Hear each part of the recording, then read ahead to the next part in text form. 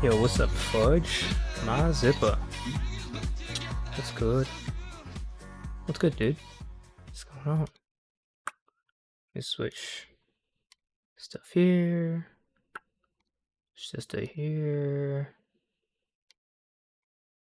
There you go. I was gonna play another song, maybe, but if I were to play another song, it'd be this one. It's a fucking banger. Starlight. The French House banger. But yeah. The fuck is up? Fudge, my zipper. Yo, what's up? What's up, Elmer Fudd? Like, how last like 5 minutes of the week debate looked like a shit show. Yeah, it was pretty fucking. It's pretty shit. Like literally the first fucking 5-10 minutes. One of the people literally fucking just left, like ran. So that was fun, and then yeah, Good Logic didn't stay for any questions afterwards. I was gonna fucking crush out on him like I did on Gen Z Lawyer however the fuck long ago, but he left. Unfortunately. Yeah, it was pretty fucking cringe, because they can't defend. They can't defend Trump on this. Like, the debate topic was, did Trump cause the fucking National Guard shooting? And they literally have no argument against that, so they can't say anything. We finished this video, I think. Let me close this. We looked at this clip. So yeah, I want to see some of the fucking P. Hegseth National Guard shit, because holy shit, dude. Holy fucking shit. It's pretty fucking crazy. The actual shit that's going on. He's trying to meme his way through war crimes. Yeah, I saw some of the tweets. Just wanted to review them on stream, see what else I'm missing, because a lot of shit. Christmas wish list, Franklin Target. Jesus Christ, man. What? Yeah, this guy's going straight to jail. Straight to jail. Next Democrat president, straight to fucking jail. This is just, bro. What do you? I'm so sorry. This is just, you're done, bro. You're done. You're done. Fudge says this guy needs to go straight to the penis explosion chamber. Jail is not enough. Maybe they'll build a penis explosion chamber. Maybe they got to do that.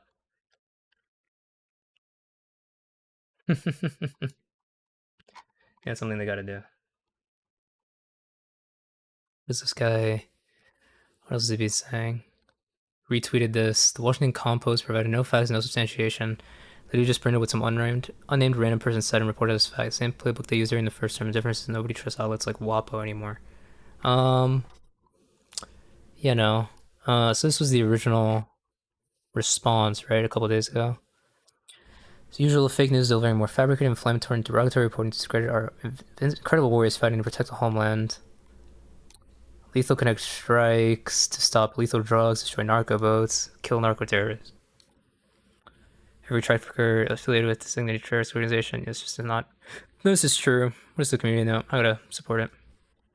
U.S. government has not provided evidence to the public. True. Or to the private, to the senators that are at and like involved in the fucking it's called Senate Military Committee. U.S. Senate Committee on Armed Services, who were like the people who made that video, were some of the members of this. Like, Jesus Christ. About a minute of audio of Trump talking to Hegseth. Oh, what do you have here? I also saw, I had some tweets saved. Oh, yeah, this is what I was thinking of. Yeah, this is what I was thinking of. Let's see this, okay? This is it's interesting. Interesting what's going on here. On the Venezuela boat strike, if there were a second strike that killed wounded people, wounded in the first strike, are you thinking that would be legal? Number one, I don't know that happened. And Pete said he did not want them. He didn't even know what people were talking about. So we'll look at He didn't know. He didn't even know. Like, what are you talking about? we'll look into it. But no, I wouldn't have wanted that. Not a second strike. The first strike was very lethal. It was fine, and if there were two people around, but Pete said that didn't happen. Does that make you I have lose? great confidence. He's in saying that. there's no second strike. I don't know. I'm going to find out about it. But Pete said he did not order the death of those two men. Do you have any concern? So already it's throwing it a bit P Hex on the bus, right? That if it ends up being true, and it's likely that it will be, that P Hex has ordered a second strike, that it wasn't. Trump is already like pre-throwing him under the bus, by saying that it wasn't him, that he didn't order it, that it was P Hegseth. Or at least that Pete said he didn't do it, therefore maybe it was somebody else. Like if there ends up being like 100% proof that like an actual leak, like someone coming out and saying yes, this is what happened, right? It'll be somebody's getting thrown under the bus, right? Because Trump already saying it wasn't me. Pete Hegseth said it wasn't me, so they're gonna try to throw somebody else on the bus unless so whatever comes out is literally direct communication of Pete Hegseth to the other person, which is already kind of what we have, right? Like Pete Hegseth. Let's just read the story. Strikes leak. I'm sure the actual story is gonna be one of the first things, right? Hopefully. Fuck, can I find it? It's Washington Post, right? Washington Post. Fudge says, so if they did not second strike, would the Coast Guard have scooped those guys up under normal circumstances? If they didn't do a second strike, somebody should have scooped them up. Yeah, so or like Coast Guard or otherwise, right? Like this shouldn't have been happening in the first place, right? And none of the strikes shouldn't happen in the first place. But if you're gonna do them, and if they're survivors, you are because the issue is even before striking them, you're already obligated to what you're supposed to do is interdict the boat, like board it, and arrest everybody on and confiscate the fucking. If you're saying that there are drugs on board, then you confiscate it all. So it's supposed to happen. If you've ever seen videos, like you've all probably seen videos of that happening, of oh, here's the cool fucking Coast Guard boarding this ship coming with drugs and it's like so cool, right? But this is like fucked. Like this is not what's supposed to happen. Oh fuck! I need a fucking thing. How do you look the article without the fucking thing? How do you get past the paywall? Who knows? Also, I don't know if it says if Trump abandons Hegseth, then Hegseth is 100% leaking shit on everyone, no doubt. You think so? Maybe I could see it. I could see it. Could see it for sure. I mean, I don't know what he can leak that doesn't just make him look worse, right? Like if he gets thrown under a bus and abandoned, then he's already fucked. Like, he could just go with nuclear, but I don't know. I almost doubt it because like they could still like they can make it worse for him, We need to go back to traditional ways and I'll verify if there's drugs in the boat by personally testing them based. 12-foot ladder. I mean, you said it. I mean, buybypaywall.com. It's the thing. Oh, enter URL. Okay. Copy that. Here, open with. Which one's the best? I don't know. The top one.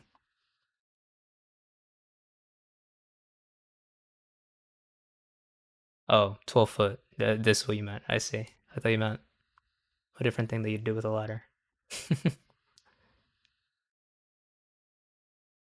Good research though. Elmer Fudd. Actually, fuck it. I'll bookmark this for later. Okay, it took too long to respond. Try again. Archive.org. Okay, there we go. There we go. Okay. Hegseth order on first Caribbean boat strike. Officials say kill them all. Stu men clung to a stricken burning ship targeted by SEAL Team 6. Joint Special Operations Commander followed the Defense Secretary's order to leave no survivors. The longer U.S. surveillance aircraft followed the boat, the more confident intelligence analysis watching command centers became that the 11 people on board were ferrying drugs. Defense Secretary Pete Hegseth gave a spoken directive ordering to 2 people with direct knowledge of the operation. The order was to kill everybody, one of them said. Interesting. So, what we already have is someone on the record saying, Hegseth said this to me. or said this, and I'm personally aware of this. The order was to kill everybody. That's the biggest issue with all this, but we'll keep reading to see. Or is that it? No, wait, that's it, right? What is the rest of the article? Well, this should not work. Hold on, maybe this one's better.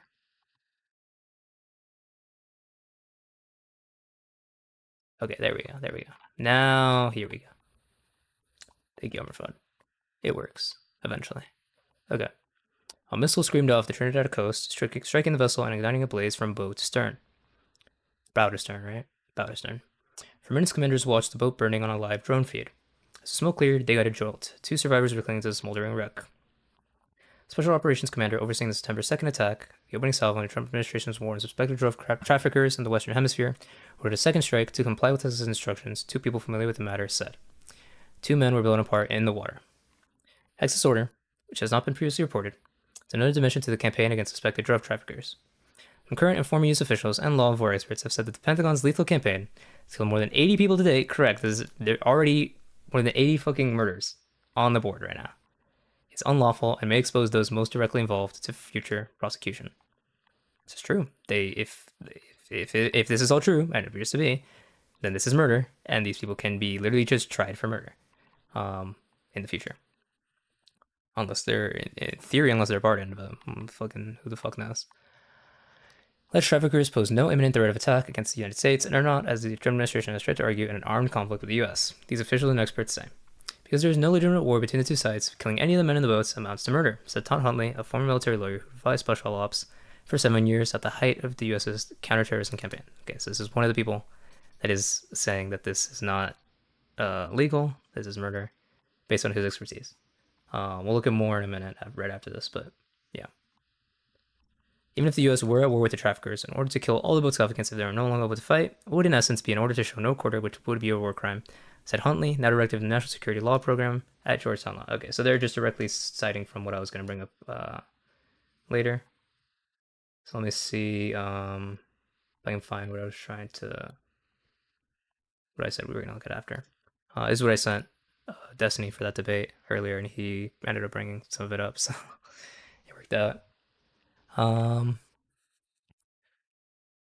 Former U.S. military lawyers speak up. Former JAG's working group, JAG's working group, announcement considers both the giving and the execution of these orders, if true, to constitute war crimes, murder, or both. So this is what it's getting at. So see them in. Yesterday, Washington Post and CNN. So after the article, right? This was yesterday. Is when this was put, right? Yeah, November 29th was when this was released. Former JG's working group unanimously considers both the giving and execution of these orders, if true, to constitute war crimes, murder, or both. Group was established in February 2025 in response to the firing of the Army and Air Force Judge Advocates General and the dismantling of the military's legal guardrails. Had they been in place, we are confident they would have prevented these crimes. The U.S. These are 2 possible scenarios of this, okay? The U.S. military operation to interdict and destroy suspected narco-trafficking vessels is a non-international armed conflict, as the Trump administration suggests. Orders to kill everybody, which can reasonably be regarded as an order to give, quote, no quarter, and to double tap a target in order to kill survivors, are clearly legal under international law.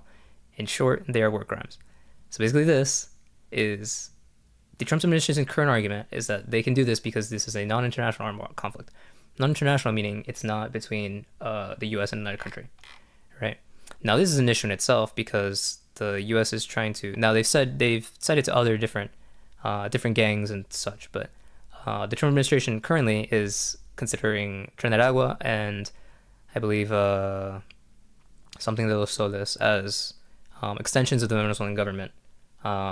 Those gangs are as extensions of them. That was why when he invoked the Alien Enemies Act to send those almost 300 people to El Salvador, that was part of it, was that they are associated with the Venezuelan government, and therefore they can apply to this, right?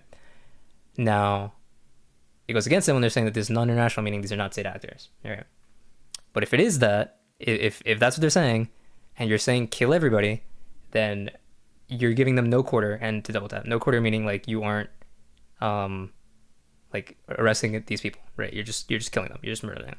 Especially double tapping is, you can't double tap. It's not a thing. When they're unable to fight, you aren't allowed to just kill them. Especially the allegation is that they struck, two people were living, clinging on to what was left of the boat, and then were double tapped, right? The other option, the U.S. military operation is not an armed conflict of any kind. These orders to kill helpless civilians clinging to the wreckage of a vessel are military destroyed, would subject everyone from SecDef down to the individual, from SecDef, like Secretary of Defense, right, from Hegseth down to the individual who pulled the trigger to prosecution under U.S. law for murder. So basically, if it's not an armed conflict, and it doesn't appear to be, right, it's not actually this, because we're not at war with these fucking people, then you're killing civilians of another country, and then that would be murder. You can't just do that. So it's fucked. Okay, let's keep reading the article. Let me zoom in on this actually. So what we just read, right? Even if the U.S. were at war with the traffickers in order to kill all the boat's occupants, if they were no longer able to fight, and thus to be in order to show no quarter, which would be a war crime. This report is based on interviews with and accounts from 7 people with knowledge of December 2nd strike and the overall operation. So they have 7 sources for this article. Right? Chief Pentagon spokesman Sean Parnell declined to address questions about Hegseth's order and other details of the operation, including special operations involvement. This entire narrative is completely false, he said in a statement. Ongoing operations to dismantle narco-terrorism, protect the homeland from deadly drugs have been a resounding success. So this is just their fucking line. We didn't do it. We didn't do it. It's all good. They're all narco-terrorists. We're allowed to do it legally. That's it. The lead counterterror group SEAL Team 6 led the attack, according to 4 people with direct knowledge of the matter. Spoke on condition to anonymity because this is ongoing sensitive operations, so they're leaking, so they're, doing it anonymously. The commander overseeing the operation for Bragg in North Carolina, Admiral Frank M. Bradley, told people on the secure conference call the survivors were still legitimate targets because they could theoretically call other traffickers to retrieve them and their cargo, according to 2 people. Here is the second strike to fulfill Hegseth's directive that everyone must be killed. So, we're actually saying who it was that ordered it, which would be this guy, Admiral Frank M. Mitch Bradley, who ordered the strike, the second strike, to comply with Hegseth's directive to kill everybody. It's fucked.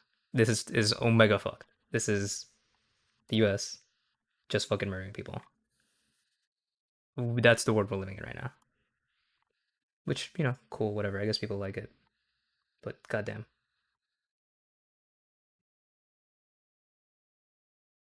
Oh. Yeah. Later in the day, President Donald Trump released a redacted 29-second surveillance drone video showing the attack. It does not include any footage of the subsequent strike on the survivors. This is true. They just fucking posted these videos online. Yeah, here's the video of them shooting this boat, and then boom. Because that's just cool now. We're just putting videos on. Why not? Just here's the workaround we're doing, guys. Here it is. Okay. In the weeks following that attack, Trump administration notified Congress the U.S. was in a non-international armed conflict with designated terrorist organizations.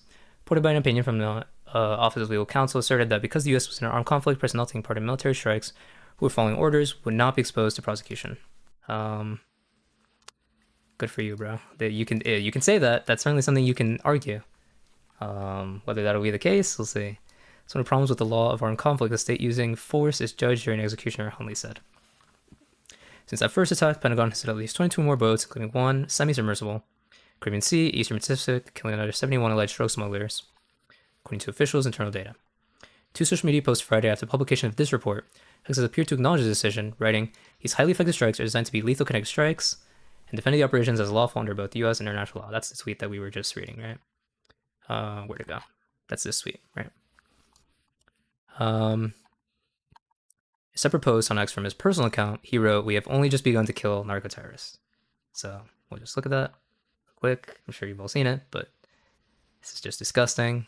This is what's being said right now, but yeah, that's cool. Late Friday, Senator Roger Wicker and Senator Jack Reed, respectively the chairman and senior member of the Senate Armed Services Committee, issued a statement about the recent news reports. The Department of Defense initial response regarding alleged follow-on strikes on suspected narcotics vessels, saying that they intend to conduct vigorous oversight to determine the facts related to these circumstances. So, Congress looking into it. Clandestine strike. At the time of the September 2nd strike, Bradley headed Joint Special Operations Command, or JSOC, tasked with the most sensitive and dangerous missions, often working with CIA. Since then, he's been promoted. Team 6, formerly known as this, conducted the intelligence collection, according to 2 people. It was SEAL Team 6 involved. Protocols were changed after a strike to emphasize rescuing suspected smugglers if they survived strikes, according to 3 people. It's unclear who directed the change in protocol and when exactly it took shape. So this is another big part of the story. There's a little bit overlooked is that they also said that since then, they're doing it. They changed it. Now they are rescuing people. So what happened? What most likely happened was someone told them afterwards, "Hey, do not fucking do this shit again. It is omega illegal, and you're gonna get fucked for it." So they changed it. So now they're gonna rescue people. We better. I just want to see Congress fucking investigate the fuck out of this, because this shit. Of all the things that are going on in this administration, this is going to be one of the worst things. It's just straight up sanctioned assassinations by the U.S. government. But, is what it is. On October 16th strike in the Atlantic Ocean, killed 2. Another 2 men were captured and repatriated to Colombia and Ecuador. Correct. So this was the thing that happened where they were returned to Colombia, and then the Colombian president spoke out about it. A series of strikes on 4 boats, Eastern Pacific, on October 27th, that killed 14 men. One apparent survivor was left to the Mexican Coast Guard to retrieve. The body was never found. So there's another thing that they left the survivor, didn't rescue him. Another war crime, likely. The video of the blast that killed 2 survivors December 2nd were made public. People would be horrified, said one person who watched the live feed. Intercept first reported that the survivors were killed in a follow-up attack, so the Intercept was the first people on it. Briefing materials provided to the White House, USOC reported that double tap or fallen strike was intended to sink the boat, remove a navigation hazard to other vessels, not to kill survivors, according to another person who saw the report. So the other argument, so according to what was sent to the White House, the second strike wasn't to kill everyone, is what it was. It was to sink the boat and make sure that it's not that people don't crash into it. If true, it also means that the fucking Hegseth is lying to the White House, maybe. Very interesting. Fuck knows. Fudge said, nightmare scenario got blasted, drift in the ocean. Yeah, I mean, you're just... Like, imagine those are your last moments, right? Your ship has been struck by a fucking drone, blown up, and then you're sitting there waiting to be rescued, and then you just get hit again. Like, it's disgusting behavior. Like, we would not accept this from anybody. This is international law. This is like... You can't just do this, no matter who it is. That's not how it works. Similar explanation was given to lawmakers in 2 closed-door briefings, according to 2 congressional aides. Explanations prompted frustration among some members of Congress who say they believe the Pentagon was deceptive in its description of events, the aides said. So, as has been said, the senators involved in this fucking shit have said that they were not giving any evidence of this, right? That these strikes were legal. They have not been given anything. Flex has been any concrete evidence that this boat was even a certified smuggling boat? No. For most of these, no. Some of them, I believe they have shown some stuff, but even if they are drug smuggling boats, it's still not. It's still not, right? Or can not be proven as it's been sunk. So that's another thing. Maybe we just will never find out. But what we could find out is what information they had access to. Did they have access, provably, that this was in fact a drug smuggling boat? Like, the point of this is even if you do know for sure it's a drug boat, it still doesn't make it legal to just strike it, right? What you're supposed to do, you interdict the boat and you arrest the people there. That's what the fuck you do, and that's what it has been done. There are videos on, like, they will post videos on this stuff, like, oh, look at the Coast Guard, they're so cool, look at the Navy, so cool, right? And it's them boarding a boat and confiscating a fuck ton of fucking drugs and shit. But here, because of whatever fucking reason, whoever the fuck is obsessed with going to war with Venezuela and fucking whatever, they're killing people. Fudge, I want to see at least 1 floating kilo. I mean, yeah, that would be some evidence. Better be. The idiotic wreckage from 1 small boat in a vast ocean is a hazard to marine traffic, is patently absurd, and killing survivors is blatantly illegal, said Representative Seth Moulton, Massachusetts. So this is a Marine Corps veteran and vocal Trump critic who received a classified briefing from Pentagon officials on the strikes in late October with other members of the House Armed Services Committee. So there's another thing. The excuse is obviously bullshit. Saying that, we struck it so that we could get rid of the wreckage, so it wouldn't obstruct anybody else. It's ridiculous. Mark my words, it may take some time, but Americans will be prosecuted for this either as a war crime or outright murder. Thank fucking Christ. Seth Moulton, who is this guy? Who is this guy? Representative Seth Moulton. He's from Massachusetts. You already know there's a based Giga Dam. Let's see about this guy. So Wilbur Moulton is an American politician, Marine Corps veteran. Democrat. Oh, includes many of Boston's northern suburbs. So Boston. Okay, Boston boy. Graduated from Harvard. BS in physics. Then he went to the Marine Corps. Served in Iraq. 4 tours. Then did business and public administration at Harvard again. What a fucking Chad. Seth Moulton. Holy fucking shit. Fucking god. Fletch says there's bare minimum advice I've yet to see actually pathetic administration. Yeah, they haven't showed, like, they could show anything to the public if they wanted, right? They could show, hey, here's our proof, and then that need to be over with, but they haven't done it. But yeah, what's up, Cha Cha? Flowey. What is that second emote? Chest bra float? What is that? Nice. How you doing, Cha Cha? Masshole? Is he a masshole? Damn. We like Massachusetts, okay? They're very Democrat, so we like them. Damn, what a god. Okay, good shit. Okay, Bowden first strike was a hit a total of 4 times, twice to kill the crew, twice more to sink it, for people familiar with the operation said. Oh, so it's even worse. Okay, cool. Jesus fucking Christ. 4 strikes. Subsequent strikes and alleged traffickers left no survivors.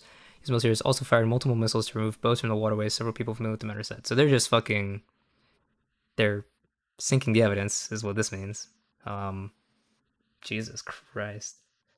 By the way, there's another equally as fucked article that came out from the Wall Street Journal yesterday. It posted the archive link and content suggestion. Oh, let's see. Look at that after this. Why not? Why not?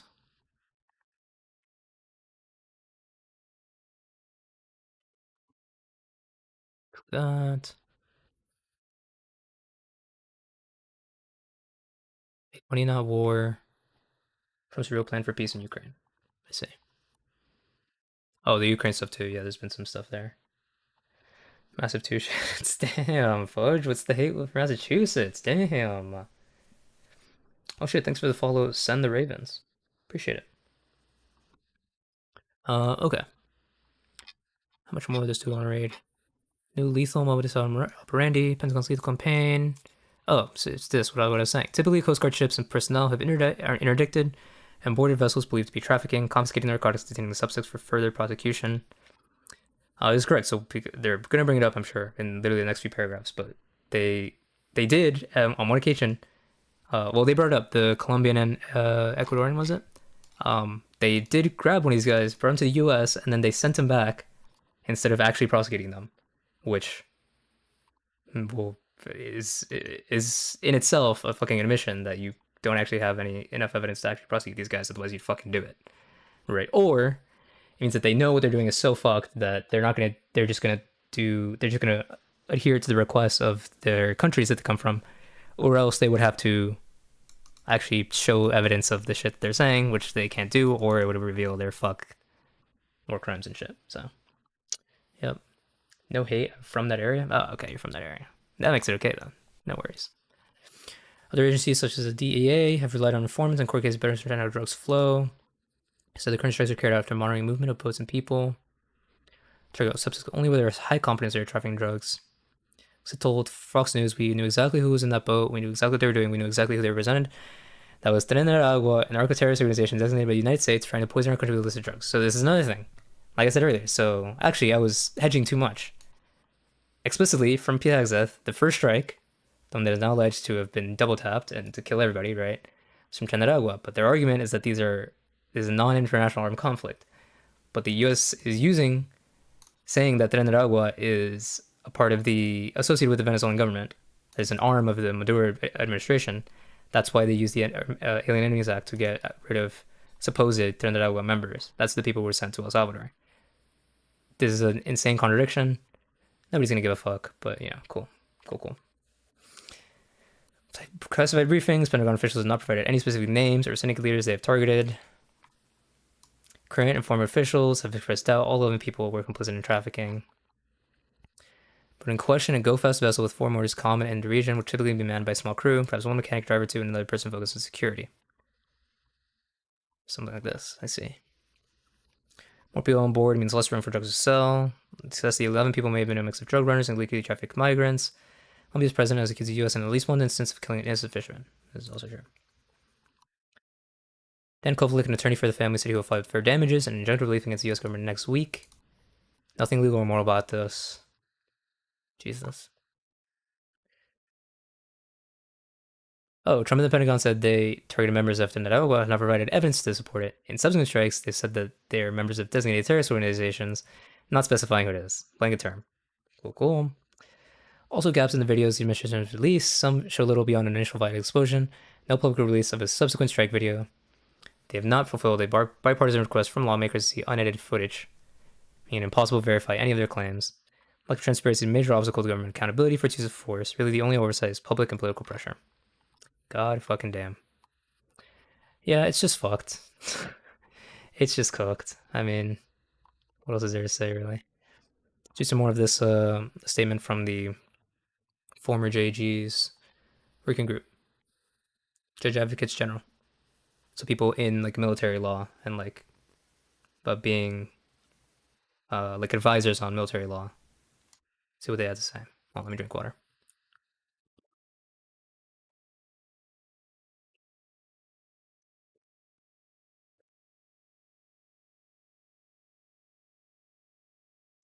Okay. Let's see. We read this part. Call upon Congress to investigate the American people to oppose any use of use military that involves the intentional targeting of anyone, enemy combatants, non-combatants, or civilians rendered or to combat out of the fight as a result of their wounds or discretion of the ship or aircraft carrying them. So, based. True. This is what everybody should care about. Is, hey, if these guys are out of combat, they're like no longer able to fight, then you should not support them being targeted in strikes. That is illegal. Also advise their fellow citizens that orders like those described above are the kinds of patently illegal orders all military members have a duty to disobey. Holy shit, sounding like they're being seditious. Whoa. Is this sedition I hear? Is they be hung for sedition and treason? Oh shit. Since orders to kill survivors in an attack at sea are patently illegal, anyone who issues or follows such orders can and should be prosecuted for war crimes, murder, or both. Based. Raglan Ask reported a summary. Regardless of whether the U.S. is involved in armed conflict, law enforcement operations, or any other application of military force, international and domestic U.S. law prohibit the intentional targeting of defenseless persons. The Washington Post and CNN reports are true. 2 survivors of the 2nd of September 2025 U.S. attack against a vessel carrying 11 persons rendered unable to continue the mission when U.S. military forces significantly damaged the vessel carrying them. Under such circumstances, not only does international law prohibit targeting the survivors, also requires the attacking force to protect, rescue, and if applicable, treat them as prisoners of war. Violations of these obligations are war crimes, murder, both. No other options. Just spelling it out in plain language. Everybody knows this. Everybody should know this. That's why these fucking fraud logic and the fucking retard Andrew Branca who just cares about fucking hopefully one day being in a fucking self-defense situation, getting to shoot and kill somebody. We're being so fucking slimy about this shit because this is very, very, very clear. You cannot double tap fucking random people in the middle of the ocean. You cannot do this. They are, despite being lawyers, are fucking fakes. And they do not actually give a fuck about the Constitution, any law. They don't care about being moral, anything at all. They just don't give a fuck. That's why they kept dodging and pivoting whenever this shit was brought up. This would be the kind of patently legal orders that the fucking 6 senators were talking about when they said, hey, if you're in the military, ignore illegal orders. You have an obligation to ignore legal orders. That is the law. That is what they were being reminded of. That's what they were saying. Operational law primer. Applicable international humanitarian law. This is publicly described narco-trafficker acts as non-international armed conflict because our enemy is an international terrorist organization rather than a sovereign state. As such, the full scope of international law generally applicable to armed conflict does not necessarily apply to this conflict. Main body of international law applicable to non-international armed conflict subset of the Geneva Conventions applicable to all international armed conflicts. Relevant provision states this. In case of armed conflict not of an international character, occurring in the territory of one of the high contract parties, each party to the conflict shall be bound to apply, as a minimum, the following provisions. 1. Persons taking no active part in the hostilities, including members of armed forces who have laid down their arms, and those placed or to combat by sickness, wounds, attention, or any other cause, shall in all circumstances be treated humanely, without any adverse distinction founded in race, color, religion, or faith, sex, birth, or wealth, or any other similar criteria. To this end, the following acts are and shall remain prohibited at any time in any place whatsoever. Violence to life and person, in particular murder of all kinds, mutilation, cruel treatment, torture, taking of hostages, outrages upon personal dignity, and particularly humiliating and degrading treatment. Like, this is just very fucking clear. There's no argument here. There's nothing to be fucking, like, considered.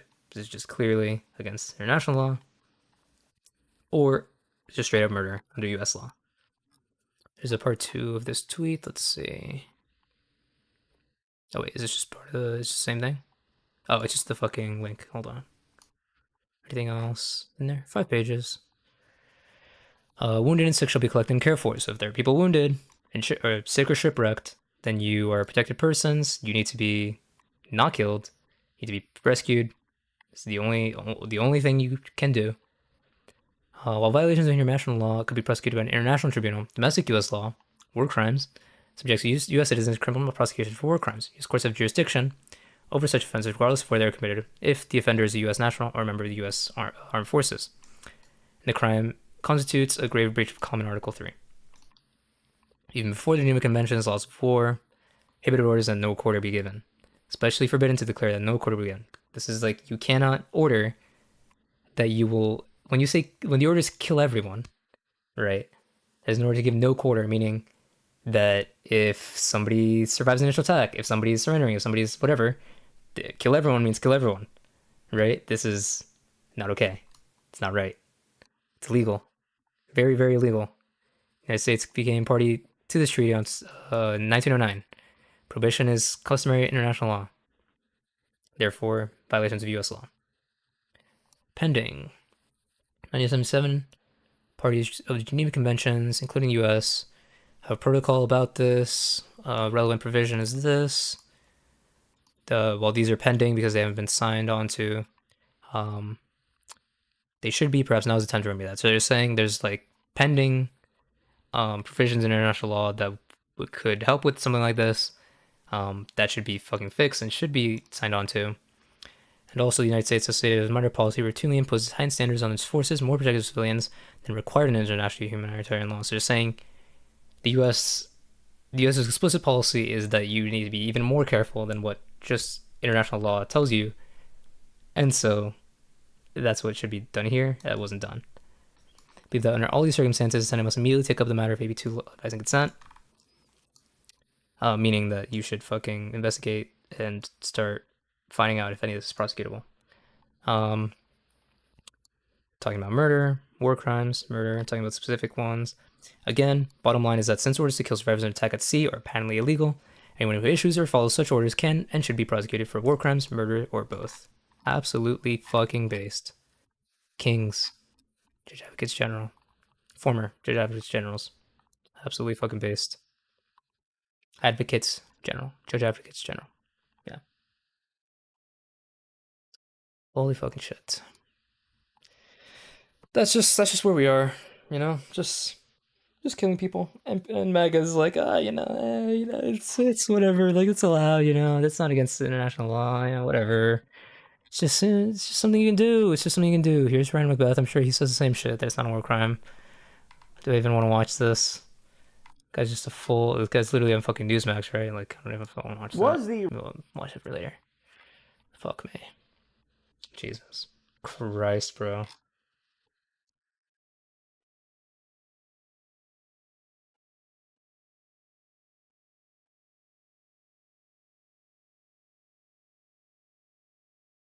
Jump with the Venezuela clip. Oh shit, I'm gonna with the links.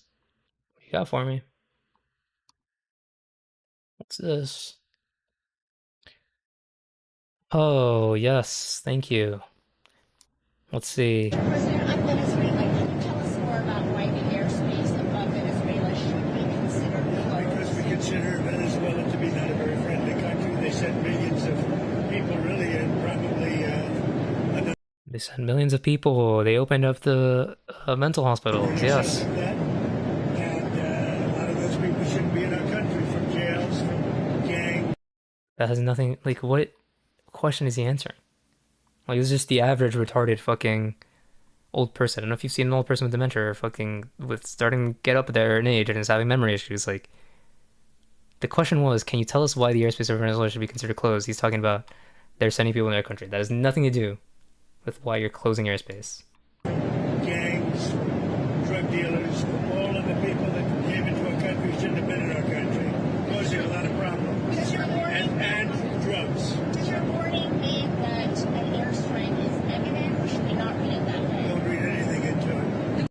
Just don't read anything into it, bro. Just, just pretend nothing's happening.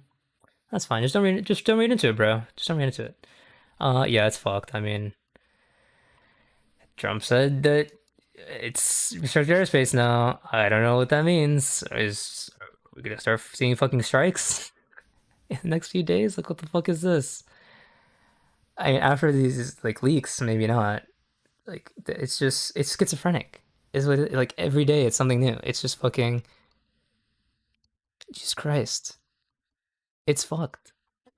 Like I've said on stream before. I don't know if the people here have fucking heard, but like I'm fucking Venezuelan American. Like, this is just fucked. Like it's crazy. I have no words. It's hard to describe. Like the visceral feeling that this is fucking giving you. Like Jesus fucking Christ, man. It's bro. It's just evil. And this guy should be fucking impeached and convicted.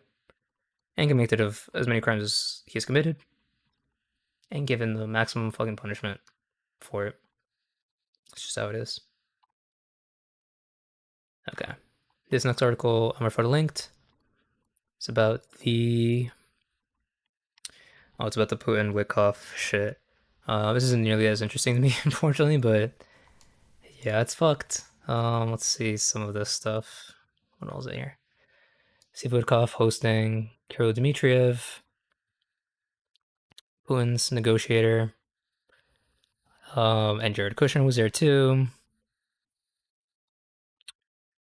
He was the point plan, the 20-point plan or whatever was about 3 billion. Or is this a different thing? No, this was the same, about kind of the same meeting, but more information kind of. Also talking about unfreezing assets in Europe. Even talking about fucking going to Mars with SpaceX and Elon Musk. Jesus.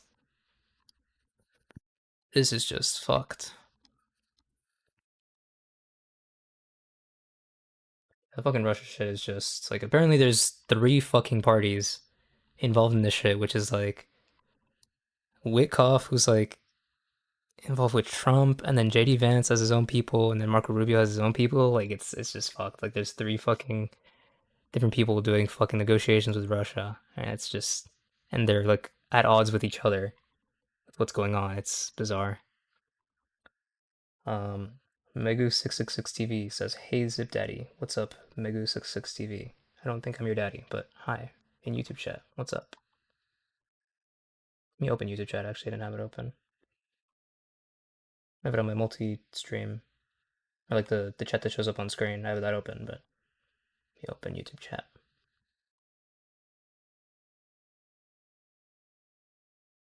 What's up?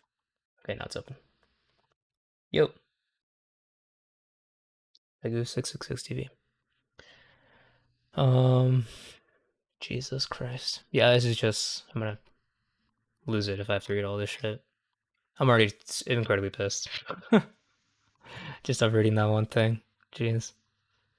Let me watch the fucking Ryan Macbeth video. Let's see how much he sweeps for fucking Trump. I'm curious.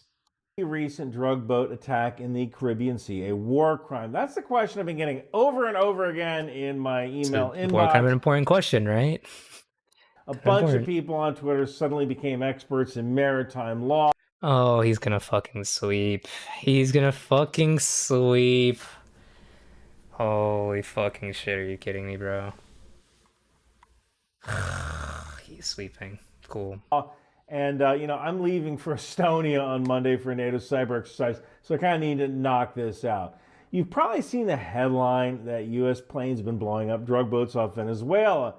More than 80 people have been killed. There's one story that Secretary of Defense Pete Hegseth allegedly ordered a second strike on some survivors that were clinging to the wreckage of a boat near Trinidad. Yeah.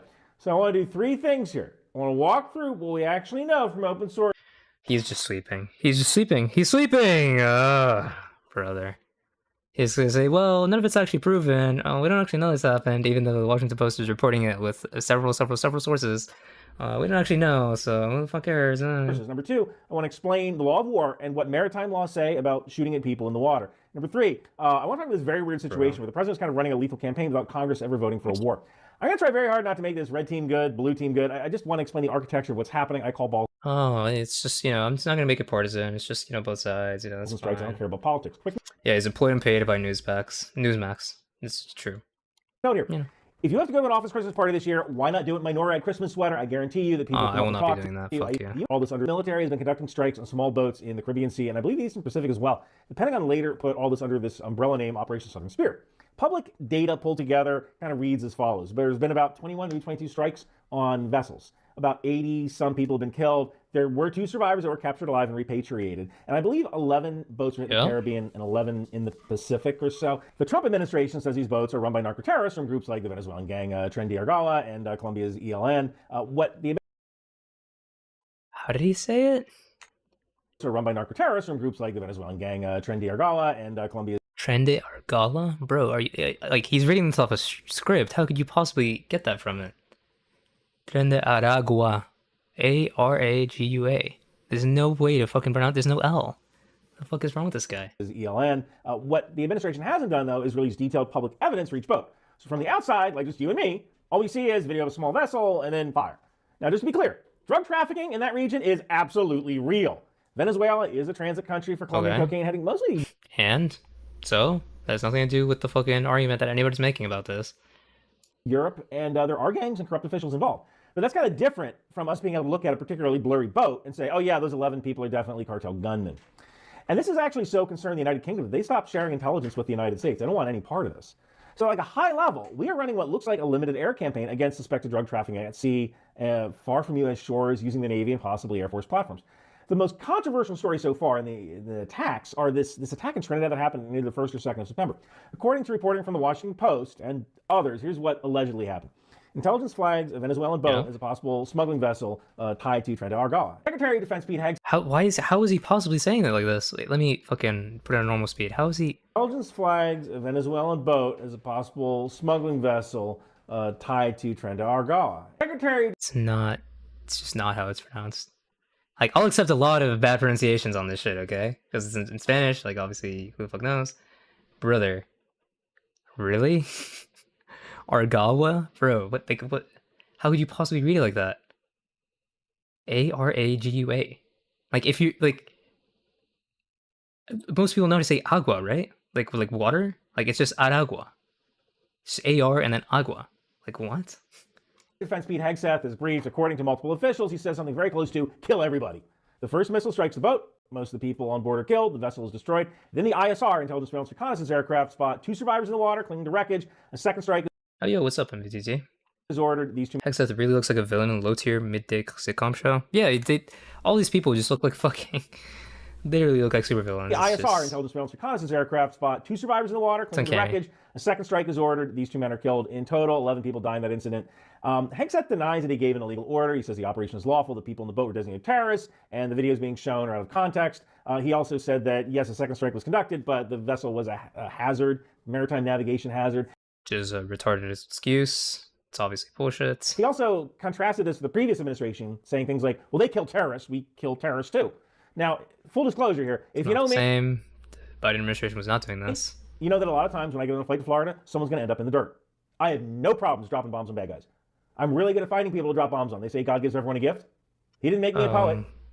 I mean, I'll find you, then they'll come in some hearing. I'll go home, crack open a beer, order a pizza, and watch the Wizards. I don't think anybody was asking, 16, maybe not. I think the Wizards are the worst freaking team in the league. They could actually win a game if we drop the bomb on the opposing team. Now, critics, including former military lawyers, some members of Congress. Good joke, bro. Good one, dude. Haha. Yes, drop it on the basketball team. That'll win you the game. Look at that alleged second strike on unarmed survivors and say, wow, that sounds a lot like a war crime. And this is kind of where it's important to separate emotion from facts, or my team good, your team bad, from reality. We do not have the full ISR video of exactly what happened. We don't have the classified intelligence packages. We don't have the exact rules of engagement. We don't have a list of who those 11 dead people from that strike were. What we have is multiple independent outlets describing the same basic... It's pretty bad, though, right? That you don't have that? And we're just supposed to take their word for it? Sequence here. First strike destroys the boat, survivors in the water. Second strike ensures there's no survivors, and officials on background confirm what they're told to do. And I think everyone's actually getting their information from the Washington Post. So we might only have one source of information here. And well, no, you have 7, 2, 3. Like they mention in many places in that article that they have several sources telling them all the same thing. But We're in this uncomfortable place where the allegation is specific and somewhat credible, but we, the public, don't have the original Somewhat. tape. So anybody who's commenting on this has no idea what they're talking about. So what does the law actually? No, they have a lot of idea because they're referencing the report that came out, citing two multiple officials in the know. Like, what?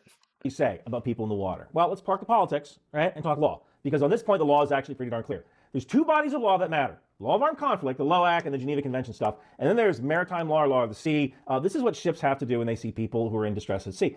Once you're Also U.S. law would also be involved, but it's cool though. Armed conflict at sea. Geneva Convention 2 says, wounded, sick, and shipwrecked members of the armed forces have to be respected and protected and cared for in all circumstances. Shipwreck includes people who were forced to abandon a destroyed vessel, which is, lawyers speak for, guys floating in the ocean, right?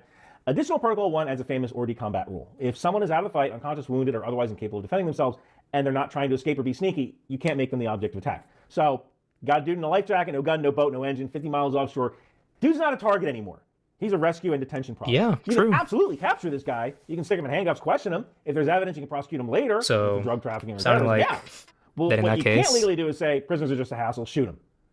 That's why a deliberate second strike on clearly helpless Yeah, survivors is true. ringing alarm bells. Oh shit, is he for not all war sleeping? experts. If Holy it shit, is he not going to sleep now, add for the Trump maritime law on admin? top of that. Is he going to do it? Is he actually going to say the truth, which is that they're doing horrible, illegal, insane shit? Holy fuck. Never thought I'd see the day. Under the UN Convention on the Law of the Sea, Article 98, every state has to tell its shipmasters to render assistance to any person found at sea in danger of being lost and proceed with all speed to help people in distress as long as they can do it without putting their own ship and crew at serious risk. So the Safety of Life at Sea Convention basically says the same thing. Masters are bound to help people in distress at sea, regardless of their nationality or legal status. Now, there's no asterisk that says except cartel guys, right? So both the LOAC and maritime law kind of point in the same direction here, right? You can attack a hostile boat that's a threat. Once it's destroyed and the survivors are helpless in the water, Oh my god, there's no exception. you don't get to keep Thank shooting them. you. You do have a duty, if the circumstances permit, to rescue them. In fact, in my new book, Lies to Rule Men, which is so new I don't even have a copy of it, but you can get it on Amazon at the link below. There's a scene where Air Force pilots shoot up an enemy container ship and watch people hop in a lifeboat. And then they're upset when the Navy doesn't immediately come and pick up the survivors. I think most pilots, even ones who just destroyed a ship, would want some effort made at rescuing survivors.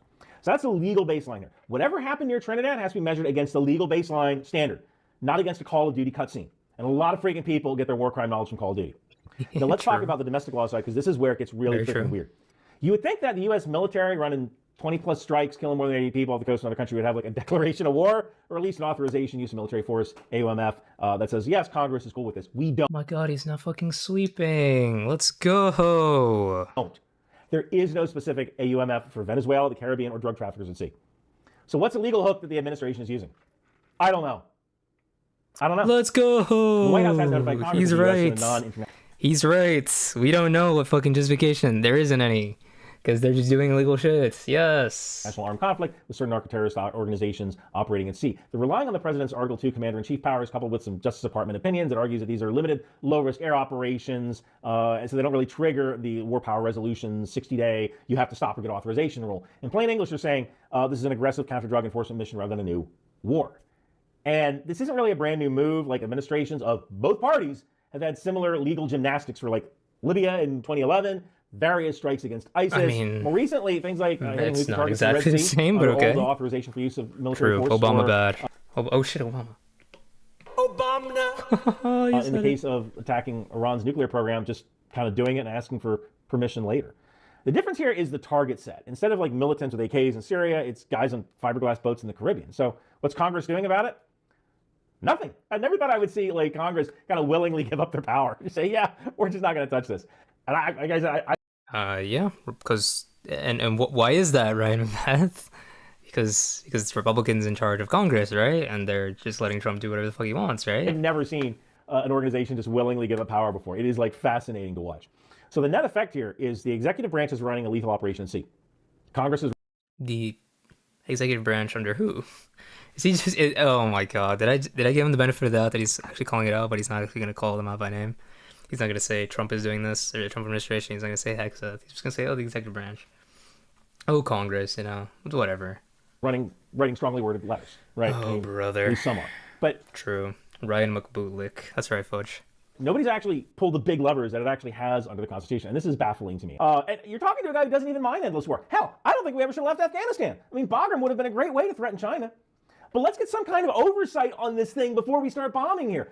I want to be really transparent about the limits of anyone sitting at a desk with open sources can say. Based on public data and mainstream reporting, it is fair to say that the U.S. has conducted around 21, 22 airstrikes since September, killing about 80 or so people, and only 2 survivors have been captured. It's fair to say the administration framed these strikes as strikes on narco-terrorists, but it hasn't released evidence tying each boat to these groups. Yeah. It's fair to say that the first strike near Trinidad used language like kill everybody, but we don't know how true that is, and Oh, we just don't know if it's true. footage has been released. And it's also fair to say that legal experts in the law of armed conflict and maritime law say that Like, no footage has been, like, does he need it on tape? Like, Hegseth is saying, hey, kill everyone? Is that what he needs? Would he not just take, there's 7 people telling you that happened? That's not good enough for him? survivors are clearly shipwrecked out of the fight. You have to make every effort to rescue them. There is no Venezuela/Caribbean specific authorization use of military force. There's none. That's all pretty solid. Correct. What we don't know is the fully classified intel on each vessel, SIGINT, human intelligence, pattern of life, all the stuff that I do. Yeah, but people who do know that are saying that this is omega legal and that they don't have justification.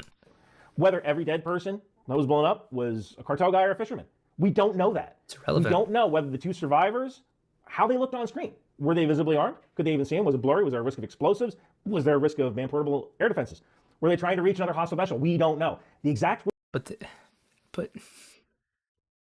they're not even saying that. They're not even saying that that's what happened. Like, bro. rules of engagement that the air crews were given about... He's just making up fucking justifications for them. And even that wouldn't get them to actual legal justification for this. survivals in the water? We don't know that either. We might never know this because you generally don't publish the rules of engagement because the adversary will try to skirt the rules if they know the rules of engagement. We don't have the full Department of Justice, Department of Defense legal memos on top of all this. So anyone who tells you this was definitely 100% legal or this was definitely 100% murder is filling in a lot of blanks with their own politics, and that's bad. That's against everything I've told you to do.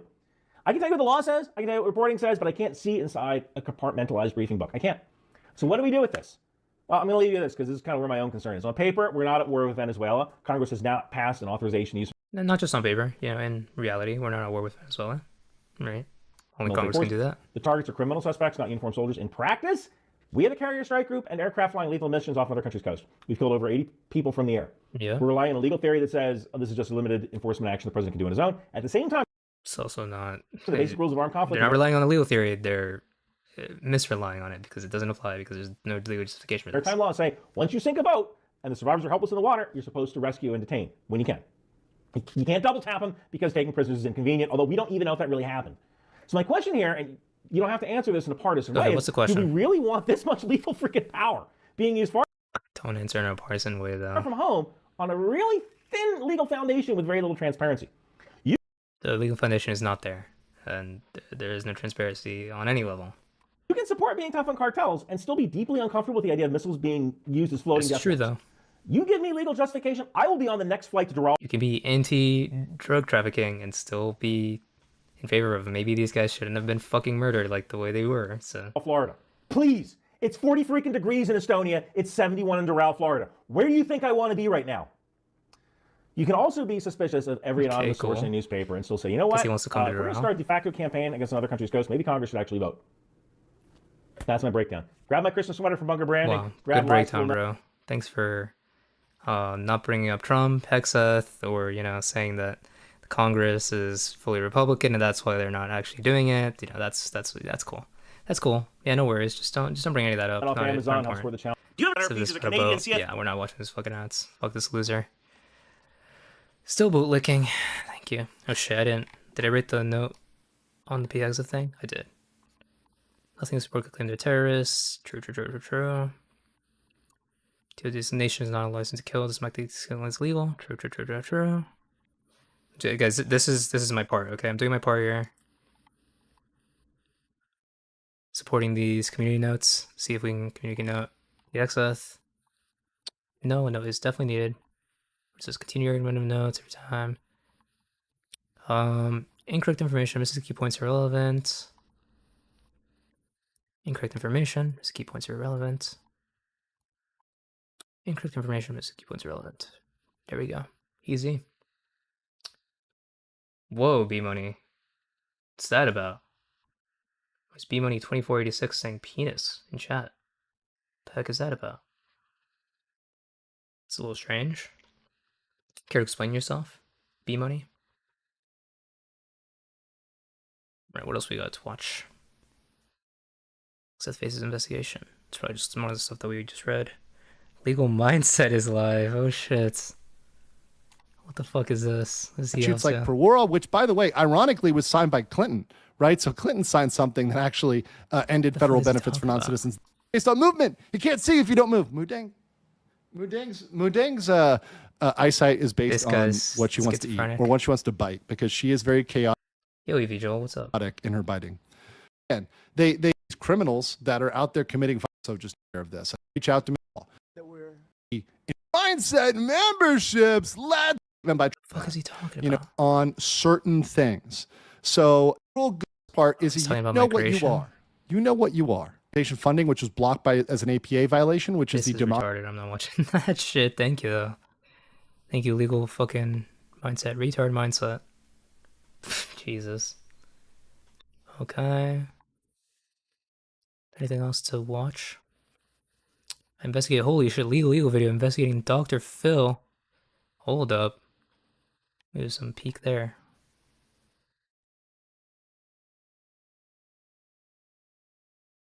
Power Law. I think I watched this one. Yeah, I watched this. The names of the videos just keep changing. Oh, Fudge says Inika AI modded. Nah, someone on that retard mindset. We don't claim legal mindset. You know what? True, actually. I am on that retard mindset as well. We do not associate with that guy. Fuck him. Fuck that guy.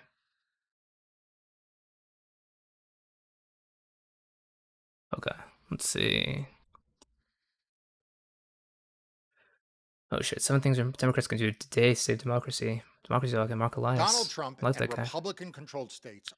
Okay, let's watch this legal video. I also want to play video game. Play some video game. Right about now. Let's see. Let me put up the Switch. Right, let me play the video while I education.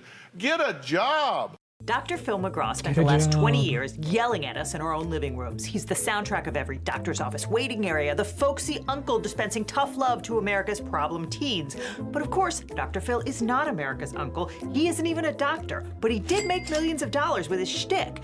And now he's rebranded himself as a MAGA warrior, riding shotgun on an ice raid, black jacket and all. Are you a citizen?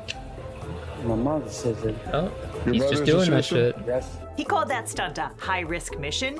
Customs and Border Patrol called it government transparency. But everyone else called it exploitation, which is pretty much par for the course from a guy who did this on national television. In 2016, you interviewed Shelley Duvall, and who was obviously very mentally ill, and this is how it was promoted. Take a look. I loved Robin Williams. I don't think he's dead. Where do you think he is? Shape-shifting.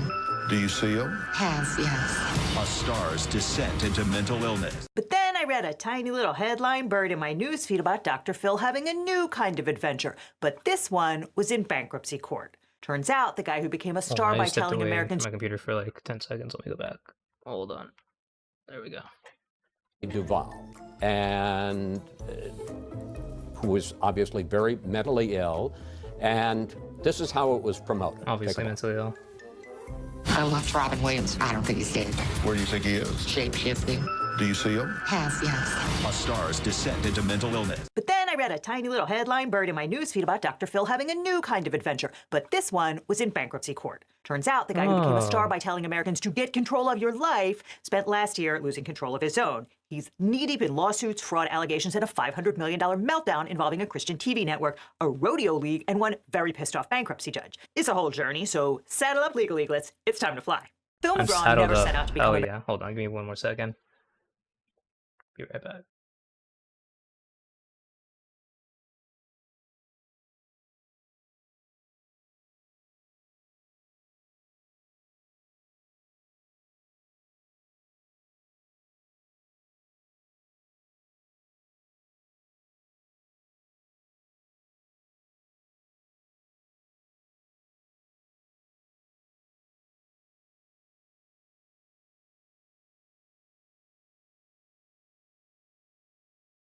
America's TV therapy. Fudge says, don't forget the SEALs used to send young teens to wilderness camps for money. Is that true? What is that about? Expand, I didn't know. I don't know shit about Dr. Phil, to be real. I think I've watched like Dr. Phil a couple times whenever it's just been on TV at like a fucking doctor's office or some shit, but I've never watched it myself. Is that like the fucking troubled teen shit, Fudge? Or is that not related to that shit? Jesus. All right, let's keep watching. He's always been more of a creative businessman. See, back in the 70s, he opened the Grecian Health Spa with his daddy in Topeka, Kansas, and started hawking lifetime membership contracts to the customers. But according to the lawsuits that followed, the McGraws sold those membership contracts to 3 banks in Topeka, then shut down the spa and skipped town, leaving customers on the hook for the lifetime payments. Nice. McGraw moved on to greener pastures in the Lone Star State, where he really did earn a PhD in clinical psychology from the University of North Texas. And voila, Dr. Phil was born.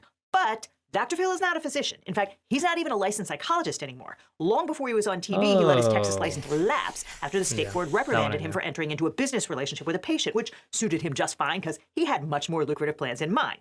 Speaking of loopholes, this next loophole allows you to watch the exclusive extended cut of this video and our entire library of content without ads for free. The catch is that you have only 72 hours to do it. That's because today's sponsor, Nebula, is now offering a 3-day trial that gives you unlimited access to everything on our platform. So if you've ever dreamed of speedrunning a deep understanding of how our legal system works, I dare you to see how much Legal Eagle content you can watch on our dime. And don't worry, you'll still get an email reminding you the day before your free trial ends. But if you do decide to keep it, that's cool too. Maybe even better. You'll still get the exclusive Legal Eaglet discount by clicking on the link or scanning the code. Hell yeah. Because if you didn't know, Nebula is a streaming service where you can watch all the content from your favorite creators like Neo, Jetlag, Real Engineering, Real Life Lore, and of course, Legal Eagle, ad-free and early. Plus, watch countless Nebula exclusive videos made with love, time, effort, and increased budgets that would be too risky on YouTube. I personally love Abolish Everything. It's an original comedy show where comedians argue to abolish everyday aspects of society against a panel who are hell-bent on preserving the status quo. It's hilariously reminiscent of what practicing law can often feel like. By the way. And at Nebula, we're in it for the longest possible term, a lifetime. That's why my link and code will get you $200 off the regular lifetime subscription rate of $500. That means for just $300, you can start watching every Legal Eagle video ad-free and early forever. And that's good because every video we've made this year is an extended cut exclusively on Nebula,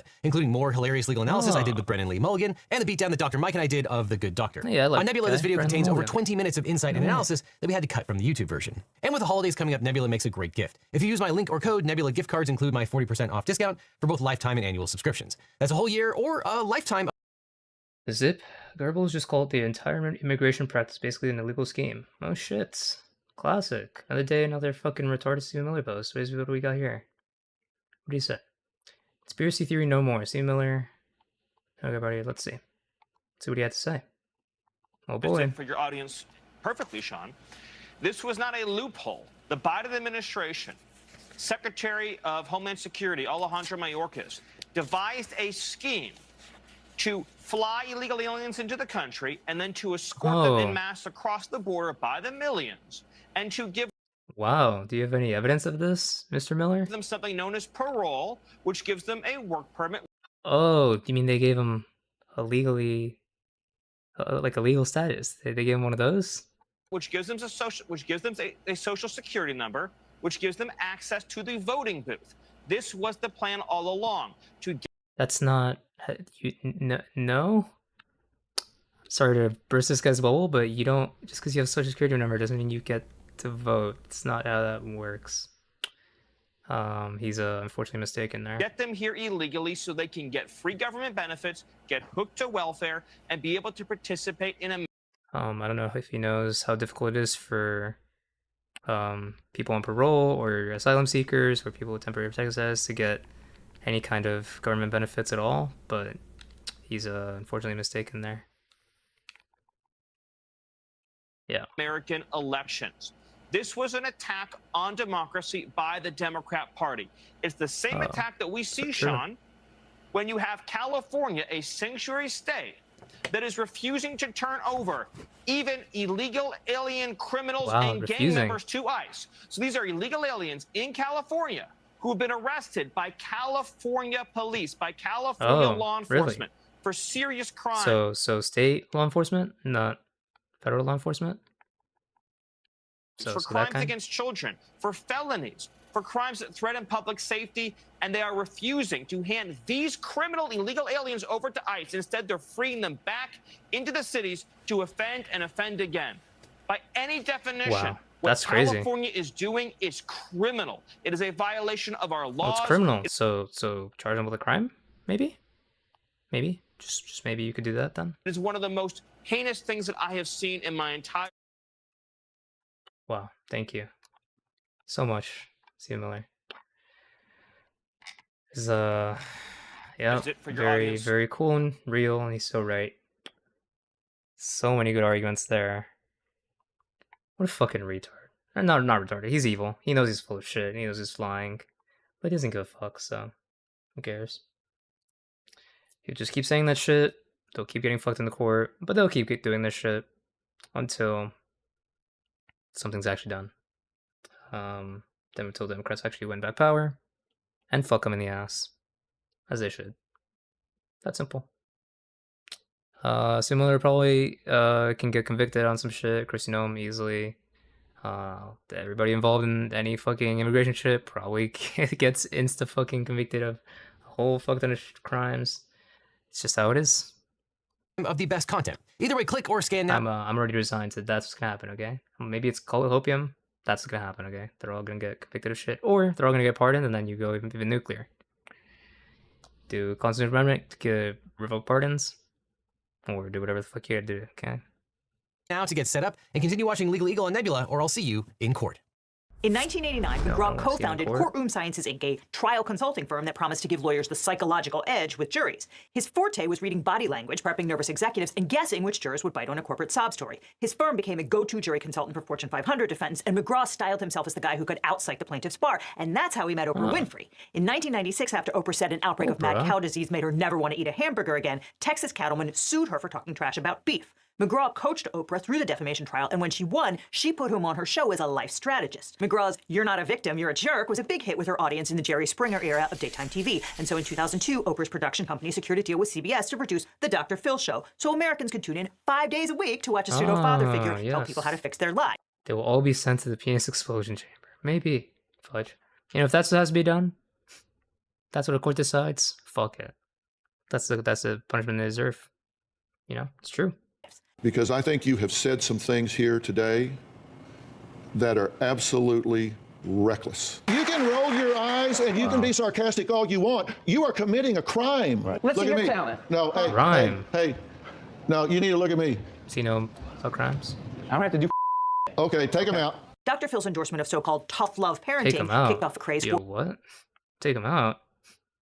Monk ass, bro. for therapeutic ranches where out-of-control teens would get straightened out by being Well, if the courts and gods will it, true. True. Fudge. You're right. You're right, actually. Fuck it. abused and humiliated for a few weeks in the middle of nowhere. McGraw insisted that parents, not producers, made placement decisions for the kids who appeared on his program, but the show was widely criticized for exploiting vulnerable people. At one point, Dr. Phil made an unauthorized visit to Britney Spears when she was in the hospital and publicly discussed her condition on his show. This violates all standards of medical and therapeutic ethics. It's also just gross. In another episode, producers collected hours of footage of a troubled 9-year-old boy. McGraw compared the child's behavior to serial killer Jeffrey Dahmer. Was it ethical? No. Was it ratings gold? Yes. And was it lucrative? Oh, hell yes. But all gravy trains eventually break down. Americans got bored spending every afternoon watching a condescending bald guy yell at people on TV, and you can't pay the bills with captive audiences trapped in the doctor's waiting room. In 2022, the Dr. Phil show on CBS... Yeah, so what I said, I've only ever seen this fucking show at fucking doctor's office or whatever when it's like the only thing that's on. True. Concluded its 21-year run. Dr. Phil would later claim that he'd resigned because of wokeism. In reality, it was probably Instagram and TikTok. 2022 was an absolute bloodbath for daytime television staples, losing eyeballs to social media platforms. And it wasn't just Dr. Phil who finally gave up the ghost. The Ellen DeGeneres Show, The Wendy Williams Show, Maury, Dr. Oz, as well as The Real all ended their runs that year. So Phil McGraw did what Phil McGraw does best in a tough situation. Fuck Ellen too, which is annoying. Which is skedaddle back to Texas. And that's where he met up with the godly businessmen of the Christian media network Trinity Broadcasting. Trinity, or TBN, is the biggest religious television network in the world, and since part of Dr. Phil's public brand has been his strong Christian faith, it seemed like a match made in megachurch heaven. But Dr. Phil soon found himself in a fraud lawsuit hell of his own making. The negotiations between Dr. Phil and TBN are now the subject of multiple juicy fraud lawsuits. According to TBN, Dr. Phil approached... Is that a fucking Ephesians? Between Dr. Phil and TBN are now the subject of multiple... Ephesians 4:25. Hell yes. Legal Eagle with the fucking Legal eagle with the fucking biblical verses. Hell yes. Juicy fraud lawsuits. According to TBN, Dr. Phil approached the network and said he was quitting CBS because of woke censorship. Quote, I don't want snot-nosed lawyers telling me what I can and can't say on TV. But TBN says that Dr. Phil and his business partner Phil McIntyre made numerous false representations about ad sales, audience loyalty, and projected cost savings of shooting in Texas instead of California. And most crucial of all, Dr. Phil allegedly told CBN that he owned the media library containing all his previously recorded programs, and the network he would create with TBN would have access to this 21-year media library at no additional cost. That's not how any of this works. Networks spend huge money to produce expensive shows, banking on some portion of them becoming big enough hits that they can syndicate and license the back library all over the world for decades. Networks are ruthless about ownership and control of the syndication rights. They're not going to just give that to the guy in front of the Yeah, you don't own that shit, bro. Well, bro, it ain't your show. Sorry. camera. Now, I don't know the exact terms of the deal between Dr. Phil and CBS when they were broadcasting his show. Israel and the networks in media? Where's Senti at? Where's he? We can safely A resident Israeli. Where's Senti? He can tell us. He would know. assume he was in no position to offer TBN the broadcast rights to the back library of a hit CBS show, let alone at, quote, no additional cost. In fact, there's only one host in the history of talk shows who's ever gotten meaningful ownership and control of the back library and syndication rights, and she got them at a time when network executives thought that daytime TV wasn't worth much. CBS sure wasn't going to make that mistake again, because the first time led to a whole new network that now competes with them. And in fact, in January of 2023, Deadline reported that CBS would offer stations library episodes of Dr. Phil for the 2023-2024 season and beyond. Maybe Dr. Phil thought up he could call up his old pal and just have her make that deal happen for him. I don't know. I'm not a psychologist, but I know what Dr. Phil would say if a guest told him that CBS was just going to let him walk out the door with the entire back catalog in his pocket. Are you delusional? Now, TBN should have known better, but they apparently believed that CBS was offering Dr. Phil $75 million a year to renew his contract, and if TBN didn't... We're really out here like that? God, yeah, she's fucking... We should become one of the fucking first, like... Isn't she like the richest black woman in the world right now? Or something like that? Or she was at one point? Like, she's fucking... She's on that shit. She's crazy. Pay him $20 million immediately as a gesture of good faith. He was going to walk, and so that's what they did. On January 10th, 2023, TBN signed a letter of intent with Dr. Phil's company, Pete Productions, to... That was the first black billionaire. I think that's what it was.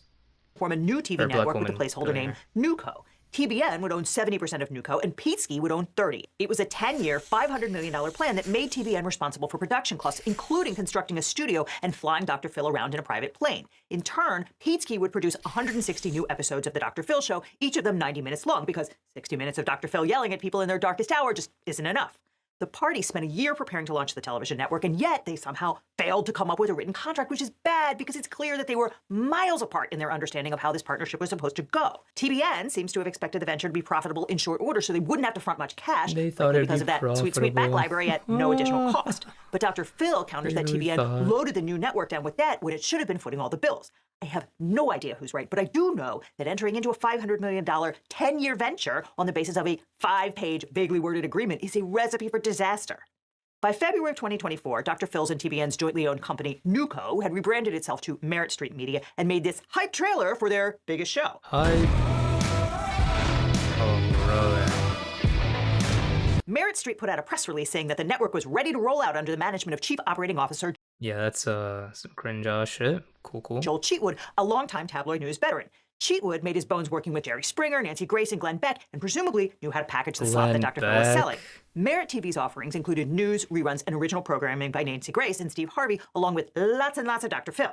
A month later, TBN and Pete executed a voting agreement to establish a 3-member board for Merit Street. TBN got 2 seats, which were held by TBN's president Matt Crouch and Samuel Smadja, regional director of TBN in Israel, and Pete got 1. In where? In where? Hold on. Wait a minute.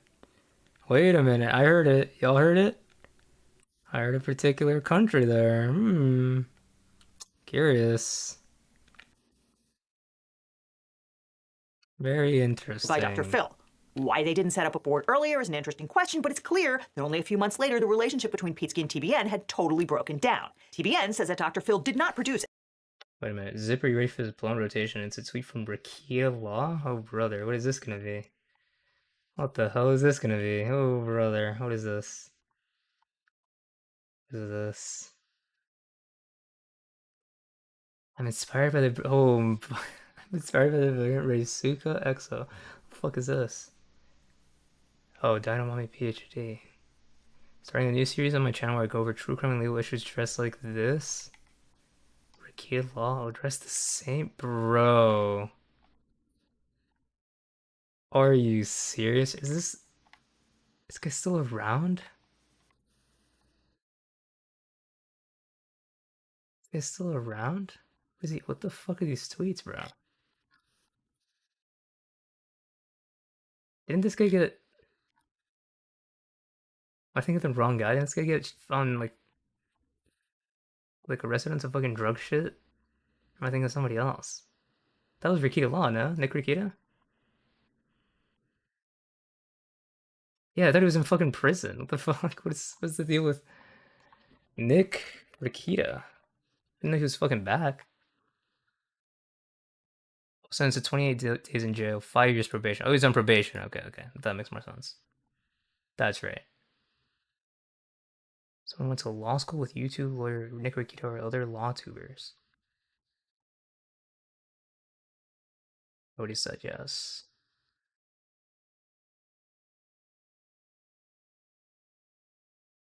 Huh. Oh, I went to law school with Nick. He was an arrogant jerk.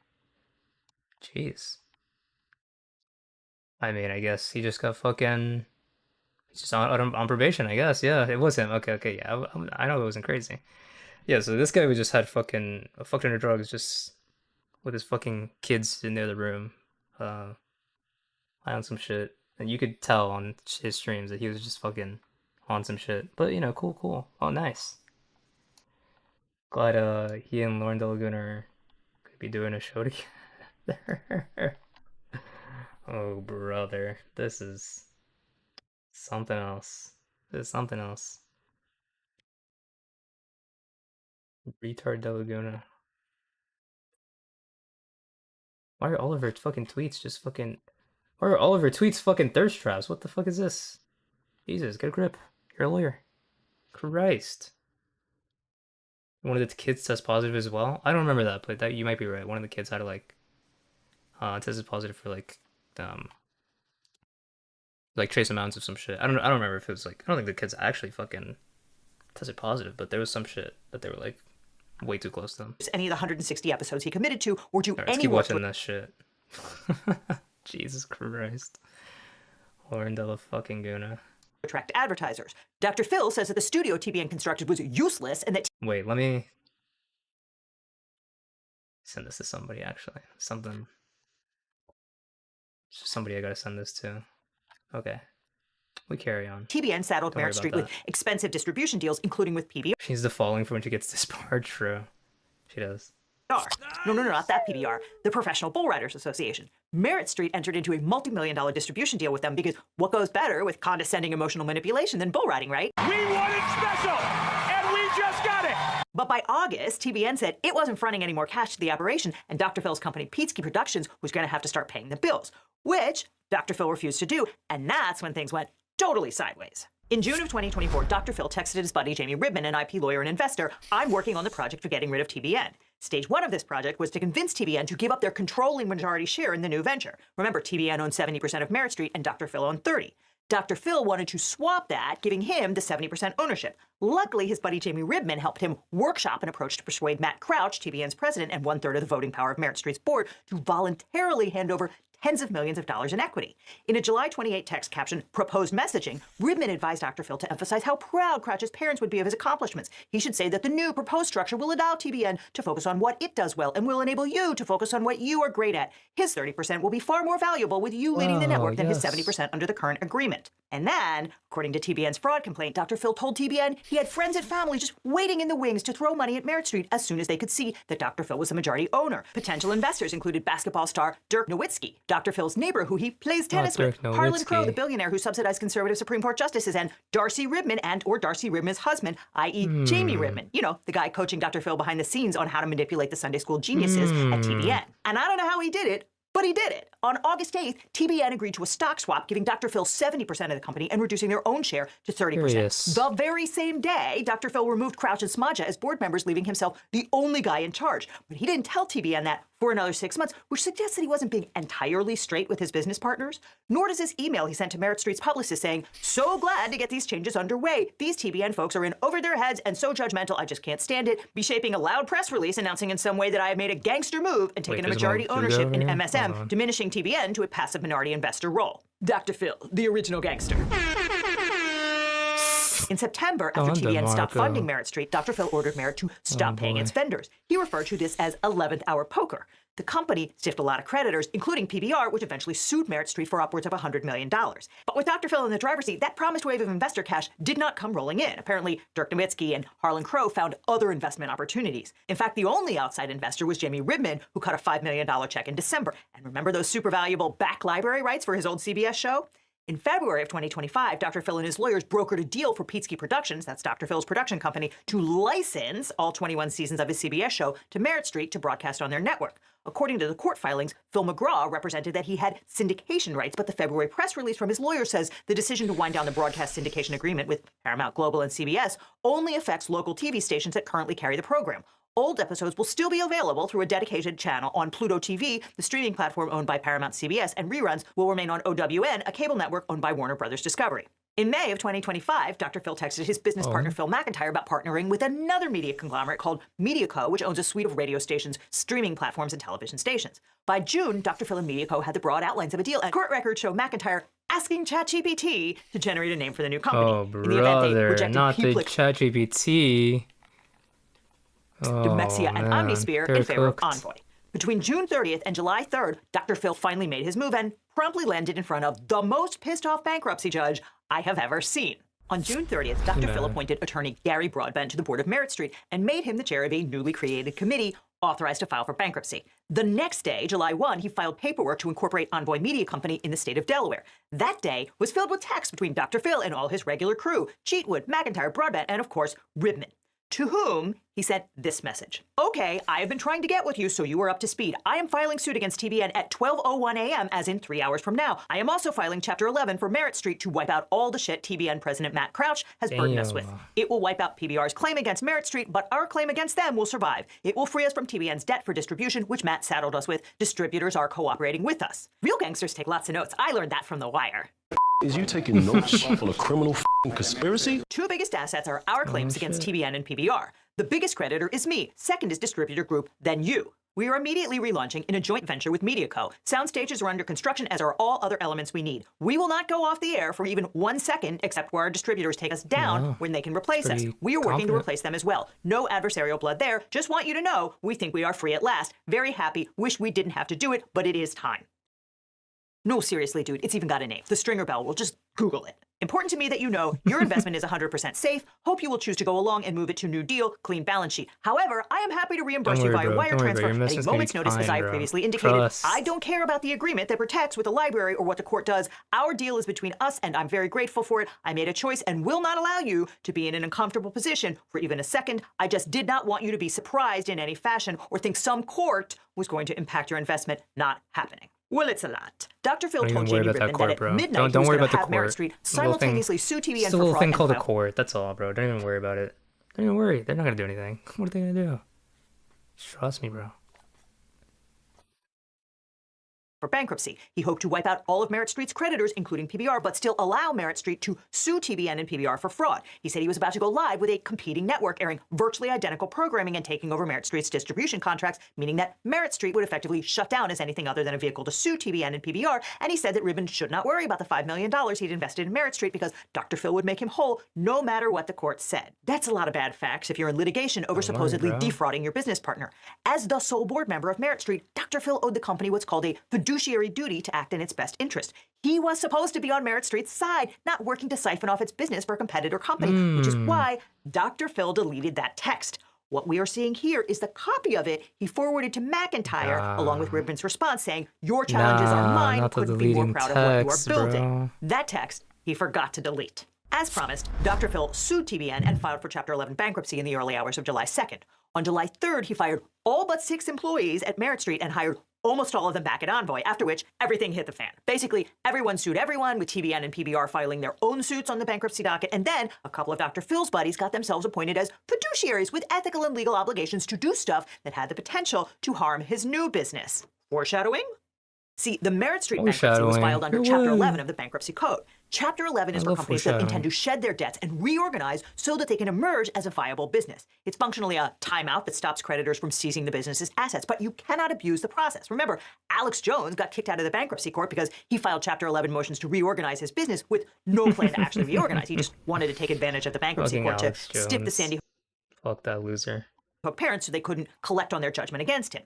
Again, now, if this was a legitimate Chapter 11 filing, the goal would have been to reorganize Merit Street so it could go forward with a clean slate after having its debts wiped away. And now, I don't know what's in Dr. Phil's heart, but I do know what was in his texts. He said he was relaunching in a joint venture without TBN, taking over Merit Street's distribution networks and suing his business partner. So one of the first things that happens in Chapter 11 is the U.S. bankruptcy trustee appoints a creditors committee to direct how the assets should be divvied up and who should get paid. That's sort of like a jury. So remember during that text where Dr. Phil said to Jamie Ribman, the biggest Why'd you say it like that? Jory? creditor is me, second is distributor group, then you? The committee consisted of PBR, a representative of the media distributors named Stephen Borden, and Darcy Ribman, the wife of Dr. Phil's best pal, Jamie Ribman. But PBR got kicked off the committee because it's in litigation against Merit Street, meaning that Darcy Ribman was in charge of deciding who got paid and who got wiped out, which seems like kind of a conflict of interest, right? Good thing Dr. Phil already told the Ribmans that their money was safe. Here's how bankruptcy judge Scott Everett described a Ribman issue in court. Thus, in the critical early stage of the case, the creditor that knew of Mr. McGraw's project to get rid of TBN, the creditor that provided the specific messaging for that project and praised that project, the creditor that knew of Mr. McGraw's desire to wipe out the PBR claim and cheered on that plan, the creditor that knew its claim was absolutely guaranteed by Mr. McGraw to get paid no matter what the court does, that creditor made it onto the committee, while the to-be-wiped-out creditor, PBR, was removed from the committee. But that wasn't the only conflict of interest. Remember how Dr. Phil appointed that lawyer Gary Broadbent to Merit's board and empowered him to file for bankruptcy? Broadbent was appointed Chief Restructuring Officer, or CRO, of Merit Street during the bankruptcy, so that meant he had 2 layers of fiduciary duty to Merit as CRO and a member of the board. But court records show that Broadbent was a key player in Envoy's effort to erect a competing business, even going so far as to strategize how to extract the IP from Merit Street. Here are texts from July 2nd and 3rd between Broadbent, Cheatwood, and Merit Street CEO Ken Solomon. All 3 of those guys were still on the payroll at Merit Street. Cheatwood says they have a bit of a conundrum because they want to download Dr. Phil's content from Merit Street servers and port it over to Envoy, but that can't happen until assets are auctioned since they are the property of MSM, correct? Yeah, Solomon says they should grab the IP now and worry about the details later. And Broadbent responds, you guys are right, you can't move the assets out until after the auction. If there is one, it's probably smart to duplicate the backups in case TBN is engaged in more foul play. Probably smart. When Broadbent says we, he does not mean Merit Street, of which he's supposedly a member of the board and chief restructuring officer with an obligation to work in the company's best interests. He means Envoy, Dr. Phil's new company set up to duplicate Merit Street right down to the programming. And here are meeting minutes from the very next day where Solomon proposes that they start sending episodes immediately. And the Envoy launch team agrees that Merit Street needs to rehire an IT guy named Paul Sutherland immediately so that he'll be able to reclaim Dr. Phil's intellectual property. Those guys weren't looting Merit Street with the aim of protecting its continued viability as a going concern. They were stripping it for parts. Here's Broadbent getting asked on the witness stand how he came to be editing press releases for Envoy when he was supposed to be the CRO for Merit Street. Unfortunately, I find that Mr. Broadbent was simply doing Mr. McGraw's bidding for Envoy when he should have pushed back instead and kept his distance, such as Mr. Cheatwood, creating staffing plans for Envoy while an officer of Merit Street, negotiating salaries for Envoy employees, setting up Envoy bank accounts, negotiating a MediaCo lease, and addressing MediaCo facility matters. Mr. Cheatwood's general testimony, including his proffered explanations, was not entirely credible. Near the end of July, somebody must have told Mr. Cheatwood to back off, at least publicly, the work for Envoy, as he noted in a July 28th text message. Quote, my dilemma is this. As a remaining officer of MSM, I've been advised not to do anything public to indicate an attachment to Envoy. That's about to change, but as yet hasn't. The thing that evidently was about to change was that Mr. Cheatwood and Mr. Solomon finally signed consulting agreements with Envoy on August 2nd, making their allegiance to Envoy public and official rather than secretive. To put it charitably,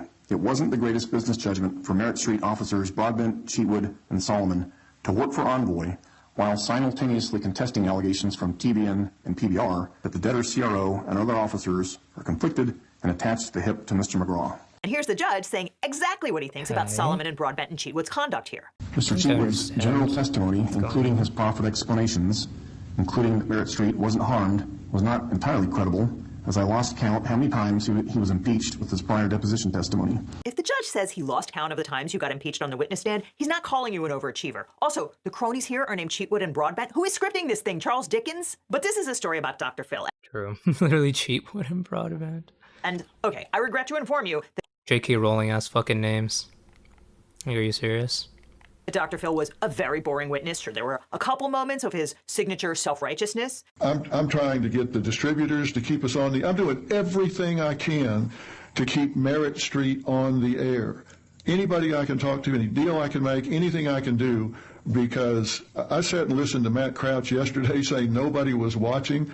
We had gone up 51 slots since launch. Probably the biggest, most successful launch in a decade. We had millions of people the most watching. successful. I don't Really? know what he's talking about. So last thing I wanted to do was to sue TBN or to shut down Merritt Street. But his testimony largely consisted of him saying over and over again that he wasn't the one who declared bankruptcy. It was an independent decision made by Gary Broadbent, Merritt's chief restructuring officer, the one who was simultaneously discussing how to download Merritt Street's IP and editing press releases for Envoy. So between May of 2025 and filing this bankruptcy, you only communicated with Matt Crouch at TBN, right, sir? I think that's right. I may have had a text or something with Frank. You don't know how many times you communicated with Matt between May of 2025 and the time that the bankruptcy was filed, right, sir? Those pesky Did you tell Steve? You're speaking along here. I didn't share this information with TBN. I know you hate it when I say this. I did not make the decision to file bankruptcy. I capitulated to the decision when I agreed to provide DIP financing. But the decision to file bankruptcy was made by Gary Broadbent. That was punctuated by attorneys for TBN saying, well, what about this text where you said, we filed Chapter 11, or this one where you say, I filed Chapter 11, or, hey, what about that text you sent to Jamie Ribman saying, I am about to file for bankruptcy? That text disappeared from Dr. Phil's messages with Ribman, but a copy of it, which he forwarded to Phil McIntyre, did not. Oops. Judge Everett described that as an act of intentional destruction of property of the estate and an overt effort to make records of the debtor inaccessible, done on purpose so that I, the judge, would not see it. And part of the reason he said that was because of all the stuff Dr. Phil did in August to avoid having to admit what he'd done. On August 14th, Judge Everett gave Pietzke a week to turn over all the texts and emails. Instead, Dr. Phil tried to dismiss the entire bankruptcy rather than cough them up. And by sheer coincidence, Merritt Street's lawyers also moved to withdraw from the case. Judge Everett said no, because there was a hearing scheduled for the next day, and you cannot leave a party unrepresented. Yep. And you know what? No, it Let works. me not characterize that one. I'm going to let the judge handle that. That explanation struck me as odd Glorp? Do this IRL Glorp? Glorp. at the time, since there wasn't a going concern business. The debtor fired nearly all its employees on the first day of the case. I was concerned that the debtor simply wanted to file bankruptcy somewhere else to try to get different rulings. Okay, so that's a lot. Let's review. Dr. Phil and the Christian broadcasters at TBN agreed to launch a new network called Merritt Street with an ownership split of 70-30. TBN agreed to fork over $500 million over 10 years for original programming by Dr. Phil and his pals, Steve Harvey and Nancy Grace. A year later, Dr. Phil persuaded TBN to give him an extra 40% of Merritt Street because he could only raise cash from friends and family if he had full control of the business. Immediately after that, he kicked TBN off the board without telling them. The only money he brought in after promising to attract outside financing was $5 million from Jamie Ribman. He took no drastic measures to save the business and instead started negotiating with another media company to set up Envoy, a competing venture, and siphon off the content and employees from Merritt Street. Then Dr. Phil took Merritt Street into bankruptcy, putting his cronies in charge of Merritt and Envoy simultaneously, while his buddy Jamie Ribman sat on the creditors committee, safe in the knowledge that he was going to get paid no matter what the court did. And then, when it was clear that Dr. Phil was going to have to turn over evidence that showed the bankruptcy was part of his plot to screw over TBN, he moved to dismiss the bankruptcy on the theory that it would be better for Merritt Street's creditors. It's like nailing Jell-O to the wall. So no, Judge Everett said no way. Instead, Judge Everett decided to convert the case to Chapter 7 bankruptcy, which is liquidation. The creditors committee will be disbanded and replaced by a Chapter 7 trustee employed by the justice. Followers right now? What's she doing? What's the Laguna doing? Let's see. Let's see what we got here. What do we got? Bro, what? Violent crime is bad. I want Caleb Hammer. Violent crime is bad. I want us to be affordable and to have a strong growing economy. Insufferable. Oh no, Caleb's a Nazi now? Will someone hide me in their attic? I'm a scared little Jew. Holy Jewish female attention seeking. Mommy likes attention with the same fucking bikini pic from before. Not even really a bikini. You should repent and believe the gospel of Jesus Christ. I don't know how to tell you this. Jews don't believe in Jesus Christ as a god. He seemed chill though. I would have been his type. What the fuck is... What is she talking about? What the fuck is she talking about? What is she on? What is this? Attention pays the bill. What is... Someone posted this. She said my fat ass doesn't have that. Don't mind me. I'm just fishing for attention. True, she is. Attention pays the bills. So she's literally just fucking... She just wants money. So holy fuck, dude. Jesus Christ, bro. Have babies, someone said. If I find the right man, I will. Make yourself right first. This you? And the person replied, ugh, just came to this twice. Bro, what is happening? Why would you... Why? Looks is one thing, but mind and ability to bond is another. You want men to marry you, not just come to you, TBH. I'm an attorney with a math degree and no mental illnesses. No mental illnesses. Yeah, okay, bro. Okay, good. She almost had me. She almost had me with... until she said no mental illnesses. No mental... Unless you count autism, which I can't fix, lol. That's crazy. I think that's one I was not with men to look forward. There are a lot of high-paid women who excel in careers. It doesn't always equal wifey materials. I believe this guy for sure. DBS 2 Groiper. Definitely dates a lot of high-paid women. I would again. Thanks, people. We've had a tumultuous relationship. What is he... Jesus Christ. Okay, you gotta chill out. Go to horny jail, lock me up, babe. Bro, she is just fully... What is she doing? The fuck is she doing? Yo, what's up, Simon? Mimon. Do you think Pixie gave her a cut of the GoFundMe money? No, I don't think so, but only because she doesn't need it, because they're already fucking rich, so why the fuck would she need that? Laguna doesn't need money. This would be 7. You showing me this counts as a hate crime? Fuck you, I was stream gone. The stream's chill. I'm just watching some fucking Dr. Phil shit until this now. This is fucking retarded. Jesus, what is her fucking feed? She's literally just fucking thirst trapping. Like, this is shameless engagement farming. Absolutely fucking shameless. Disgusting. Disgusting. Jesus. Let's finish this video and we'll see what the fuck else is going on in that sell off world. whatever assets Merit Street has, presumably including its IP and content licensing agreements, with the proceeds split among the creditors. Dr. Phil has already appealed that decision and asked the court to hold off on putting Merit Street into Chapter 7 liquidation while his case is on review. And again, Judge Everett said, no, Merit Street is already a zombie of a company with virtually no employees, virtually no operations, and virtually nothing left to do other than sell a media library under Section 363 and pursue litigation. Under the unique facts of this case, dishonesty is a cause to remove the CRO, and Chapter 7 fits the bill much better than a continuing Chapter 11. Thus endeth the saga of Merit Street Media. It's all over now but the litigation. That's forever, but do not cry for Dr. Lauren should go on Dr. Phil with Destiny Senate. Bro, can you imagine? Lauren the Laguna with Destiny on Dr. Phil. I mean, any of this on Dr. Phil would just be fucking peak. I mean, it's already basically just Dr. Phil tier fucking retarded drama shit. But actual Dr. Phil? Holy shit. That's peak right there. That'd be peak. Peak cinema.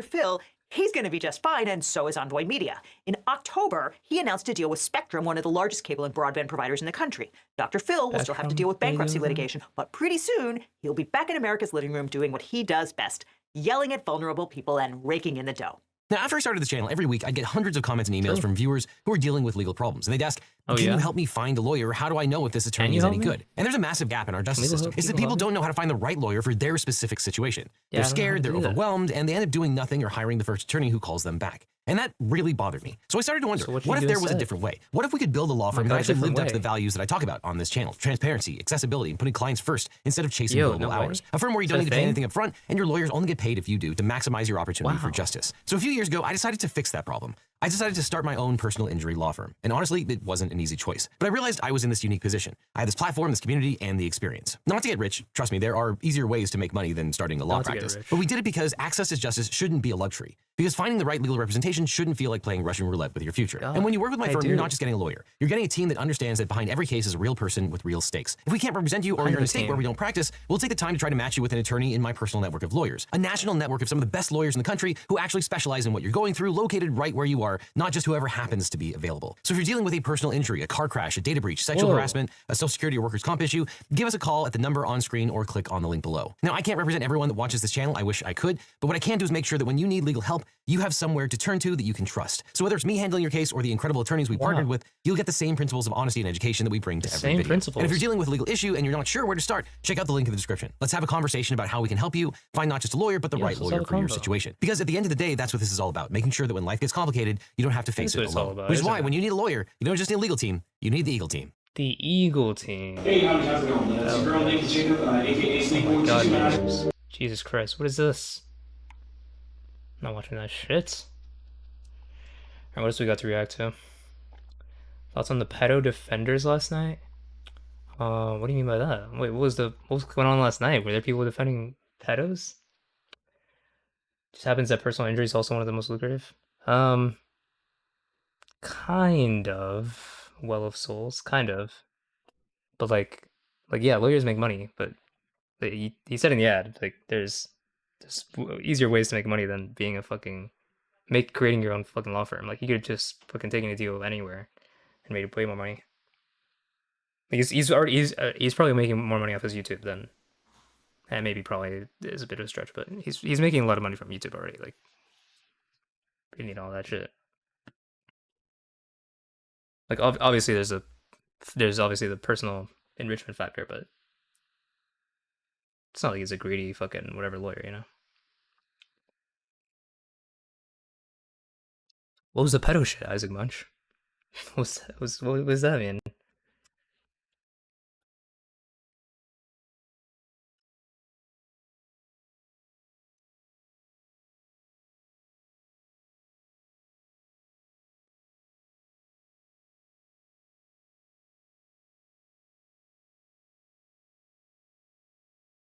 I think people who are attracted to photos of little girls are pedos. Well, definitionally, if you're attracted to a photo of a little girl, therefore you're attracted to a little girl, therefore you're a pedo. But I don't know what that.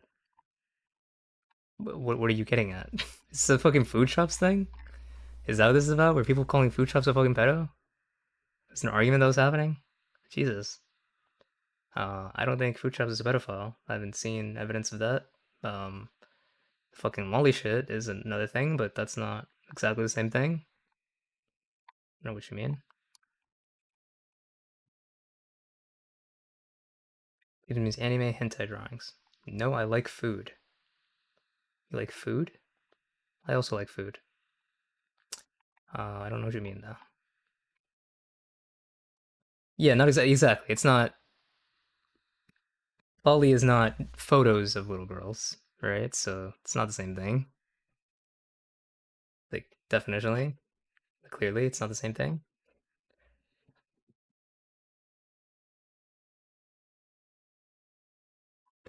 But okay, cool.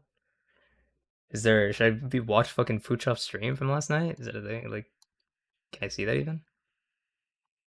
Oh, she doesn't have her fucking VODs up. Ah, whatever, I don't care then. Okay, fine. Oh, classic. Food Shop's waiting room. Yes. Alright, what else is on? Go watch this 7 things Democrats can do today to save democracy.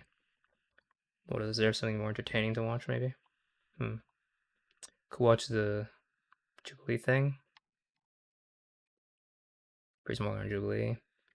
Watch Legal Evil's Every Crime Trump Committed. Yeah, we watched it the other day on a stream. I think 2 nights ago. We watched it on a stream. It's pretty fucking crazy. Said he's gonna do it every year, so I'll keep an eye out for that as they come out. It's pretty good. I liked it. No, I missed it. Oh damn. Well, my VOD might still be up if you want to go watch that and watch my reaction to it.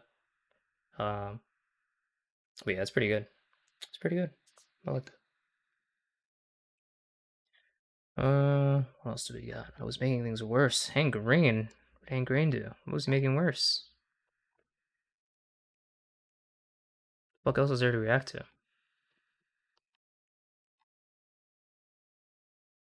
Thoughts on Destiny's non-binary take? From earlier today? I mean, I'm pretty sure non-binary people are real. Simple as that. I don't know. I disagree with it. I've known non-binary people. I believe they're non-binary. Obviously, there's a fucking spectrum of people who identify as non-binary, but I don't know. I think it's a little bit of a stretch to say that it's all made up. I think it's that complicated. You know?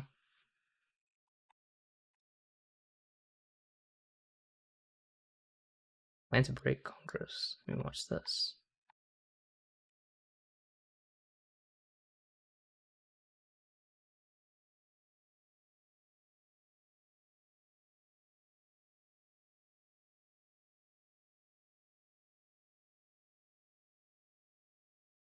You ever watch Tiny's Good Logic debate from January in the New York studio?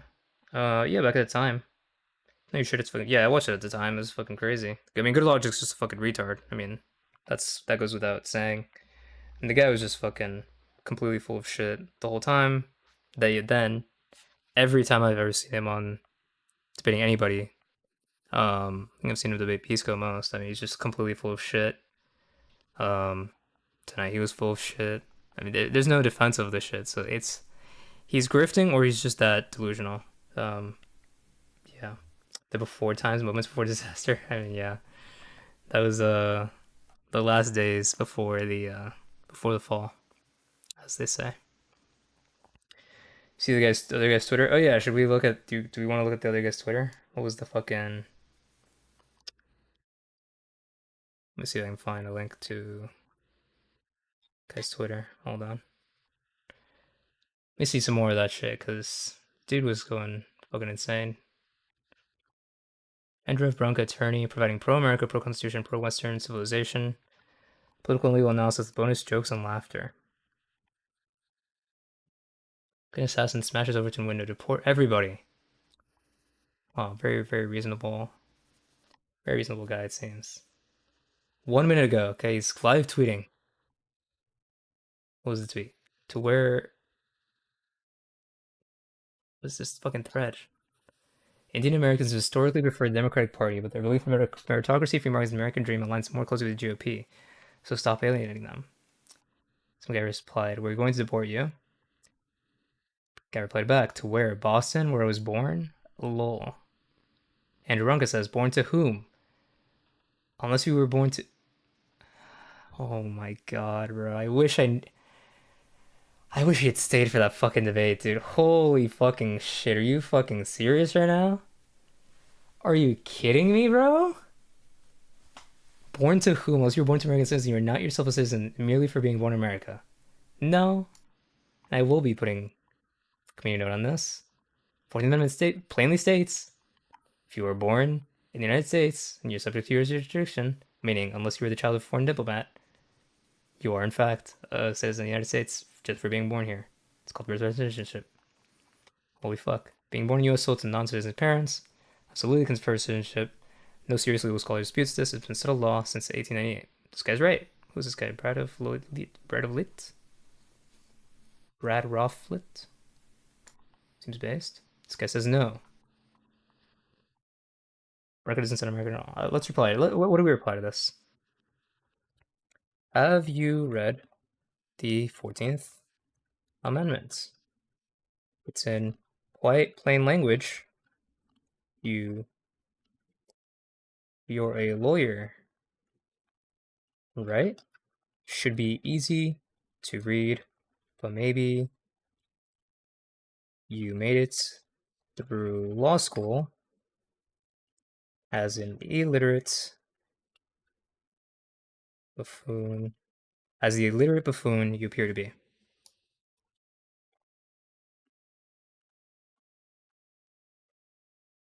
It's a good reply. Easy. Alright. Yeah, 100k followers, really? Bro. This guy's bought in the fuck out of this shit. 100%. Easy. Which is frankly, I think if you ever spent more than $35 at McDonald's within 30 minutes of closing, you're a red-blooded American. Now call him slurs in Spanish, double tap his ass. I don't think I'll be doing that, but yeah. What's the whole claim of him being the front-running attorney for self-defense? No shot, right? Well, his whole thing is that he's like a self-defense lawyer. I think I looked him up. Andrew Branca. It's like whole thing is just being a fucking self-defense lawyer. Law of self-defense.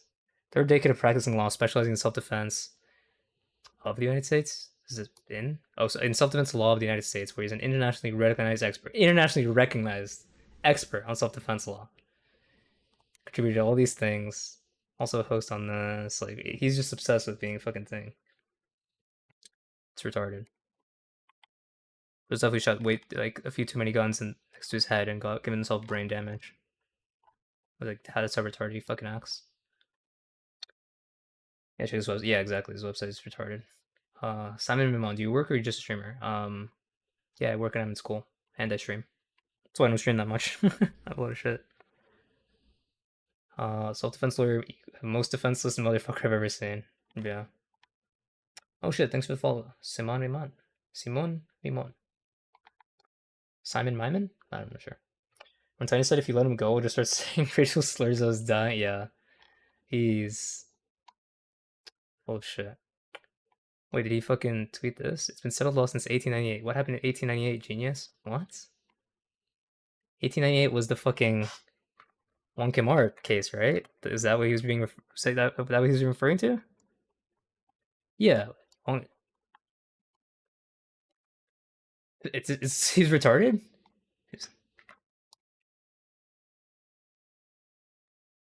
That's the year United States v. Wong Kim Ark cited by the Supreme Court, affirming that the child of non-immigrants is in fact a U.S. citizen.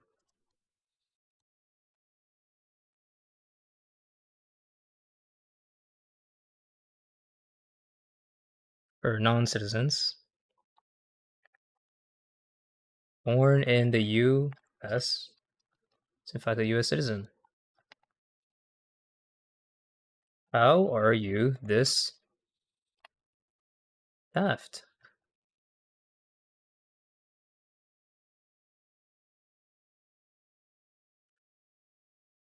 Second one is supposed to rhyme. Oh, now call him Memo Huevo. Maybe if he replies, maybe. Wait, they haven't been replies, right? Oh, somebody liked my replies and followed. Thanks, Kaladin. I don't know if you're watching or if you just saw the reply, but Hugo Chavez's brother Argenis says he will support Maduro to the end and will use his martial arts skill to defeat the Americans if they invade. What happens if I just push him over?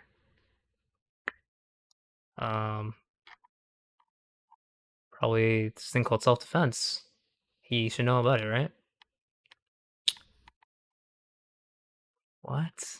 This guy's just... It's somebody else running his account. It's not him. Because I refuse to believe this guy is just spamming on fucking Twitter. This is, I'm done with losers trying to tell America how to wage a war, but finding what isn't a reason war crime or legitimate target. It replies, international laws for losers, winners fuck the prom queen. This guy's just fucking retarded. Even substantial portions of America's own indigenous third world population cannot be effectively assimilated into productive first world culture. Forget the prospect of assimilating third worlders from places like India. Like, this guy is just Indians of the present. And it shows this, but like an IQ graph or something. I have no idea the source of this. I'm sure this shit is fucking not accurate. And even if it is accurate, it doesn't really mean anything. This guy looks like 5'4". I don't think he's pushing over much, yeah. Consider doing the Wick panels or doing debates like those. I've been on Wick's show before. But usually I just don't know they're happening until when I'd like to go on. But I've been on there before. I talked to Wick. Dinesh is an arsler. Told you this was coming. People have to believe in the authority of the state. Worried about liberty and safety is about order. I don't believe in the individual. Fascists and Nazis were leftists, so this is a natural tradition for Nick. What is this? 2 minutes I'm watching all this. But Dinesh is a retard. Maybe we'll watch in a second. Let's keep checking out this Andrew Bronca guy. Another genius Indian accountant acts for 16 years with count 'em 96 followers, keeping told the Indians are super smart. The more I'm exposed to them, the less credible that claim seems. What is this shit? What is this? 17 minutes ago, Black America in 2025 is enslaved only by their fellow Black American, who elects the same Democrat Party that enslaved them back in the day, and from the KKK after the Republicans defeated them in the Civil War. Somalia is one of the world's poorest countries, but I've been really informed the last few days. Somalia is paradise and invented all the things. Who is saying this? Rashid Tlaib calls for Mossad borders to mobilize and take over America. I'm sure that's not what she said in this. Central Casting's ex-wife? Sunioka is one of Poland's most recognizable school traditions. Almost celebrate just Poland, and then where are all the hood denizens? What is this guy doing? So, Somali illegal alien, this is a choice. Another graph of the fucking... A graph of Indian percentage of full house with defecate and open. This can't... Bro. The fucking... Who festival shits. 20% of H1Bs are from this nation. This savage coward. Wait, what? So aside folks, I should not come and throw shit on my monkey rap sheet. But white people are the problem. The savage cowardly man would hit a woman for no reason. For no reason. What is he implying? The fuck is this? Dude, this guy's just fucking... This guy's ultra racist. No fucking wonder he fucking ran from that debate in the first 5 minutes. Couldn't handle 2 seconds of pushback. Holy shit. Oh shit, wait, Simon Mimon. Thanks for the subscription on Kick. Wait, is that on Kick? Wait, where is the... Hold on. Where'd you sub? The fuck? Oh yeah, on sub on Kick. Yo, thanks, dude. What the hell? Appreciate you, man. Simon Myman, bro. This is the guy who left? Yeah, this is the fucking retard who left 5 minutes in. I was like, I'm gonna answer the question the way I like to answer. That's this guy. He's fucking... Jesus. I thought Poland was a second world country because of the communism. If you're unable to stand, Poland was infinitely closer to this culture of America than any third world country. Culture in Africa, the Middle East, or South Asia beyond helping. There's only one world we all live in. You won't mind living in the India part of it. No need for you to invade my nation. All these actions are repeating a federal crime. ICE protesters. Haha, you ran like a bitch from Destiny, you got fucking owned. Raising women attractive is women attractive to begin with. You ran like a bitch from Destiny, you got fucking owned. True. He's right. He's just retweeting the follow count. Who does he have running this account, dude? We'd run like a bitch. Same thing. America's starving, oppressed. Wong King Ark's parents were permanent resident aliens whose presence in our nation was lawful and accepted by our government. The U.S. Supreme Court in Wong King Ark said, oh, he's actually just fucking retarded on the fucking Wong King Ark case. He's actually retarded. U.S. Supreme Court in Wong King Ark said qualified children of such permanent resident aliens born in U.S. as citizens. So not, however, legal invaders, so Wong King Ark has nothing to do with children of legal invaders. You have to be able to actually read the case to understand this, however. This is retarded. So is... Oh, shit, did you reply to shit? Oh, he just replied with follower account. What a retard. That judgment, the U.S. Code to say anything about the immigration status of parents. No, they didn't. If your argument is that illegal immigration wasn't a thing back then, why don't we reinterpret Second Amendment as well, because AR-15s weren't a thing back then. He's right. Fuck, what was I about to type? So is your argument that legal immigrants are not subject to the jurisdiction of the United States? Just to be clear, 14th Amendment, birthright citizenship. Let's just read that fucking sentence, okay? In case, for those who aren't aware, citizenship clause in the 14th Amendment is all persons born or naturalized in the United States and subject to the jurisdiction thereof are citizens of the United States and of the state wherein they reside. That's it. That's the birthright citizenship clause. That sentence, okay? If you're born or naturalized in the U.S., and you are subject to jurisdiction, then you are a citizen. Subject to jurisdiction thereof, this exception is made for foreign diplomats who are not subject to the jurisdiction of the U.S. They have diplomatic immunity. Okay? So to say that this does not apply to the children of legal immigrants because they aren't subject to jurisdiction is retarded. Because they are subject to the jurisdiction of the United States. If a legal immigrant kills somebody on U.S. soil, they are going to be charged with murder. They are subject to our jurisdiction. This is retarded. You are a retard if you think this. Explain that to me. What a fucking dumbass.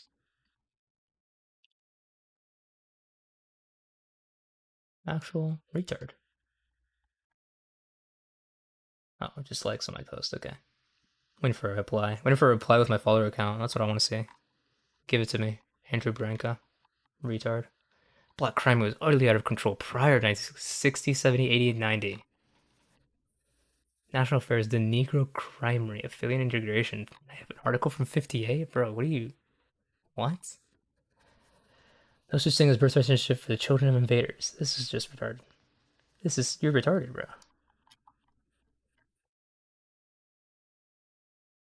What a fucking retard. One mark applies only to the facts of that case where parents were permanent resident aliens, not illegal invaders. The case does not say anything about if the children have to be, like, born to green card holders. That was not in there. It's just not in the case. It's like, what a fucking dumbass.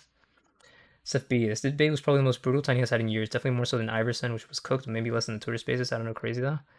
I mean, it wasn't that crazy. But only because there really isn't much to be said to these losers. They're just retarded. Andrew Branca left in the first 5 minutes. Good logic. We'll just fucking lie and pivot on everything.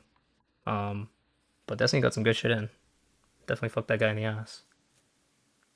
Surprised but I enjoyed it? Yeah, same in my mind. I wonder who was feeding him lines behind the scenes. Who gave him those good arguments he was using? Some of them. A couple of them. It's like 50% power. Yeah, he wasn't even going all out. Because if he knew he didn't want to ruin the Wix shit by making good logic leave as well. And he was threatening to leave too, so. He said, oh, I'll be nice, whatever. Yeah. He had to. Dude, this guy's actually just a fucking... Whoever's running this account is on some loser shit. Fuck.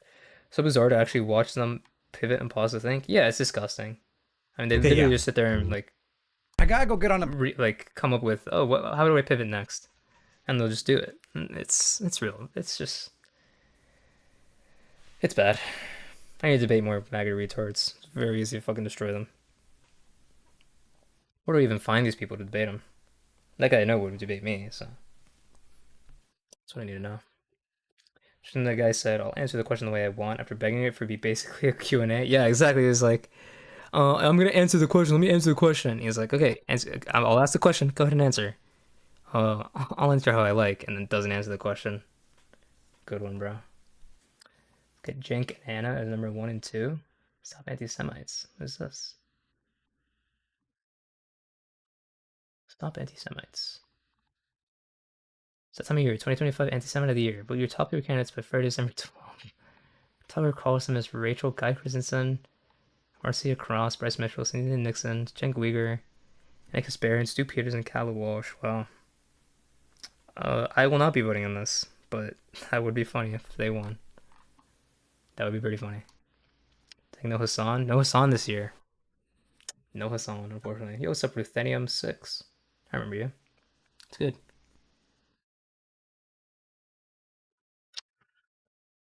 This shit's retarded. What is there now? Oh, let's see the Dinesh D'Souza thing that Marford linked a minute ago. What is the Nick clip that he's talking about? The problem with libertarianism is that liberty is not the highest political virtue. The highest political virtue is order. That is the greatest ordering principle. That is the greatest governing principle. What is it? Playback speed. Order comes first. Liberty comes second. And order has to be maintained by a powerful state. Order has to be maintained by authority. And where does authority proceed from? Force, guns, overwhelming force, power that comes out of the end of a rifle. and legitimacy. The people have to believe in the authority of the state. Okay. And if these things are being undermined by freedom, by liberty, then you don't get liberty. And people like to say that Ben Franklin thing about liberty and safety, liberty and safety. It's about order and disorder. Forget about safety and liberty. It's about order and disorder. And what Hobbes writes is that even a bad order is better than disorder, than chaos, than a war of all against all, a total collapse of authority. Kind of just because you know what happens when the going power off. goes out? Jesus Rape. Christ, what is he? Rape, murder, looting, pillage, spooky. marauding, barbarism, an orgy of the crowds, an orgy of violence and chaos and hatred and anger. Okay, it's like the kinds of war crimes in Abu. You know, the more I hear about this Nick guy, the less I care for him. Anybody else agree? Ghraib, okay? It's like the kinds of war crimes committed in Vietnam, in Iraq. When you have a total collapse of order, you get things that it's beyond human comprehension. So this is a very free country. This is one of the freest countries to ever exist. And the problem is that those things are starting to become undermined, the authority, the force and the legitimacy that founds the authority of the state, which holds the country together, which enforces the laws. And libertarians, they have a little bit too much faith in people and a little bit too much faith in the individual. I don't believe in the individual. And I'm individualistic, but I'm not an individualist. Individualism only makes sense in a white, Christian, patriarchal society. Wow, you're telling me Nick Fuentes is an authoritarian? I've never known this before. Thank you, Dinesh D'Souza. I told you this was coming. Fascists and Nazis were leftists, so it's a natural trajectory for Nick. He's saying that Nick is a leftist now because of this. This is not. Sorry to tell you, Dinesh D'Souza, this is not leftism. This is authoritarianism on the right. Unfortunately, this is the side you've thrown your lot in. That's a fucking retard you are. Unlucky, bro. Unlucky.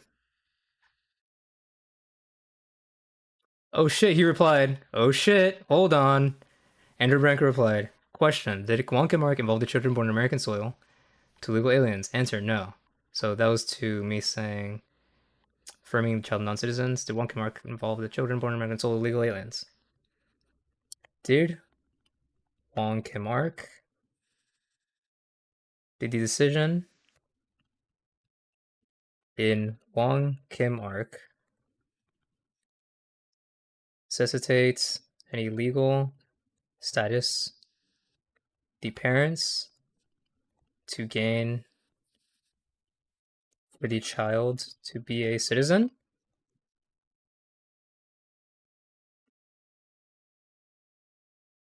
Are they not subject to the jurisdiction of the U.S.? Explain this. Go ahead. You know what did you have to do? Zip end the tweet with Mama Will? Bro, I didn't read it. It's okay. I want to see if there's a back and forth. Okay. Once I see it's over, then I hit him with the Mama Will. Okay. What a fucking dumbass. It's completely irrelevant if the Wonka Mark case had to do with legal aliens, because that wasn't the finding of the case. The finding was that this guy's a citizen because he was born in the U.S. It had nothing to do with the status of the parents, which is the whole point. Because all it says, as long as you're born in the United States and you're subject to jurisdiction thereof, then you're a citizen. Does he think they're not subject to jurisdiction of the United States? That's the only qualifier in that fucking sentence. So, what does that mean, bitch? True. Fuentes and Sneeko were at Kanye's Thanksgiving party? Really? Didn't Kanye fucking denounce anti-Semitism? Didn't he get didn't he get forgiveness from the fucking rabbi or whatever? Sneeko tweet. Jesus Christ, what do we got here? What is this?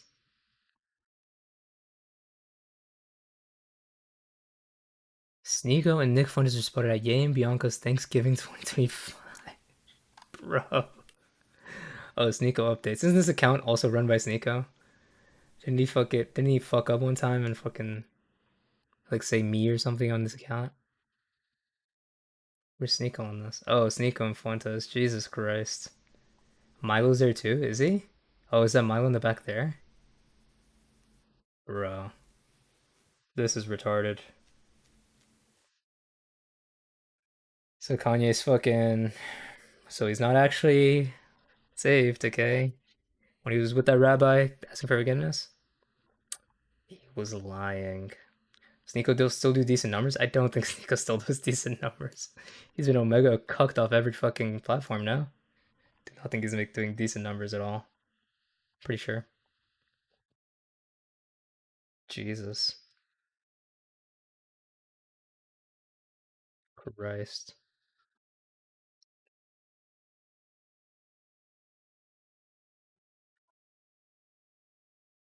I wonder if I'll get another reply from this guy.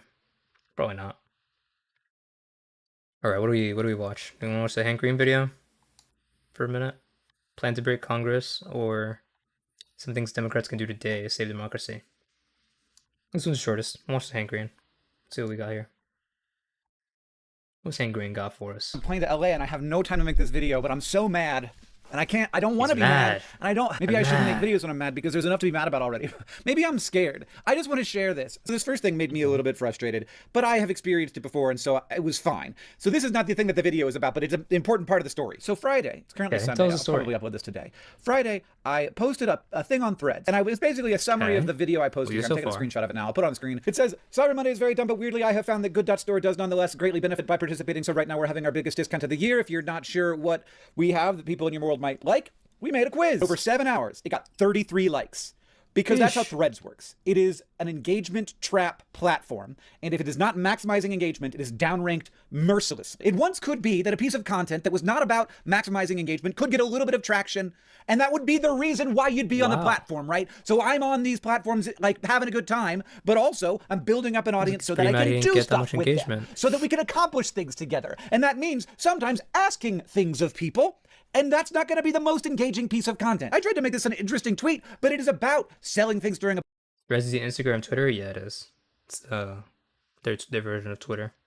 Back when people were like, oh, we're leaving Twitter, let's do Blue Sky, let's do Threads. And it didn't really happen, but yeah. Black Friday sale on my charity store, and so people weren't super excited about it, and so it got mercilessly downranked. Like, I very frequently get thousands or even tens of thousands of likes on my threads, on Threads. Is that what they're called? Threads? Are they called Threads on Threads? So I was frustrated by that. And we're gonna have two more steps before we get to the thing that really made me mad. So then, because I was frustrated by that, after I saw this post, I open up Threads and I see this post. It says, no tattoos, no purple hair, just natural beauty. What a concept. I love it, Kent Smith. I think it had like 100 likes. And so I reply to Kent and I say, hey, Kent, right now, Good.Store is having its biggest sale of the year, 25% off absolutely everything. And as always, all the profit goes to charity. Next time you want to check the choices of people you don't know, then maybe you should just say it quietly into your pillow. And that got way more traction. This is what I should be doing. It's the better strategy. And I was actually able to see on my Shopify dashboard, the number of people visiting Good.Store went up. The number of people buying things on Good.Store went up. It was a success. I shouldn't have done it. You did. I felt bad about it. And I kind of thought, I can point out how dumb Threads is now. I could do that. I could do this in a way that's like people will get. But did I do that? But no, what happened? This post that I hated ended up with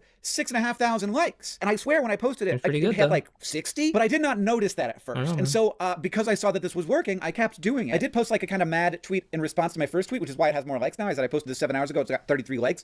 So I'm gonna have to resort to posting Good.Store updates in response to rage bait, aren't I?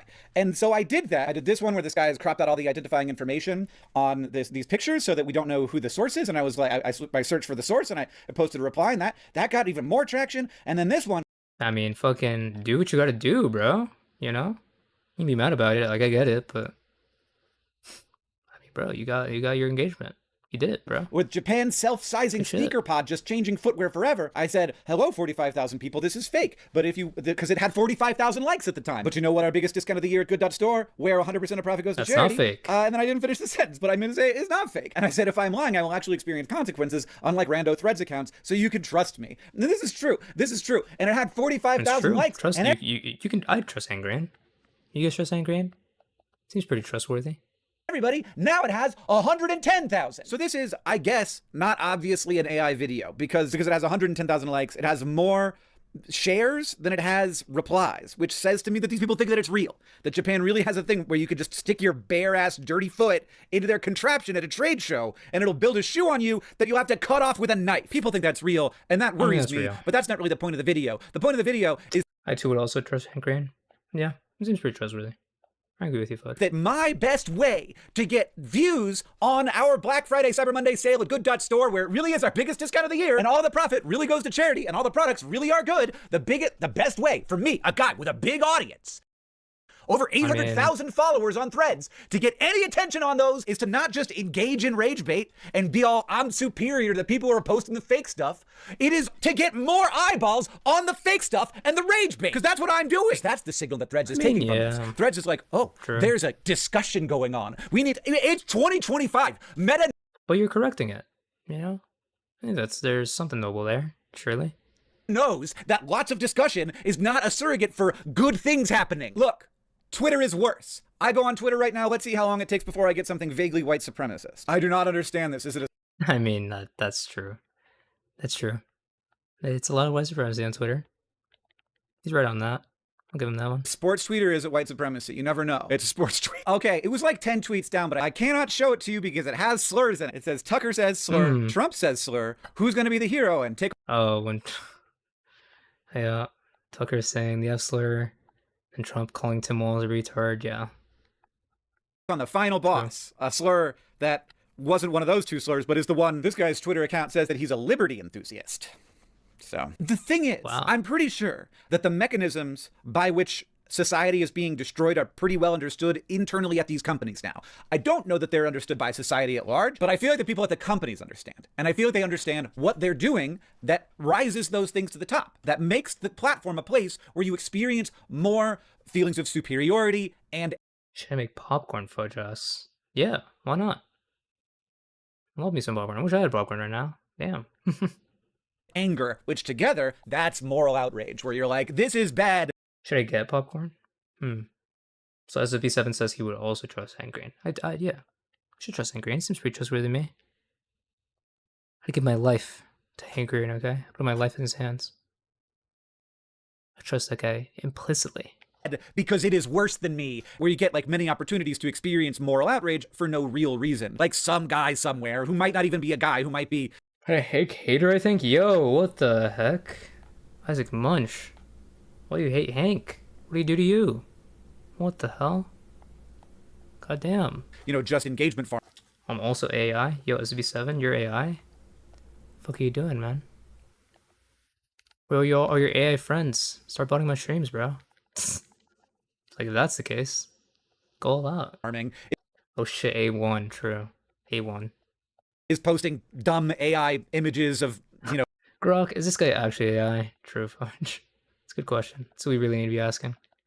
He would know. He would tell us. Oh, cute women from the 50s and saying, why can't things be like they were once? And now girls have purple hair and it makes me very mad. I go to the grocery store and I see their hair color and I'm just like, oh, why do women be women? Why do women have to have colorful hair? Oh.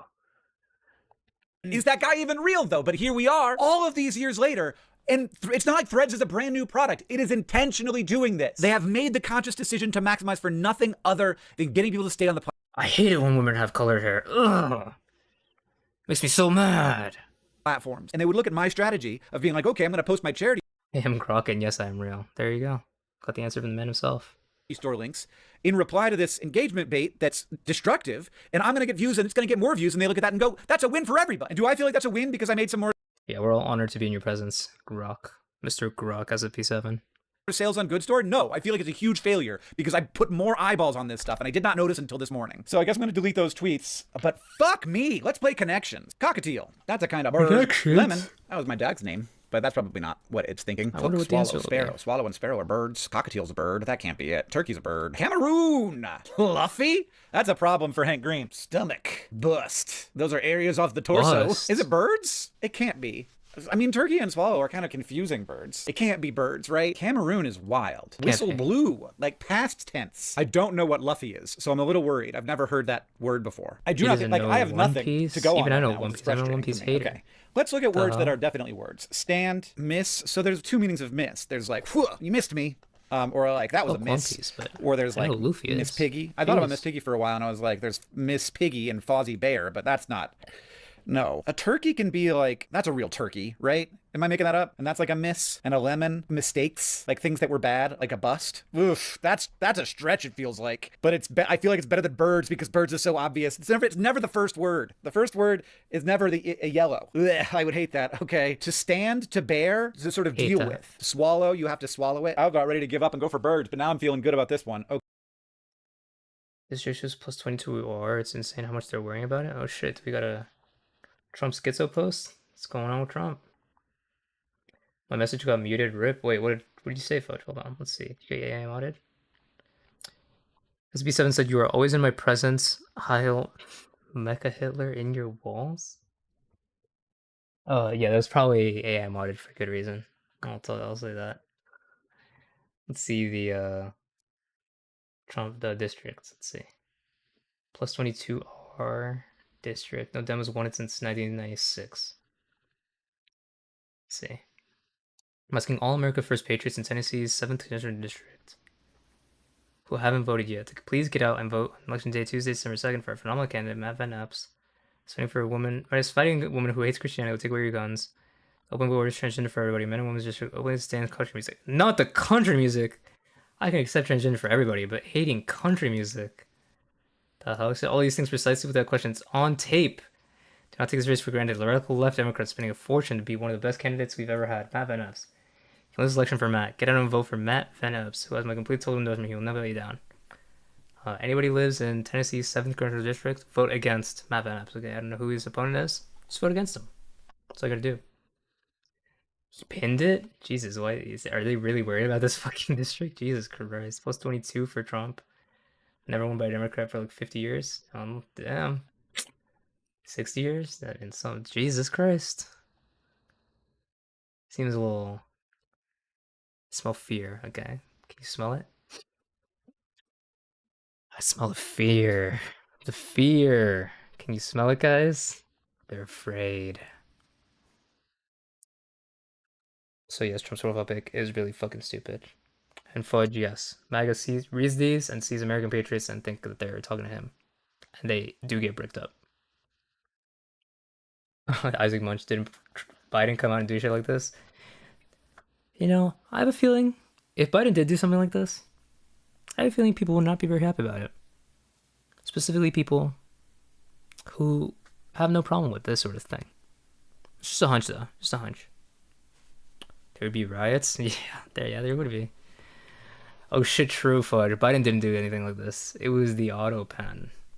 True. Absolutely true. He's right. Let's finish the Hank Green video. Okay, to stand, I have to swallow it, bear it, stand it, bust it, stomach it. Okay, great. We have a category that's definitely a category, everybody. I feel like there's something to Cameroon. What do Cameroon and Luffy have in common? Luffy. Cameroon. Cameroon has the word maroon in it. Luffy does not have a color in it. Luffy. I don't know what Luffy is. I found one. Sparrow, Hook, Silver. These are fictional pirates. Who are the other fictional pirates? We've got Turkey, Captain Turkey. I don't think so. Yeah, okay, now I'm feeling better about Miss Turkey Lemon. I've never figured out that everything would have been solved if Obama just claimed that he was wearing the tan suit to troll. True. He should have just said we were trolling. And then boom. Tan suit? No problem with that. Easy. And bust. So that leaves us, if this is fictional pirates and I don't know the other pirate, which is probably Luffy, because if I don't know it, then we would be left with unred, whistle blue, cockatiel, and Cameroon. And I was right about the color! Teal, red, blue, and maroon! Holy shit, everybody! It's okay, everything's all right. I feel better about everything now. That's gotta be the purple. That was hard. And then fictional pirates maybe next, because Luffy's hard. Yeah, and then probably Luffy's hard. What the? Miss Bust Lemon Turkey. Oh man, that like my understanding of turkey meaning that is really on the edge. And then bust, I don't feel like a bust and a lemon is necessarily the same thing, but I could see it. Yeah, this one was retarded. I guess a lemon can be a flop. That's not usually. Oh, I got a perfect puzzle. Got a perfect puzzle, everybody. I'm on my 15-day streak. I'm feeling good. Feeling good out here. All right. Well, it is really our biggest sale of the year at Good.Store. There's a link in the description. 25% off only for today and tomorrow. And then never again. So, sorry for the angry Check out Good.Store if you want Peace be with you. A deal on those things. Should we watch the Mogler? It was just recommended. And I fucking cut it out. Maybe watch the Mogler after this. His connection mugging Tiny? Yeah, he is. Always. Should we watch the Plan Break Congress? Some things Democrats can do today, or should we see what else we got? What else we got? Anything else? Reducing U.S. immigration legally. Fast facts. Gamesoid says, you doing any of the DG Olympics? Yeah, I am. I was asked to commentate So I'll be doing that once that's figured out, I guess. Maybe, if they want me to. I'm still down. And I'll also be participating in the Minecraft event. You heard it here first, folks. I'm involved in the Minecraft event. Be there, be square. Gonna be doing some PvP, be doing some grinding, okay? Getting some enchanted armor for that stuff. That's what we're doing. Minecraft, damn, so am I. Yo, SB7. Wait, are you Pepper? Yeah, are you Pepper? Yeah, I was gonna say. What kind of DG are you? What's the fucking meme? Kind of American, are you? What kind of DG are you? I'm Pepe. Pepe wins. Pepe. There we go. A good. Oh shit! Hold on. 14th Amendment requires more than merely being subject to legal jurisdiction in the U.S. It requires being exclusively subject to political jurisdiction in the U.S. if legal and transient visitors are not. Okay? Let's read that again. 14th Amendment. Birth citizenship. Let's read it again. Oh shit. Henry Ranko with the reply. What do we got? What do we got? Legal and transient visitors are not exclusively subject to political jurisdiction in the U.S. Read that again. All persons born and naturalized in the United States and subject to the jurisdiction thereof. Citizens of the United States and of the state wherein they reside. Should I just source him? Should I just have some source?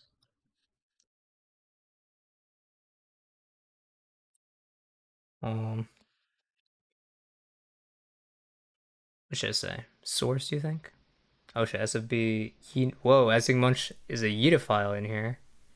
Ye never lose? Disgusting. SB says, are you good at MC? What modes did you play? It does get raped sometimes though. Look that you'll need it. Yeah, I've played a lot of Minecraft. I've played, all kinds of shit over the years.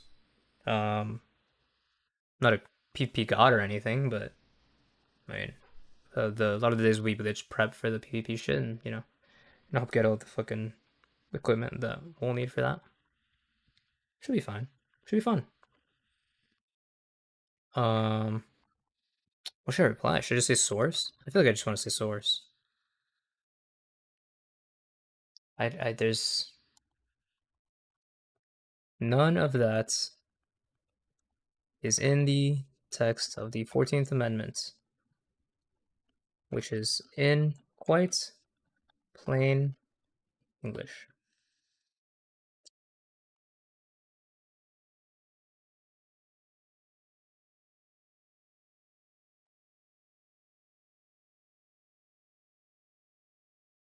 Are illegal immigrants subject to the jurisdiction of the U.S.? Oh shit, I'm gonna go with the Pisco Classic. Yes or no? The Pisco Classic. Yes or no? Are they subject to the jurisdiction of the U.S.? Boom. Easy. Shit, wait, can I edit this? Hold on. Fuck, I can't edit a tweet, can I? Fuck, I was gonna say, are the children of illegal immigrants subject to the jurisdiction of the U.S.? Damn. It's okay. We'll see. We'll see if we get another reply, okay? We'll see what happens. Let him piss, true. This would be speedrunning Bed Wars 1.8, 1.16, A, RSSG, specify.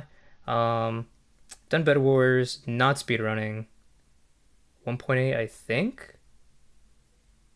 I think 1.8. I don't know what AA and RSG means, if you can write out what the acronyms refer to. But, yeah. I've done all that. I think. What's Food Shop's up to? Food Shop still isn't live?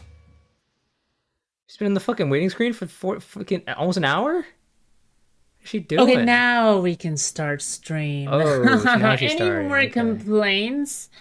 So then I can stretch the intro for longer. 45 mins on the intro? That's what I thought. Now you denizens of the abyss is silent. It's crazy. That's what I thought.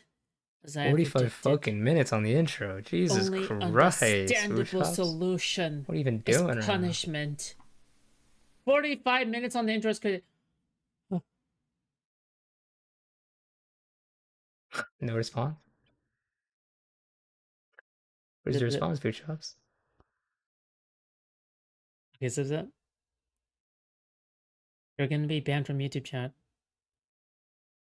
Whoa. Okay. That's extreme. Chill. And we're gonna play one more music, okay? That's right. Stream has been You need delayed. at least one once again. Okay, thank you, Zip. Destiny Orbiter. Okay. On your All right, side. let me see what song to pick. Careful. Okay, I'm gonna pick this one. All right, have fun. Zips, if you use Linux or Windows? I use Windows. Why the fuck would I use Linux? For what reason would I be using Linux? What are you playing Rush Heat? He's keeping the intro going? It's not even done. Bro, this is unbelievable. It's shameless. So now I'm getting fucking recommended legal mindsets, reducing US immigration legally, fast facts. The thumbnail's fucking Trump in a fucking boat. This is gonna be some fucking shit. It's better? Better how? Better how, Ice Munch. Explain. Ice Munch or Gamezoid. Explain why Linux is better than Windows. Name me one thing that would make it better. Literally one thing that I would want to use Linux over Windows for. Explain. Trees are so weird. Kurzgesagt. I do like Kurzgesagt videos.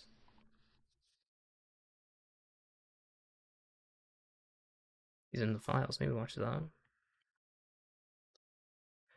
Oh shit, Canadian Prime Minister just spoke out. Oh shit. No OneDrive and all the other windows below? Yeah, just ignore it. Click X on the little notification. That's it. You click don't use OneDrive, and it doesn't use OneDrive. And when it tries to make you use it, you click the X. Yeah, when it comes back, you click the X. Easy. My Prime Minister, SV7, you're a fucking leaf? The hell? There's too many of you people, okay? There's way too many of you. Okay, what is Mark Carney saying? This is an important day for Canada's workers. So am I? What the fuck? You're also Canadian? What the fuck? There's so many of you fucks. Jesus, disgusting. We know the world's changing. Okay, I love you guys. We know that this decades-long process of our ever closer economic relationship between Canada and the United States has ended. And as a consequence of that, many of our strengths have become our... Damn, it's over. It's over, bro. Relationship with Canada, it's over. Our vulnerabilities, particularly in those industries. We might be Canadian, more importantly, we are Charlie Kirk.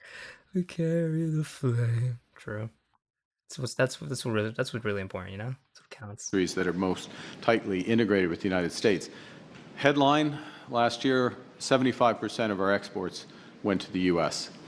90% of our lumber exports went to the U.S. 90% of our aluminum exports went to the United States. What's worse, being a leaf or having Lauren in your city right now? Second option sucks. Okay. Or even fucking... I'm not even gonna ask, but damn, that's fucking crazy. See if you can run into her on 6th Street, maybe. Jesus. 90% of our steel exports went there, all bound for a single market that has changed. Overall, for the Canadian economy, we estimate that U.S. tariffs and the uncertainty that they're creating will cost Canadians around 1.8% of GDP. That's about $50 billion lost from our economy, or the equivalent of $1,300 for every Canadian. And this is happening fast. It's a rupture, which means that our economic strategy needs to change dramatically and rapidly. It's so and that over. Change is in budget 2025. Our plan... It's so over for U.S.-Canada relations, bros. It's over. To confront... She's in San Diego? Oh, damn. Why? These challenges... And you guys really tried to fuck us over for some reason? It's actually insane. We? Okay. That's a you guys, okay? There's one guy who made that shit happen. And the whatever percent of the country that voted for him, okay? They don't lump us all in. Democrats not do this shit. Okay. One president to lose your greatest friend feels bad, man. Yeah, it's literally just Trump that made This shit fucking sour. Like, why, dude? Emerge even stronger. For literally no reason. To move our economy from reliance to resilience, and to give ourselves. Bruce said, today, you know what I will do today? I will destroy our relationship with our greatest ally. Yes. Like, bro, actually fucking do something. Go to a hardware store, bro. Like, that's, like, Jesus. What a fucking own goal. Jesus. Carney was trying insanely hard to keep doing it. Yeah, Carney was trying, bro. And then it's just... Guess something happened. Guess something fucking happened. Jeez. Rip. Vancouver, really any Vancouver DGs though? Bro. Fuck your Canadian DGs, okay? It's been over backwards, it's been super tactical. Rip. Yeah, I mean, Carney's for everything seems pretty fucking smart. Like, you guys got a good Prime Minister, and I honestly don't even know why you guys got rid of fucking Trudeau. I don't know any of that fucking shit. I know people hate him, but yeah, I mean, Carney seems like a catch. Good shit. SP7, I think that got AI modded for a reason, but good one. True. Canadians are polite to everyone except Americans. Why did that get AI modded? Wait, why did that get AI modded? SB7 said Canadians are polite to everyone except Americans, and that got deleted. Why? Why did that get fucking AI modded for hate? How is that hate? It's because you said Canadians. That's not an allowed term in my chat. That must be it. So we just hate leaves so much. But you can't understand how much Canadians hate Americans. Deleted by the AI mod for hate. Kill yourself bot. Deleted AI mod. He mad. Bro, the clankers are out to get you, SB7. Holy shit. What did you do? Did you upset them? Jesus. Gotta do something about these clankers. Fudge got AI modded too, to be fair. Americans don't even think about Canadians. Jesus, man. But rope.com went through. Okay, that's what counts. You made it through SFV7, okay? Superior's jump scare. Trump gave the world. What is this jump scare? Trump jump scare? Liberation Day or Civil Terrorists. Yeah, bro. This.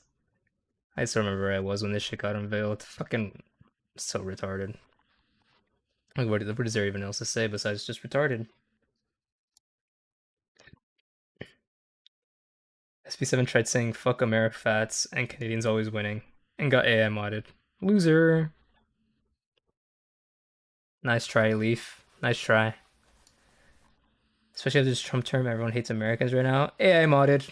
Can't say that. Worse than Rinlux actual hit underscore lure. Sorry. Sorry, SB7. There'll be no Rinlux hate tolerated and no Clanker hate tolerated in this chat, I guess. The fuck is this ball? It's just the regular, like, default kick AI mod. If you want actual mods in my shit, okay, I would need way more viewers and would need way more reason to get actual mods up in this bitch, but till then, we're dealing with the AI mod, okay? You want real mods, and I can turn off the AI mod, subscribe, tell your friends to watch, send me money, and then maybe. Bro, Americans, if they ever come up to Canada, basically have to spend 30 minutes saying they hate America before Canadians treat them nice. LOL. That got AI modded. Unlucky. Sam Clankers. Yeah, the Clankers are out to get you. Because you're fucking leaves. Fucking leafs. So you deserve. Pisco's trying to get a live Rob Noor debate. Oh shit. Pisco wants a Rob Noor, a live debate? What do we got here? What do we got? What is this? Pisco. A word war debate. This retarded shit. Everyone, we're sending out invites to 10 participants. Who should we invite? Tag whoever you think would be good. Pisco. The good chat he is. Self-promoing. Pisco versus at Rob Noor on government corruption. Trump versus Biden. The people demand to see it live in Atlantic City. Where the best go to bang. They go to what? Pisco wants to do what with Rob Noir? Ayo?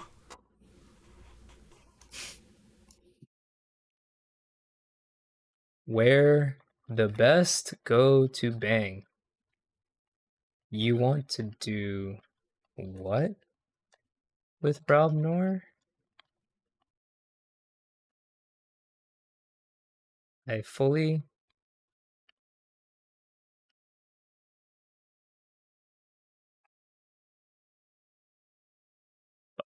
anyway,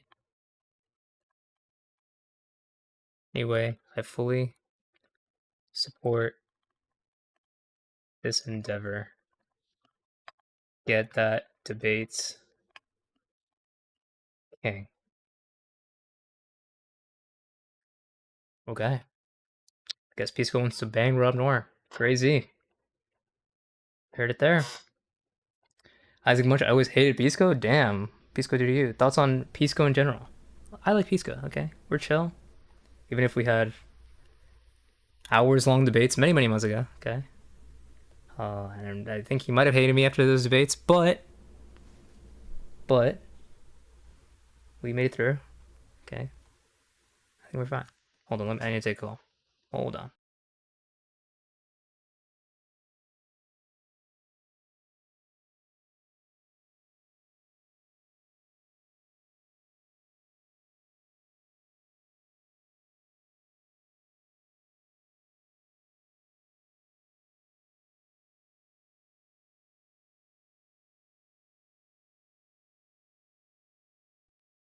Okay, that was a dumb call. What are you guys saying in my chat? Thoughts on Pisco in general? I like Pisco. Okay, it's a little. He went a little bit retarded on the Hassan shit. Okay, but and the commie shit he was pretty bad on. But I had the debate with him. Okay, we did it. Zip zip wake up new court stuff. Wait, what? Jader? What are you talking about? Jader Fernando, what are you talking about? Is this guy watching? Yeah, he went retarded on the Hassan shit, but oh wait, never mind. Good one, Jader. He was lying. Good one, dude. Nice one. Good one. Wait, what? What's this? Just check the docket? What's on what is he talking about?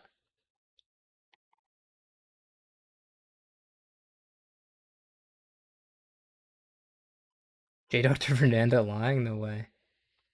Yeah, what? Wait, what?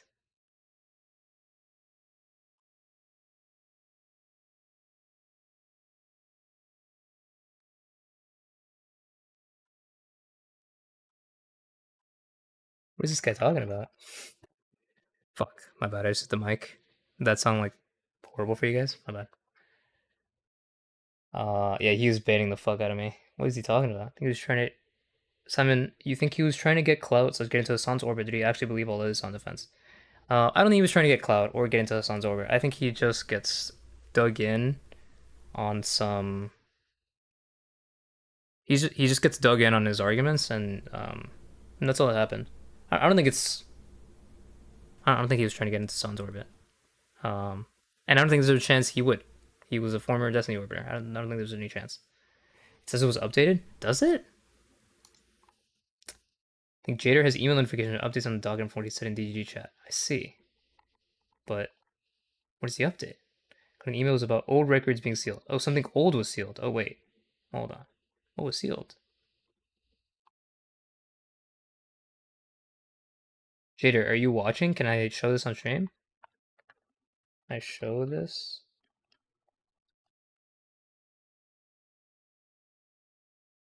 Said check DMs. Okay, yeah, but can I show it? I opened it, but am I allowed to show it? What is this? Hold on. Something interesting there. Hold on, maybe. Yeah, okay. I will show it to stream. This is what he sent. Okay, so he gets email notifications from the docket. So it says 4 new entries in Doe v. Manel. And it says May 20th, 2025 to September 10th, September 11th. And it says that these are sealed until further notice.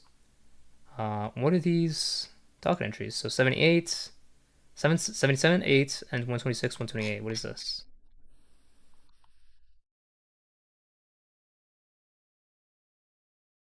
77 and 8. Oh, they're gone from here. Wait, what were they? Wait, no. These were already sealed? Or did this just happen? Wait, what were these before? The USB arrived cinema? Look up archive? Shit, do we have this on our archive?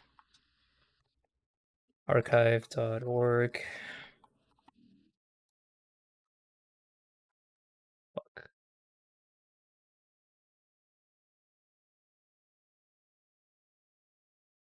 Let's see what we can find. Should you do that? I mean, it was already public, so unfortunately. Okay, wait until the movie is ended. I want the court. Well, that's not my fault, bro. Yeah, what was this? Let's see. Fuck. What we find the USB arrived cinema, maybe. I mean, Tiny's cooked. It's over. He's going to jail. It might be. Okay, let's see. What were these entries? It's 7, 8, and then 125. Was it 125, 126, 128? Let's see. What were those? 26 and 8. Yeah. What were these before? Yes, surely this docket entry copium? True. Fuck, it's... Somebody find... Who? Hold on. Let me... Oh shit, hold on. From this to this... Should be fine. Let's see. We have an archive from this day. Let's see what we can find. See what we can find. I'll get rid of the game for a second. Okay. Is this gonna work?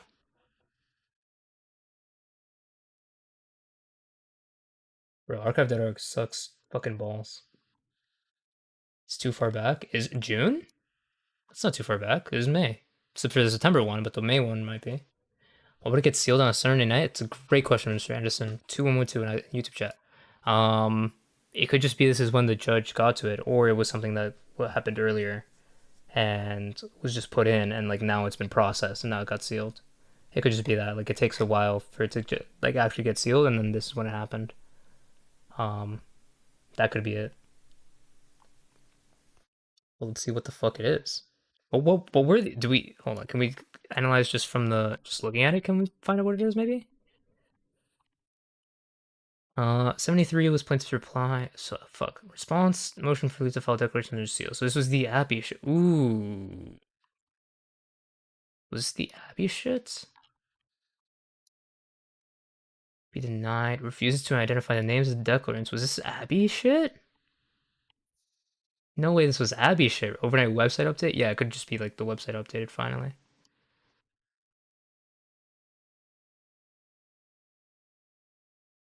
This who was? Wait, what was this motion? 48. Opposition would be 48. What was 48? Motion for leave to file. ABMC. It was ABMC. Hold on. Wait a minute. There might be some memes here. This must be what Laguna was saying she knew? What did the Laguna say? There might be some Abby memes going on. Hold on. 72 was opposition to ABMC. Then 73 was plaintiff's reply to the reply.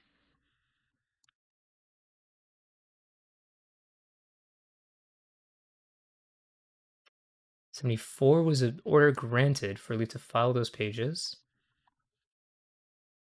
75 was a granting motion for leave to file.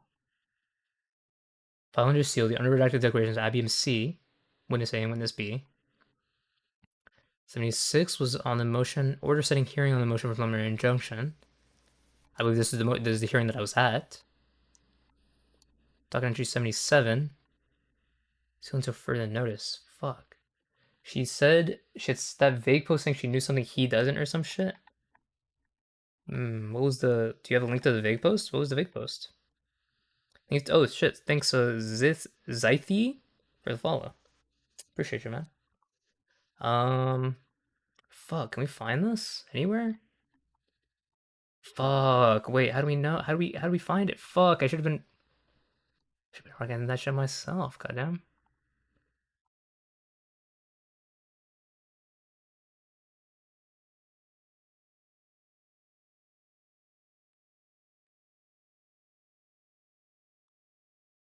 Check old Destiny VODs. I doubt, like, he's not looking over everything, every single thing. Does the Lauren De Laguna tweet fake post? See the fake post.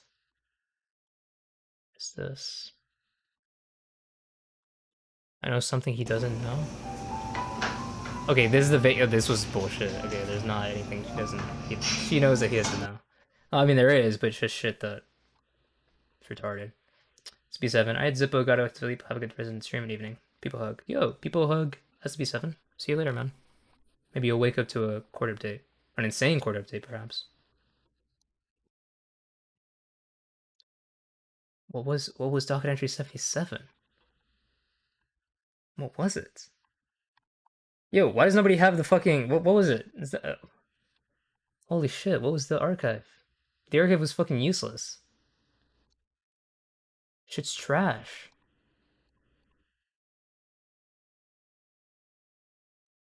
Jenny's snap dockets. What day were these dockets posted? They were May 20th and here, May 20th and September 10th and 11th. This is bad for Tiny. I have no idea. I don't know what these docket entries were that are now sealed until further notice. It is so strange. Because none of the recent things were asking for anything to be sealed, no? It's just bizarre. Like, the recent stuff was... Let's go back to the start of November. Audio files, striking, the audio file shit still. Motion protective order to coordinate depositions. Motion to dismiss. Motion protective order. Yeah, I don't see anything on the docket that would get this sealed, so that's strange unless... Look at Detective Dan on this. Dan, you think Dan would have some shit on this? Tiny going to jail, Pixie being deported to Puerto Rico, Laguna appointed head of the FBI's court updates. Fuck, true. That's what's going on. That's what it is. That must be it.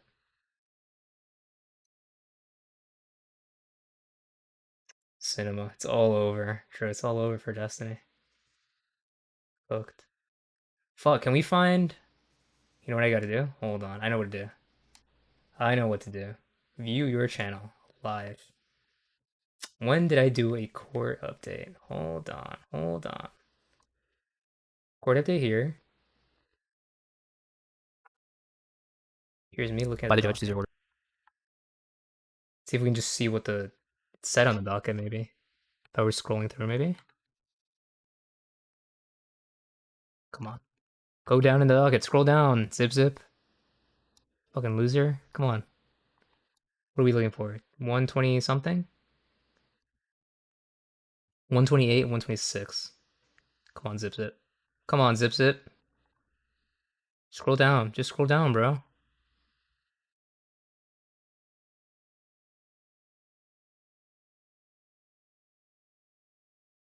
Come on, Zip. Get us. Come on, scroll down, bro. Scroll down.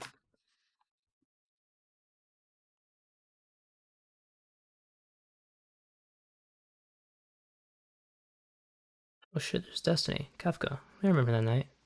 That was fun. Fuck. Okay, not here. Midterms, Destiny the movie. Midterms will now be the red wave. Yeah, I can see myself in past chat. Yo, Cryptic. Appreciate you being here. Hell yeah, bro.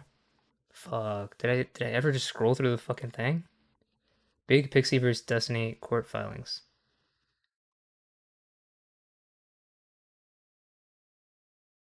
Oh shit, wait, we're closer.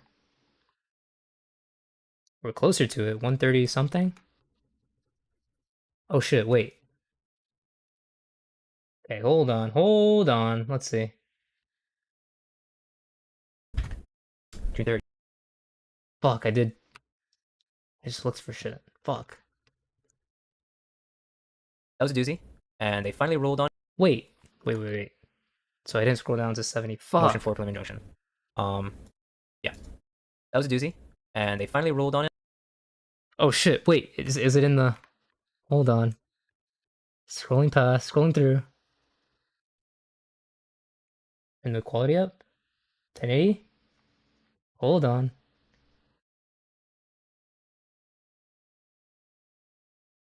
Were these always sealed? These might have just been always sealed. Is that just the case?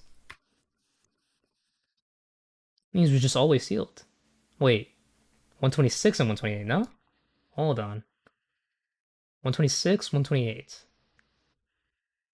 Going back to this. 24. Is that 126? Right there? Paperless order granted. Motion for leave to file under seal. Find good cause to allow plaintiff to be...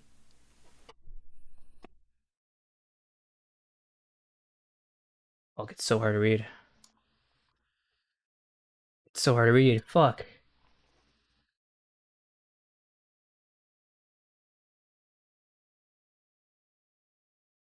Find good cause to allow plaintiff to under seal unredacted version of... What? Motion to for something for motion to show cause.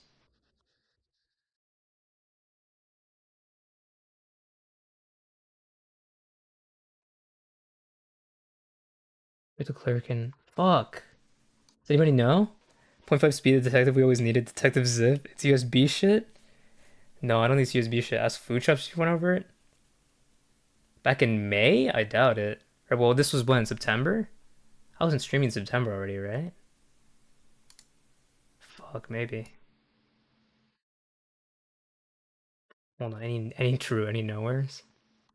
It's a good question. Fuck. There's something there, though. There's something there. We have something. Motion for docket entry 113. Okay, I see D 113. Well, what's 113? Let's see.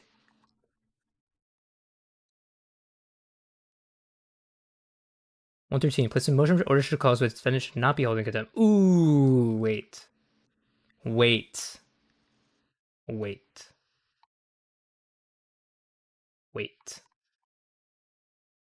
It might be about it's about the contempt order for Destiny supposedly sharing parts of the court transcript, the hearing transcript of the one that I went to, supposedly sharing parts of that with on Food Shop stream. This was docket entry 113, and the VOD says 125 was paperless order granting motion for lead file under seal, docket entry 113. Find good cause to allow plaintiff to file under seal unredacted version for something. 112 direct occurs. Yeah, so it's about that. Okay, docket entry 112 and 113. Support a motion 113 was this, so the contempt. Okay. That was this.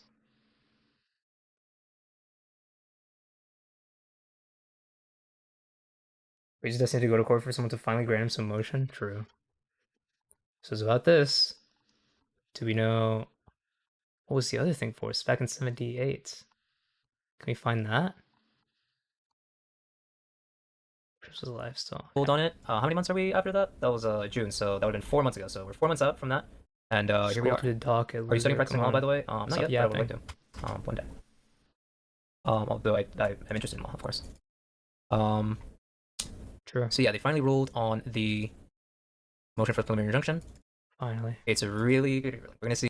Fuck. Let's see if maybe another one of my VODs is going over it. Just scrolls through the whole thing.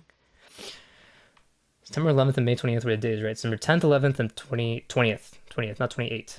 20, 20. 20. Fuck. It's one of the first ones that I have up on my YouTube. Maybe. I don't know how good it is. Let's just fuck about.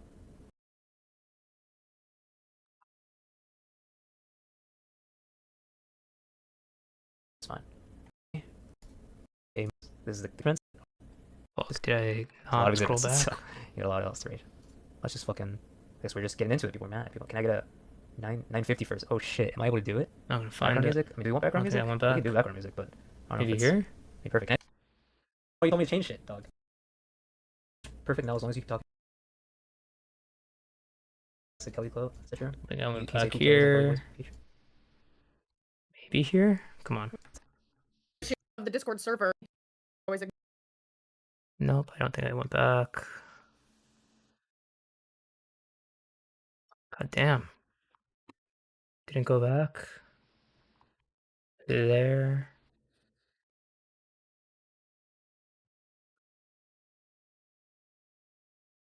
Old streams back in the day wouldn't have cord nukes. Nowadays it's just nothing burgers, bro. Because these fucking there's nothing on there. There's nothing on the fucking docket, bro. I wish. I don't want. Okay, I think it's scrolling down. I'm at. Come on, Zip. Scroll down. Just scroll down, bro. Just scroll down. That. Give us what we want to see. Days later. Amendment. They look filer. Now it's just hand green videos and quote tweeting giga racist. True. It's really fucking funny. My to bad, bro. correct the filing. Oh shit, wait, hold on, did I do it? Hold on. Do I see it? Filer 3. There's 18 instances. 33. Fuck. Do I have to go frame by frame on this shit? 112, 97. Come on. Keep going. 72. Bro, it's right up there. Just scroll up a bit. Just scroll up a bit, man. It's 78 that we're looking for, right? The clerk having, I think like maybe one or because they submitted on. something wrong. It's really fucking funny. I think like maybe one or two of them are from them are for fuck yeah. Bro. Some opposition. Don't just scroll through the whole thing. Unfreaking believable.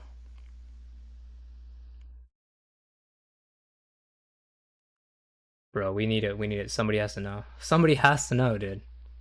What was it? Okay, speaking of quote tweeting giga racist, that guy respond? Oh shit, we got some shit. Oh, I got some retweets. It's the word war debate tag. Oh, Pisco responded. Yo, my boy Pisco. You want to do what with Rob Noir? That's their tagline? Wait, really? Where the best go to bang? Is that their thing? That's funny as hell.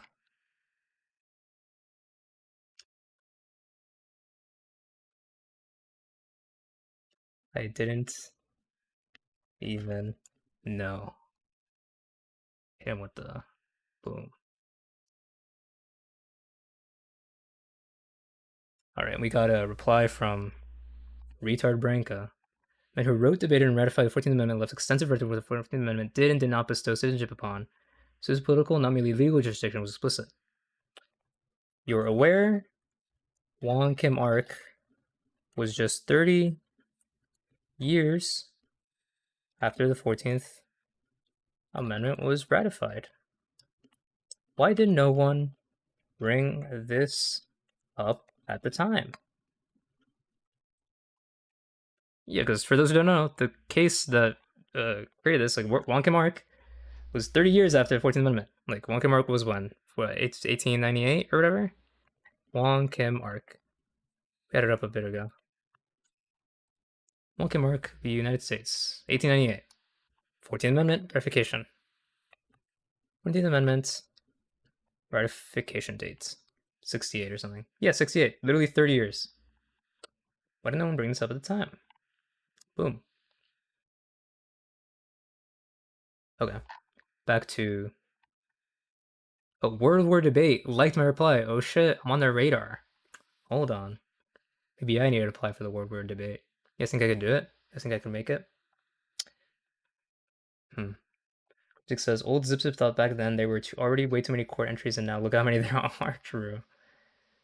Andrew Branca is the guy who ran from Destiny and Sleep in the Wake. Yeah, this is the guy who ran away. He's just, his Twitter is just full of racist shit, that's all. Zip got motion? True. Found a Mayvod. Oh shit, we got a Mayvod here? What do we got? What do we got in the Mayvod? Hold on. Does he actually look at the court docket though?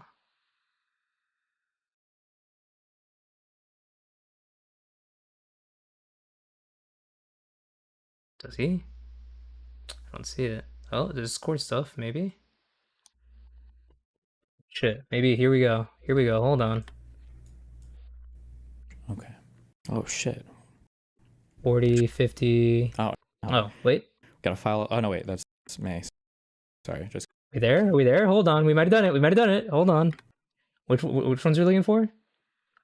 77 and 78. Okay, hold on.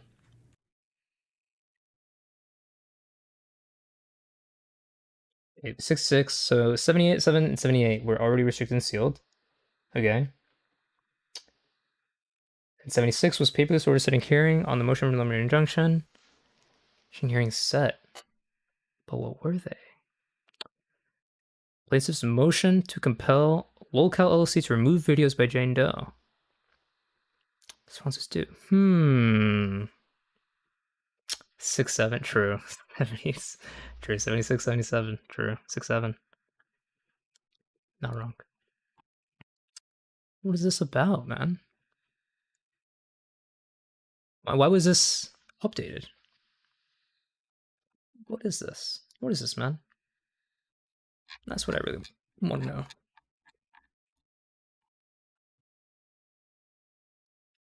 It's these that are restricted, sealed until further notice. It's 2. These must have just been part of.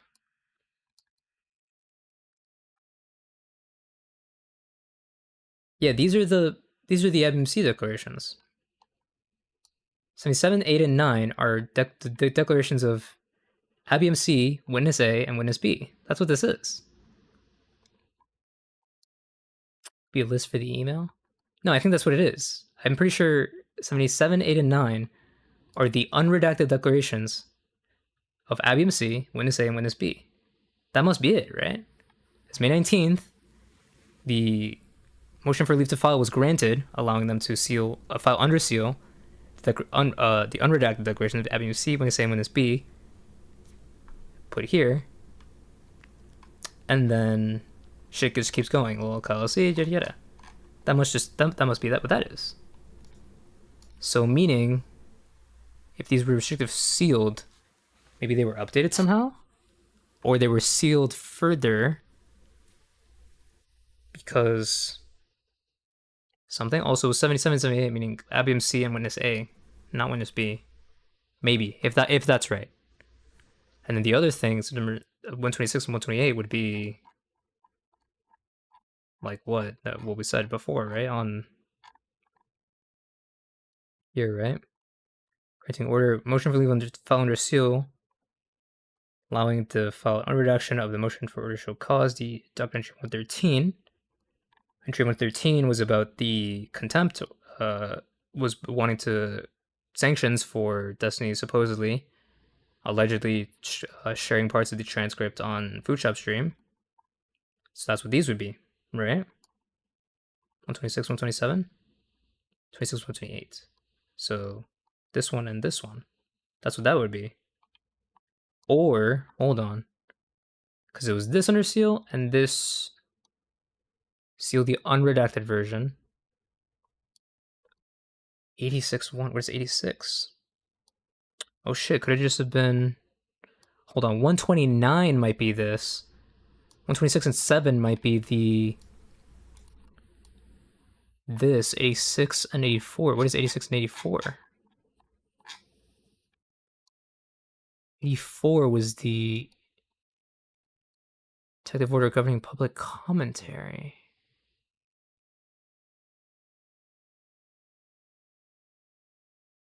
Huh. The brain cell, the gears are turning, okay? Up here in the brain. The gears are turning. good cause to show 84 and 86 to file under seal the unredacted versions. So in theory, that's what these are. 126 is that. 127 would be this one, 124, and then unless they were filed in a different order, but it's two of those three things. 84 was the protective order governing public commentary. The Declaration of Jane Doe. Exhibits.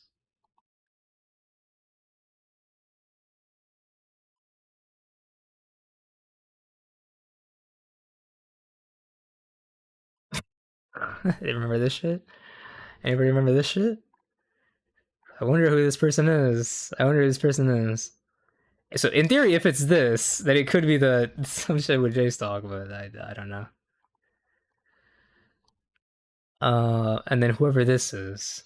So in theory, it could be something. In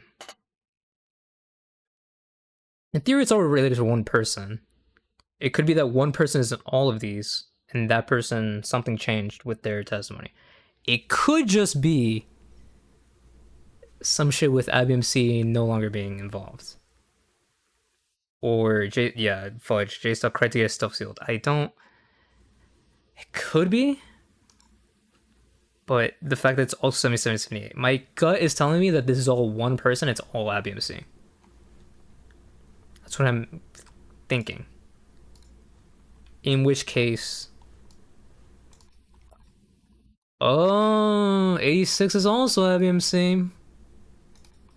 Hold on. The evidence... It's coming together a bit, okay? So we know the stuff from 78 and 77. We know this stuff was related to IBMC, right? We already found that out? It seems like 86 was also explicitly IBMC. So the stuff that's under seal now, that was already technically under seal before, is IBMC stuff. So something's moving around there. Something's moving. Hold on, let me DM somebody. Just DMing a random person to see if there's anything.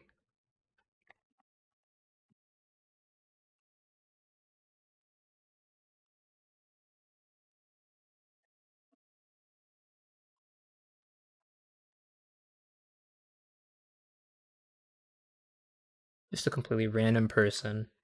Just to see if anybody knows anything.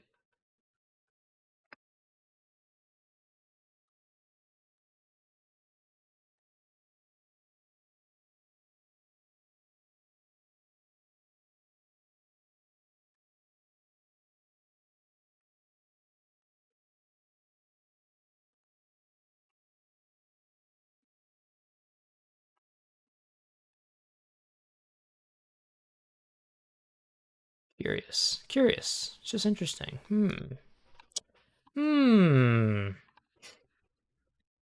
Voice says the courts ran a psych eval on IBMC and deemed her unfit. Could be. That could be it. Who's to say?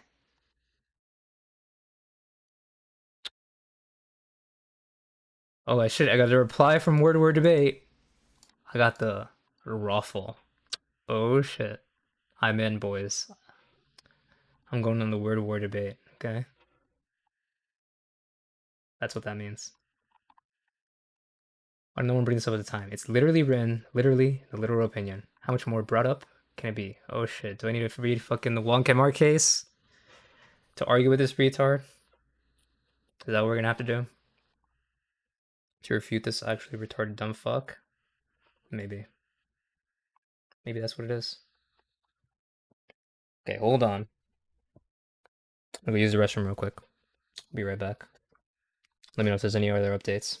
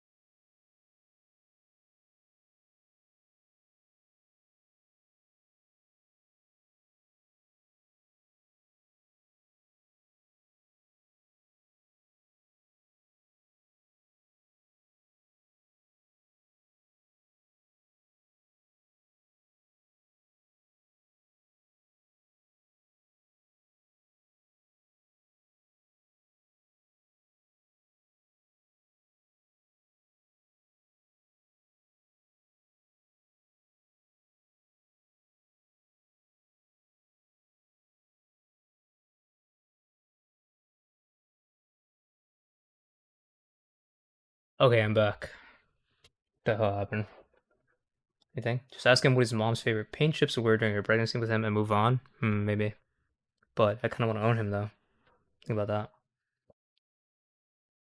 Tiny's May 20th VOD isn't YouTube anymore, so I have to go through OD Steve to script through. I don't know what OD Steve is, but maybe. Should I fucking... Hold on.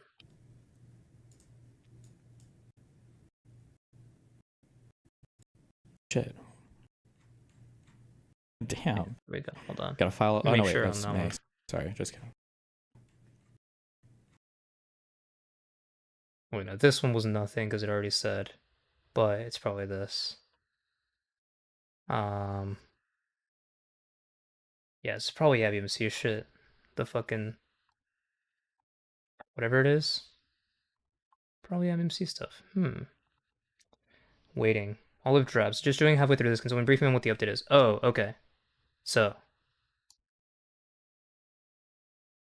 this is what I was sent. Okay. That there was a yeah, some people have it set so there's emails whenever there's an update. All it says is that these filings were updated somehow. 77, 78, 126, 128. Restricted sealed till further notice. That's how they already were. It's like they're now sealed. They were already sealed, okay? But there was some update on these. It seems like, from what we could find, is that these were related to ABMC. So what it is that right beforehand, motion for leave to file was given for 75. The order was given to file the unredacted declaration of ABMC when it's A and when it's B. And then there are 3 restricted, sealed, and further notice things. These are likely ABMC, when it's A, when it's B, in some order. And then the other thing was 126, 128, right? 26, 128 are here. 6, 7, 8, 9. There's 4 restricted, sealed things. And right before, there were a couple of leave to file declarations and seal. So there was this one, which is 84. This one, which is 86. This one, which is 113. 84 and 86 are protective order. 86 was the declaration of ABMC. And what was the last one? Hold on. Read it again. 113. Which is about the sanctions case. Is them asking for sanctions against Destiny for supposedly, allegedly sharing parts of the hearing transcript on Food Shop stream. That's what that was. So we don't know exactly what's being updated. Something's being updated on those. My suspicion is that these are all related to the same thing, just something related to ABMC and something about these being updated. I don't know. That's what I'm guessing. Based off just the little we know so far. Who's to say? Who knows? It's a mystery.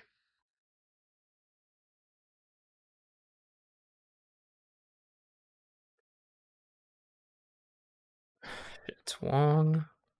Kim Arc. I'm gonna be bothered unless I'm able to fucking argue against that fucking retard. Wong Kim Arc opinion. 84 pages. Okay. Can I just search through it? Hold on. Is it just fucking... Let me write it out. Okay. Political jurisdiction. AC-tron. It's like I wish Zipzip could just go live at the beginning and start streaming movies right away instead of making us wait. What?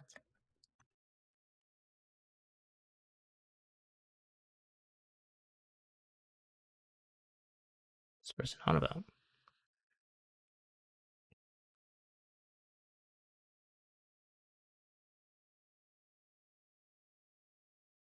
Let's see if anything. Political jurisdiction. Okay. Minor v. Happerstat. Okay, don't think this. The only adjudication is made by this court upon the meaning of the clause and subject to jurisdiction thereof. Wing provision of the 14th Amendment, Elk v. Wilkins, which was said an Indian born, a member of one of the Indian tribes within the United States, still exists and was recognized as an Indian tribe by the United States, who voluntarily separated itself from his tribe, taking up his residence among the white citizens of the state, who did not appear to have been naturalized or taxed or in any way recognized, was not a citizen of the United States, as a person born in the United States and the jurisdiction thereof, the meaning of the clause in question. That decision was placed upon the grounds that the meaning of those words was not merely subject in some respect or degree jurisdiction of the United States, but completely subject to political jurisdiction, owing them direct and immediate allegiance. By the Constitution as originally established, Indians not taxed were excluded from the persons according to whose numbers or representatives Congress direct taxes were apportioned among these several states, and Congress was empowered to regulate commerce only with foreign nations. So when he's talking about political jurisdiction, this was about like Native Americans, not that. Cryptic. Fudge says, would this mean Abby's leaving the case or is getting more involved? Unclear. Could be either. It could be either. No idea. My guess, leaving the case. Because I don't think she has anything else to get more involved, but what do I know? Cryptic, so in conclusion, we know nothing, it's sealed. Anything else? Pretty much. Yeah, we don't really know. Isaac Munch, CG chess time of the month, just ignore them. True. Always is. Always is. Wiz unclear? Oh, unclear. Good one. True. Unclear. Okay, so this was...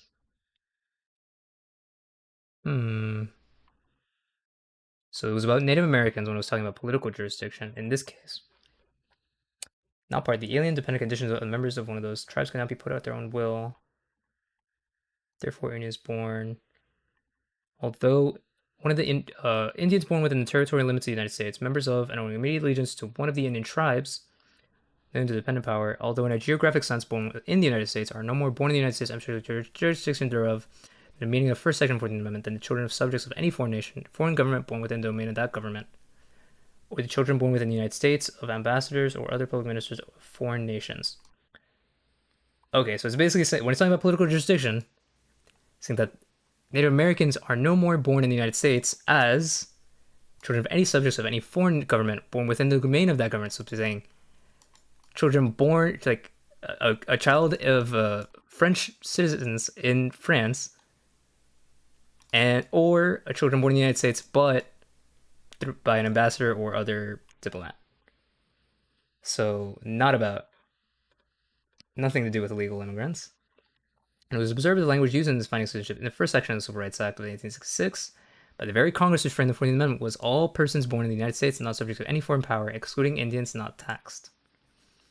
Justice Harlan was dissenting of opinion that the Indian in question severed himself from his tribe and becoming a bona fide resident of the state had thereby become subject to the jurisdiction of the United States within the meaning of the 14th Amendment. In reference to the Civil Rights Act of 1866 said, beyond question by that act, national citizenship was conferred directly upon all persons in this country of whatever race, excluding only Indians not taxed, who were born within the territorial limits of the United States and were not subject to any foreign power. Supported by reference to debates in the Senate upon that act and the inofficial veto thereof by President Johnson. What are the other times that political jurisdictions are brought up? Foregoing considerations. Authorities who lead us to these conclusions. The 14th Amendment affirms the ancient fundamental rule of citizenship by birth within the territory, allegiance and the protection of the country, including all children here born of resident aliens, with the exceptions or qualifications, solely rule of self of children of foreign sovereigns or their ministers, or born of foreign public ships, or of enemies within and during the hostile occupation of our territory, part of our territory, with the single additional exception of children of members of the Indian tribes owing directly against their several tribes. So it's saying explicitly, these are the people that don't apply. A single exception, members of Indian tribes, or enemies, or children of diplomats, or born on foreign public ships. Duh. The amendment, in clear words and manifest intent, includes the children born within the territory of the United States, of whatever race or color, domiciled within the United States. Every citizen or subject of another country, while domiciled here, is within the allegiance and the protection, and consequently subject to the jurisdiction of the United States. Its allegiance to the United States is direct and immediate, and although both local and temporary, continuing only so as long as he remains within our territory, is yet, in the words of Lord Coke in Calvin's case, strong enough to make a natural subject, for if he hath issue here, that issue is a natural born subject. His child, as said by Mr. Binney in his essay before quoted, if born in the country, is as much a citizen as a natural born child of a citizen, by operation of the same principle, and by operation of the same principle. It can hardly be denied that an alien is completely subject to the political jurisdiction of the country in which he resides, seeing that, said by Mr. Webster, Secretary of State. Can we find this in the actual one? Here's page 169. Fuck. This is the actual one. This is this. Political jurisdiction. Second, here it is. 169. Fuck, there's not 169. Where is this? Fuck. But I can't search in this, right? Cool. Oh, hold on. It does let me search. Political jurisdiction. Part 2. Yeah, it's here, actually. There it is. Yeah, it's here. So the guy's just full of shit. Let's see what else. What else this is brought up. The words not subject to any foreign power do not in themselves refer to mere territorial jurisdiction, for the persons referred to are persons born in the United States. All such persons are undoubtedly subject to the territorial jurisdiction of the United States, and yet the act concedes that nevertheless they may be subject to political jurisdiction of a foreign government. In other words, by the terms of the act, all persons born in the United States and not own allegiance to any foreign power are citizens. Allegiance of the children so born is not the local allegiance arising from the parents merely being domiciled in the country. It is a single and not double allegiance. The double allegiance in the sense of double nationality has no place in our law, and the existence of a man without a country is not recognized. It is argued that the words "and not subject to any foreign power" should be construed as accepting from the operation of the statute only the children of public ministers and of aliens. Is there a necessity of accepting them? And if there were others described the words, why should the language be construed to exclude them? With the immunity of foreign ministers from local allegiance arising on the fiction of extraterritoriality, or in the waiver of territorial jurisdiction by receiving them as representatives, so it's the same. They do not owe allegiance otherwise than to their own governments, and their children cannot be regarded as born within any other.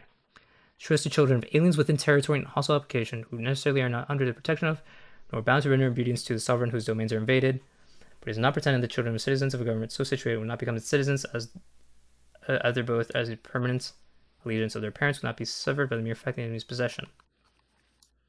Also is brought up. With two sources only, birth and naturalization.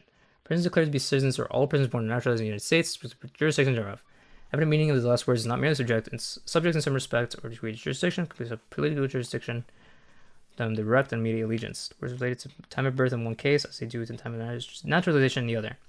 Persons not this subject to jurisdiction of the United States at the time of birth cannot become so afterwards except by being naturalized, either individually as by proceedings. To be completely subject to the political jurisdiction of the United States, to be in no respect or degree subject to the political jurisdiction of another government, any other government. Now I take that the children of aliens, whose parents have not only renounced their allegiance to their native country, but forbidden by its system of government, as well as by its positive laws from doing so, not permitted to acquire no citizenship by the laws of the country into which they come, is necessarily remain themselves subject to the same sovereignty as their parents, and cannot in the nature of things be any more than their parents, completely subject to the jurisdiction of such other country. During speaking, I understand the subjects of the Emperor of China, the ancient empire with its history, to be bound to him by every conception of duty and by every principle of their religion. Perhaps still there depend on laws, penal laws, severe penalties on those and their abettors, and in effect, whatever concession may have been made in the treaty in the direction, as their fathers. All events, they have never been allowed by our laws to acquire our nationality, except as predicates do not appear ever to have desired to do so. 14th Amendment was not designed to accord citizenship to persons so situated to cut off the legislative power from dealing with the subject. The right of a nation to expel or deport foreigners who have not been naturalized or taken as steps towards becoming citizens, absolute. Can the person expelled be subject to criminal usual punishments and process of expulsion? As would be the case if children born to them in this country were separated from them under departure because citizens of the United States. It's intended by this amendment to tear up parental relations by the roots. What the verdict, Zippa? I'm looking through it still. It's funny that they're talking about, you know, ripping away parents from their U.S. citizen children. Just interesting that 1898 they're considering these questions. I wonder if that will come up again in U.S. politics.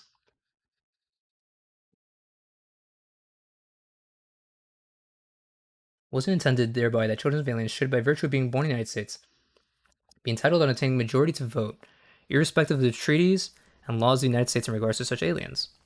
Providing that persons born and naturalized in the United States and subject to their jurisdiction thereof are citizens. The 14th Amendment undoubtedly has particular reference to securing citizenship and members of the colored race whose servile status have been obliterated by the 13th Amendment, who have been born in the United States, were not and had never been subject to any foreign power. They were not aliens. Whose status could not be affected. This one isn't really getting at the question. Be the earlier ones. Oh shit, I got a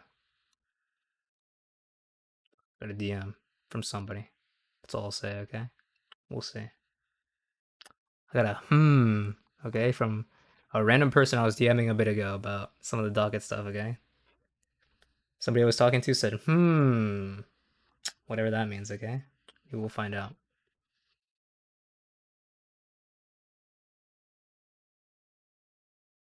Indeed.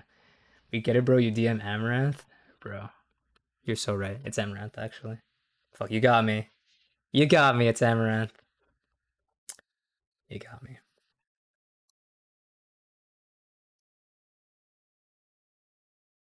Maybe you look at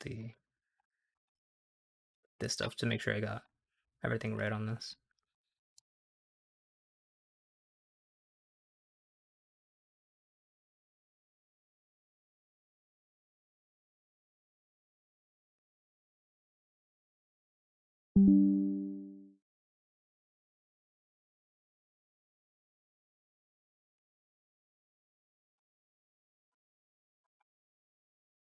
Food Shop's getting mogged by Zip Zip? What did I do? I'm mogging Food Shops?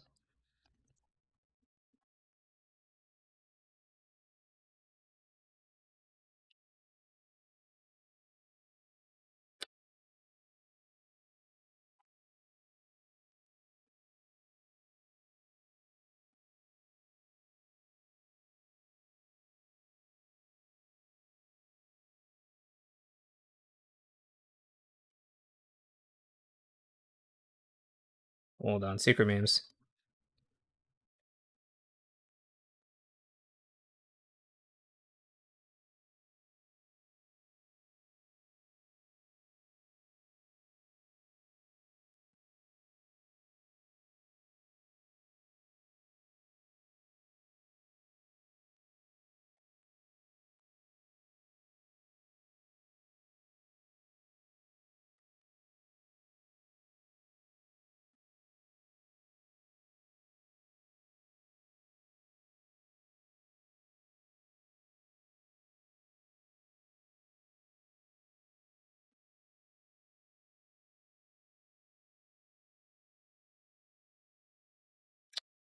Holy fuck, I'm getting tired. I thought I read a Mutin on there. Mutin? Bro. He would probably lose it if he was included in this shit.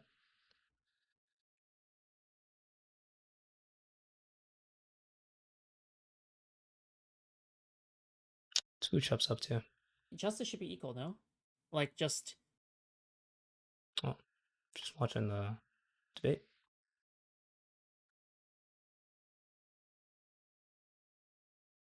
Alright. We'll see if this random person I'm DMing has anything besides to say. We'll see.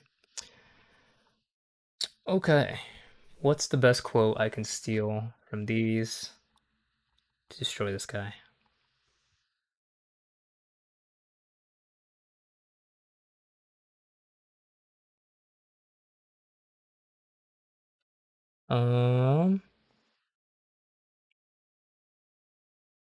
Indian tribes.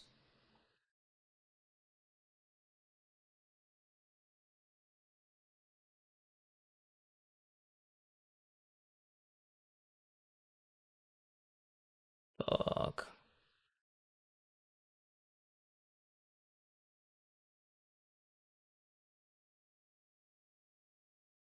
So this is the one I would probably want to use. Can hardly be denied that an alien is complete subject to political jurisdiction of the country in which he resides. I think that's a good one. That's straight. Literally. So his reply was, it's literally written literally in the literal opinion. How much more broad can it be? Okay, so this quote, it can hardly be denied aliens complete subject to political jurisdiction of the country in which he resides. Meaning, an alien, not necessarily referring to a legal alien, just an alien, subject to political jurisdiction of the country in which he resides. Meaning, an alien in the US, completely subject to our political jurisdiction. That's literally from the literal opinion that you literally mention. So it seems clear that an alien, even an illegal one, is subject to the jurisdiction thereof. Fuck, how can I turn this on?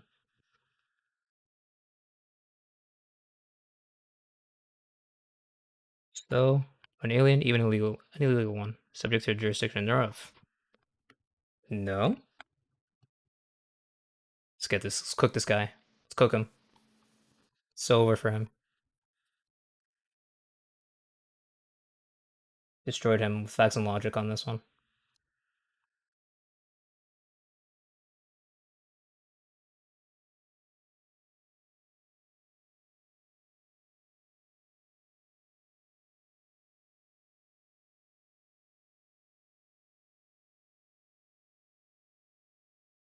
Zip code 127.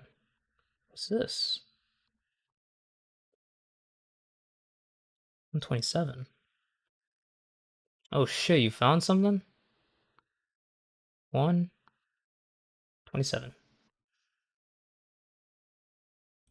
Shit, hold on. Do I need to listen to it? Could it be that the case will be dismissed and the transcript will never be made public? I have no idea how that would work. Oh, frame by frame. Okay, let's see. Why is the transcript still not unsealed? Well, oh, you mean this? I mean, we kind of got it. It was always sealed as the thing. Well, it's... We're looking at what, 125?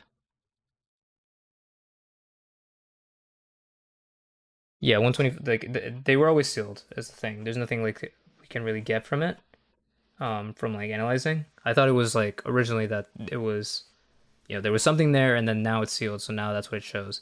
It was always that case, but there was some update there. But what it was is something related to.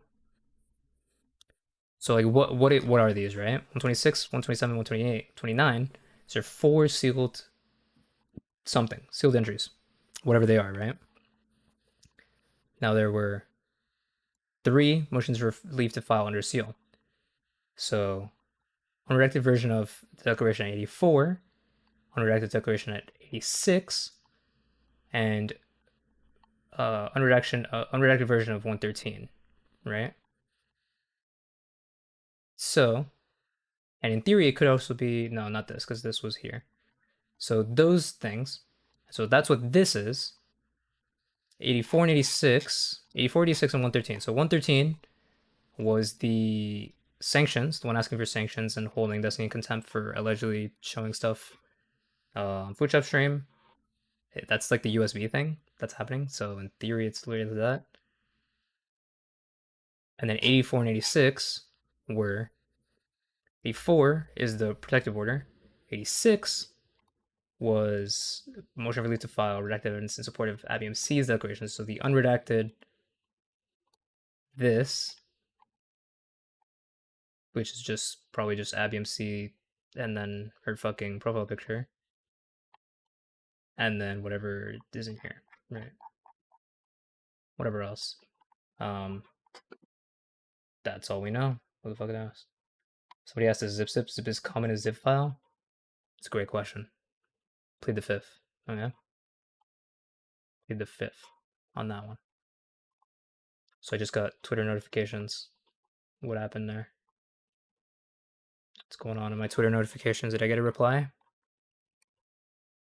Oh shit.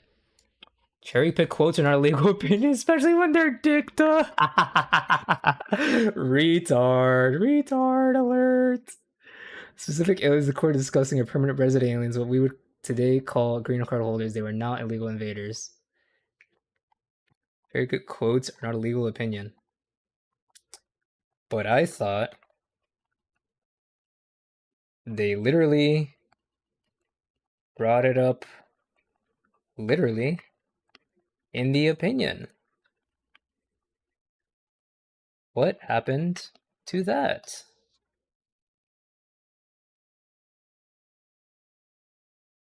He mad as hell.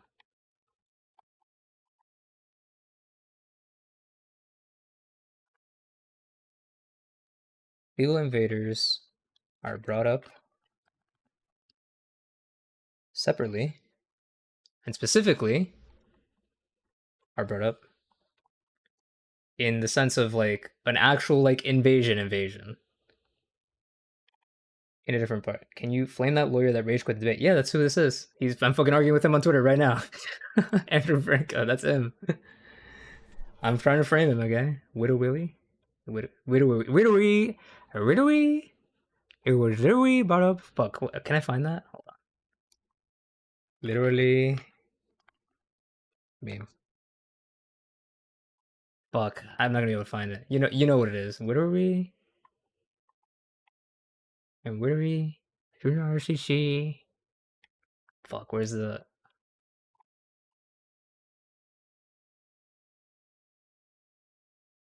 Wasn't dictated from Thomas used by Cannon to toss Trump's Florida case? Yeah, but he's not gonna give a fuck about that. He obviously doesn't give a fuck in other cases, but I just want to show him that this is retarded. Even if his argument is that illegal invaders do not count, that was brought up, but it doesn't help him exactly in this case. Wait, hold on, getting.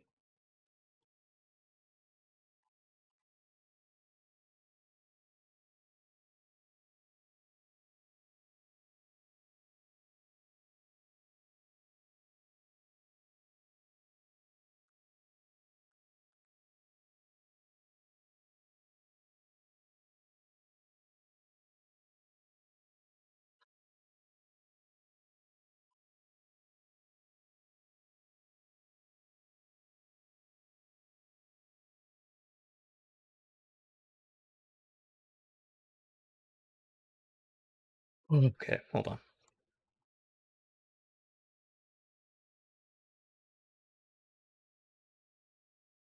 Not in nature to complete the subject.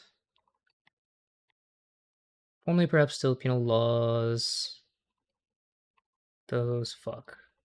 The word's illegal invader in this? Invader.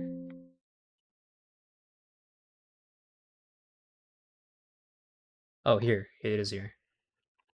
It's argued that the words not subject to any foreign power should be construed as accepting the operation of the statute. So this is not relating exactly to the point of the amendment. This is about the Civil Rights Act. But is there any necessity of accepting them? Whether the immunity of foreign ministers from allegiance rests on the fiction of extraterritoriality or on the waiver of territorial jurisdiction, so it's the same. They do not owe allegiance otherwise unto their own governments, and their children cannot be regarded as born within any other. This is true to the children of aliens within territory and hostile occupation, who necessarily are not under the protection of, nor bound to render obedience to the sovereigns whose domains are invaded. But it is not pretended the children of citizens of a government so situated would not become citizens as their birth, as the permanent allegiance of their parents would not be severed by the mere fact of the enemy's possession. The Act of 1866 does not contain the words not subject to any foreign power. The children neither of public ministers nor of aliens in territory and hostile occupation would have been included within its terms. No necessity as to them for the insertion of the words, although they were embraced by them. Namely, there were others in respect of whom the exception was needed, namely the children of aliens whose parents owed local and temporary allegiance, merely remaining subject to foreign power by virtue of the tie of permanent allegiance, which they had not severed by formal abjuration or equivalent conduct. To prevent the acquisition of citizenship by the children of such aliens merely by birth within the geographical limits that the words were inserted. 2 months after the statute was enacted, the 14th Amendment was proposed. The act was passed, and the amendment proposed by the same Congress was not open to reasonable doubt that the words subject to restriction thereof in the amendment were just synonymous with the words and not subject to any foreign power of the act. The jurist and statesman referred to in the majority opinion concurred in that view, saying, "What do we mean by subject to jurisdiction of the United States? Not owing allegiance to anybody else. That is what it means." Now, all of this amendment provides is that all persons born within the United States are not subject to some foreign power, for that no doubt is the meaning of the committee who have brought the matter forth shall be considered citizens of the United States. Simply so ruled in Elk v. Wilkins. Wharton says, it is so distinctly ruled so in Elk v. Wilkins, and no reason to perceive why the words were used if they apply only to that obedience which all persons not possessing immunity therefrom to pay the laws of the country in which they happen to be. Wharton says the word subject to restriction must be construed in the sense which international law attributes to them. Children of our citizens born abroad and of foreigners born in the United States have the right, on arriving of full age, to elect one allegiance to repudiate the other. Constitutions and statutes do not contemplate double allegiance, and how can such election be determined? Citizenship of the children of our citizens born abroad may be terminated in that generation by the persistent abandonment of their country. But the provisions made for naturalization of alien minor residents by Section 2172, children of naturalizations be considered citizens. One, however, is whether permanent allegiance is supposed at birth, without regard to circumstances, permanent until thrown off, and other allegiance is acquired by formal acts. The amendment came before the court in the slaughterhouse cases. Cases have been brought up by writ of error. Slaughterhouse cases are some bullshit, okay? Well, maybe we'll look at that someday. So the first clause was intended to define citizenship of the United States and citizenship of a state. Definitions recognize distinction between one and the other. Base, Is invasion ever brought up? Invaded and invalid. So this is the only time when the word invaded being brought up. When it was brought up to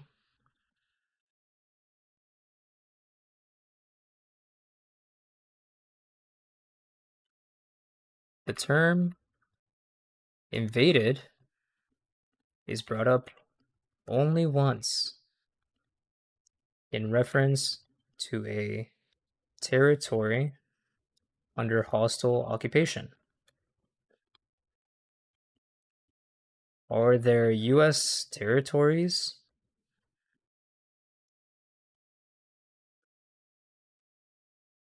being occupied by, say, country? Sovereign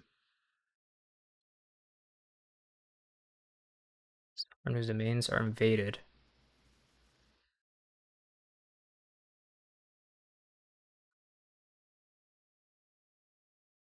Refers to the children of aliens within territory.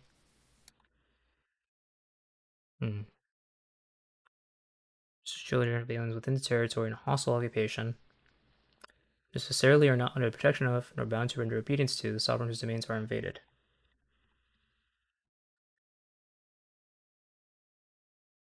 Use territory is being occupied such that its denizens, what's the word they use here?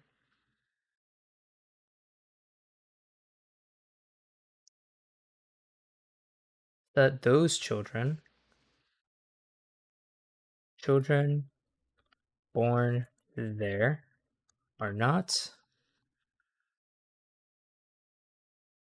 protection of. Fuck, can I copy this? Hello? This is not gonna fit, but I'll trim it down. Protection of, nor bound to render obedience to the sovereign whose domains.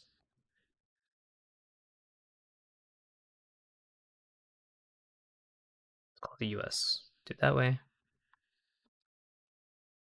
So basically what's happening here, they're invading, it being brought up once, okay? And it's brought up where it's talking about, hey, there's some words in the law before the 14th Amendment saying not subject to any foreign power, not subject to any foreign power. It explicitly excludes the children of like diplomats and aliens born during hostile occupation. But if you're born under hostile occupation, like if Mexico were to take over part of Texas and you were born there, you're necessarily not under, like, that's not the U.S., right? Because it's being occupied, it's being controlled by another. But you would be a citizen of that country, right? Because that's where you were born. That's a good reply.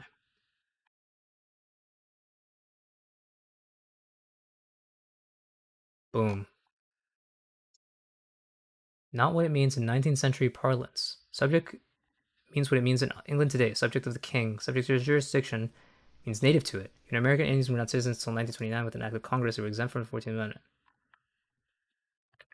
Correct, but not because of the reason you think.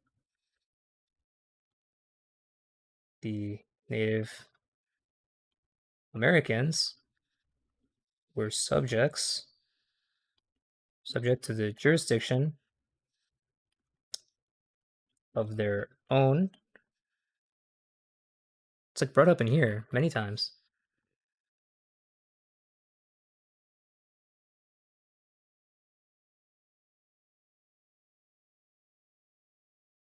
Here, right? Yeah.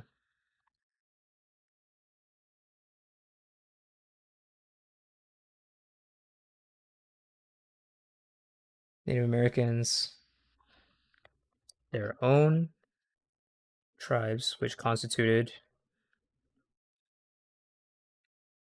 foreign. Fuck. He's born within territorial limits. More born.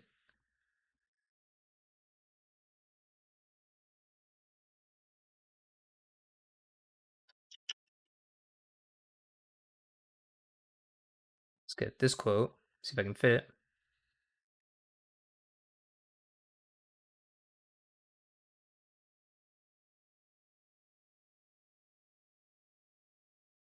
How many geographic sense born in the U.S.? Boom. Boom.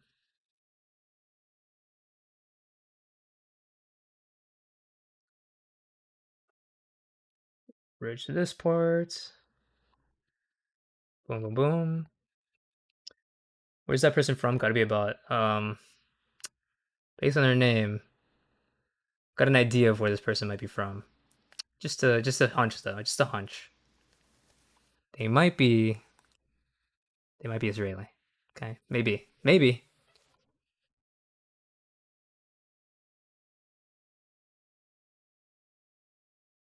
Tribes.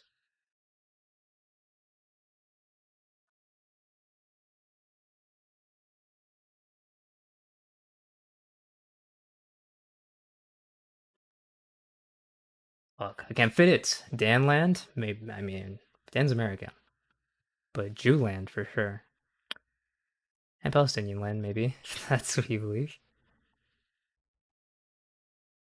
Giving amends were.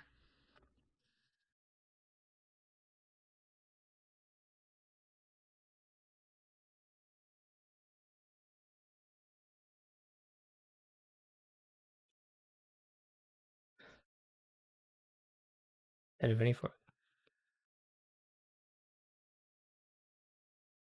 Get that reply in. Boom. Boris Johnson, former Prime Minister of the UK, was born in NYC to Democratic parents. He's not an American citizen, not eligible to immigrant. Correct. But that's because foreign diplomats are not subject to U.S. jurisdiction. That's why they have diplomatic immunity. Do you think illegal immigrants, you think the children of illegal foreign diplomats, that's why they have diplomatic immunity, which extends to their children? This guy's retarded. Children of illegal immigrants have diplomatic immunity to U.S.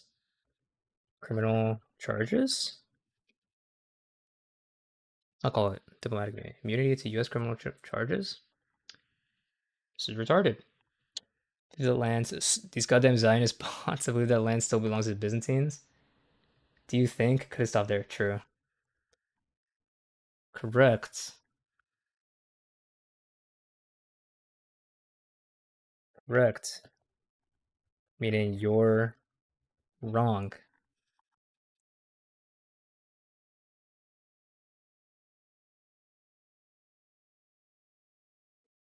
Child born in the United States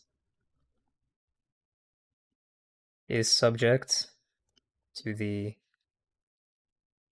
jurisdiction thereof. Full stop. It didn't apply to Native Americans because they had their own tribal nations, meaning not the nation of the USA. Moron. Dumb fuck.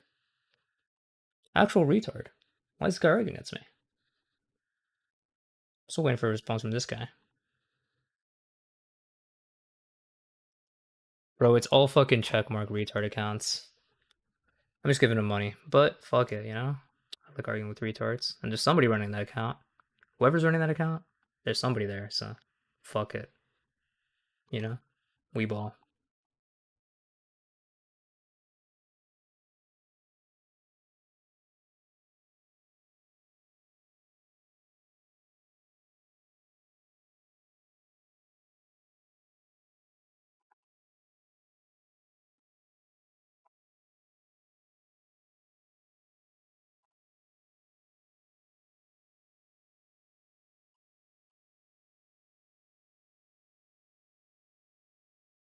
Now what? Good question. I guess we just wait for a reply.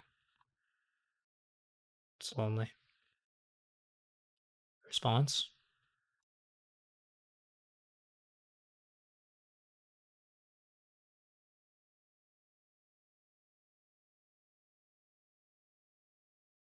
What do we have going on? Zips is arguing with the racist guy to prevent him from posting more racism. What a guy. True.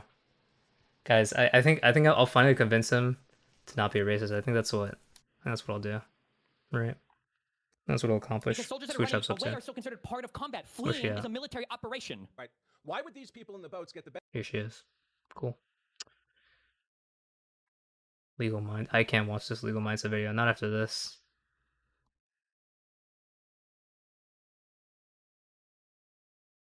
This guy just everything this guy does, it just looks like a fucking schizo post. Trees are weird. He's in the files. Anyway, Congress. Simply a Trump truth from 20 minutes ago. Oh shit. We got a True Social. Breaking True Social. What do we got here? Antifa's coming from? Yeah. There are laws that impact our nation. Read Title 18, Chapter 115, Section 2387. Whoever with the intent to interfere, impair, influence the loyalty, moral, or discipline of the military and naval forces. That's a lot of dots to include here. I wonder what's behind those dots. To be fined or imprisoned up to 10 years. Under Kirk Lippold, U.S. Navy Ret. This is right on point. Do what has to be done. Let's read Title 18, Chapter 115, Section 2387. What do we got here? 18 USC 2387. Activities affecting armed forces generally. Whoever with intent to interfere with, impair, or influence the loyalty, morale, or discipline of the military and naval forces of the United States. So that's already... So true, he did misspell morale. Wait, so he wasn't... What?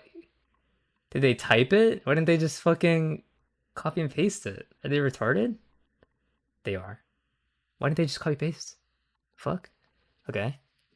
So, first of all, there's already presupposes. Obviously, what he's talking about is the 6 senators who made a fucking statement, right? But already he's presupposing that they had the intent to interfere, impair, influence the loyalty, moral, or discipline of the military or naval forces. Also, it's military or naval forces, not military and naval forces. How did they fuck this up so hard? How could they do that? Okay, good one. Already presupposes the intent that they could prove that intent, and also influence the loyalty, moral, or discipline, which is not like none of this is what's being happened. But let's see what the ... was. Okay, so we see to be fined and imprisoned up to 10 years. Where's that part? You find her in this title or imprisoned not more than 10 years. Okay, so kind of up to 10 years, but why not just copy and paste it? Okay, cool. Let's see what it is. Advises, counsels, urges, or in any manner causes or attempts to cause insubordination, disloyalty, mutiny, refusal of duty by any member of the military or naval forces of the United States. That's not what they're trying to do, right? Because, so none of this is what, they're already not doing this. They're not doing this either, because they are not trying to cause insubordination, disloyalty, mutiny, or refusal of duty. Because these are all things, because all they said was, hey, don't follow legal orders. That's already their legal duty. They're already obligated to not comply with legal orders. Complying with a legal order would be all these things. That would be insubordination to the Constitution, disloyalty to the Constitution, mutiny against the United States, or refusal of duty, their duty to the United States and its Constitution. So, part 2. Distributes or attempts to distribute any written or printed matter which advises, counsels, urges its subordination, So,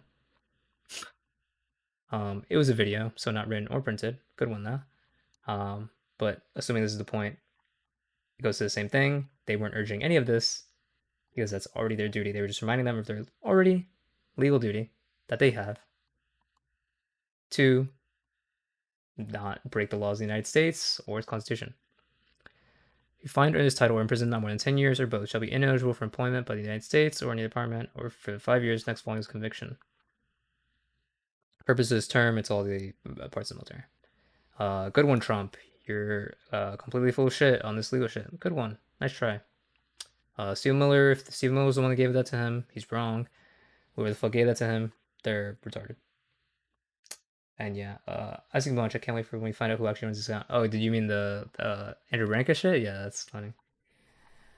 It's so fucking dumb. It's wild how they just twist and contort everything to make it fit the MAGA narrative. Moral, by the way. Yeah, moral.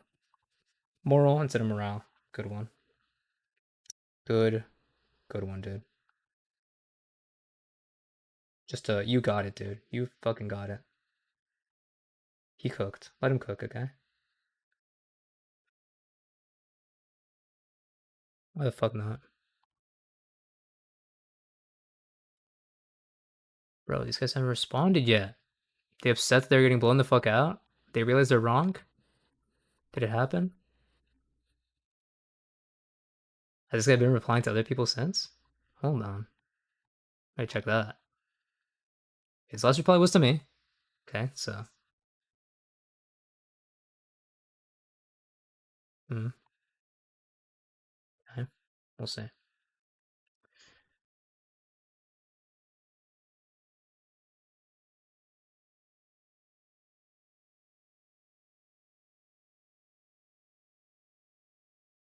Shit, food shops. She's right. If you know, you know. Yeah, what else do we do? It's kinda late, it's already 1 AM. Should I end? Shit, cart narcs 1 week ago. Wait, let's watch some cart narcs. Hold on. See, let's see this week's Lazy Bones. Last week's Lazy Bones, rather, but what's up with the Lazy Bones?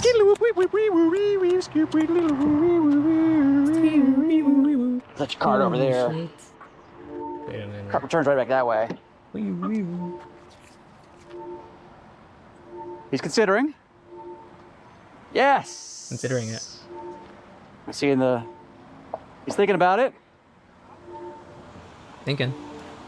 How's it He's going? thinking about it. Trying to help you guys out with your card placement. Think you left the one that's on the curb over there? Uh-huh. That's not where it goes. Well, how can I go put it on then?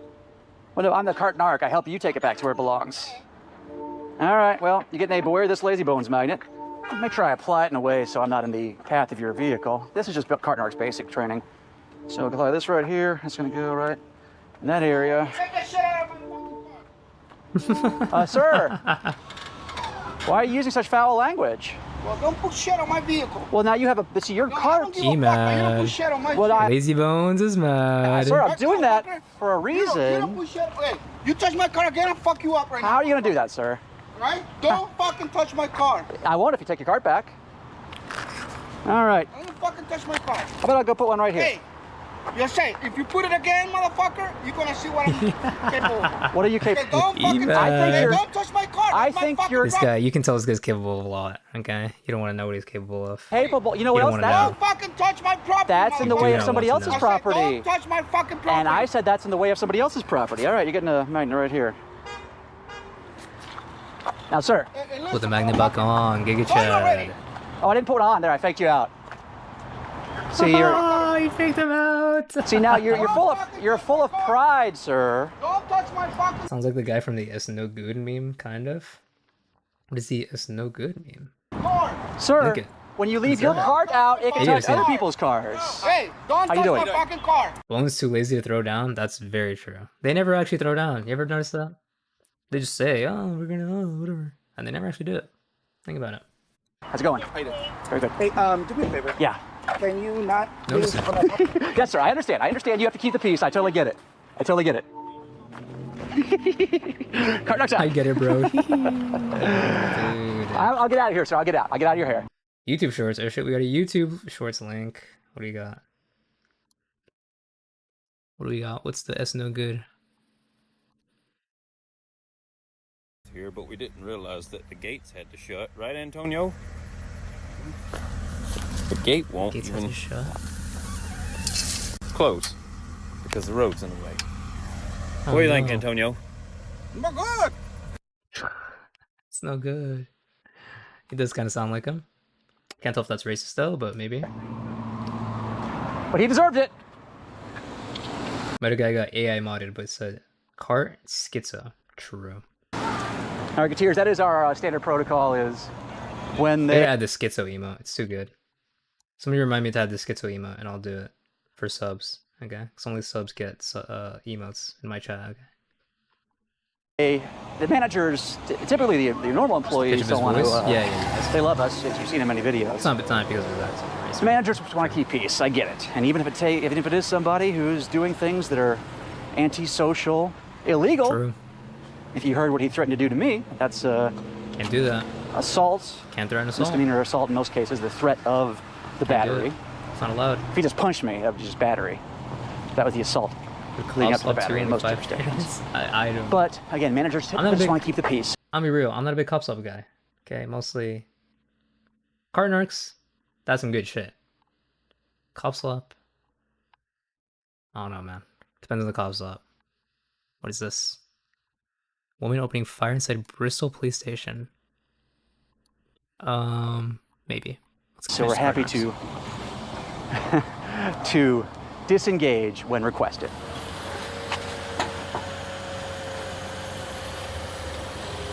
Something wrong? Yeah.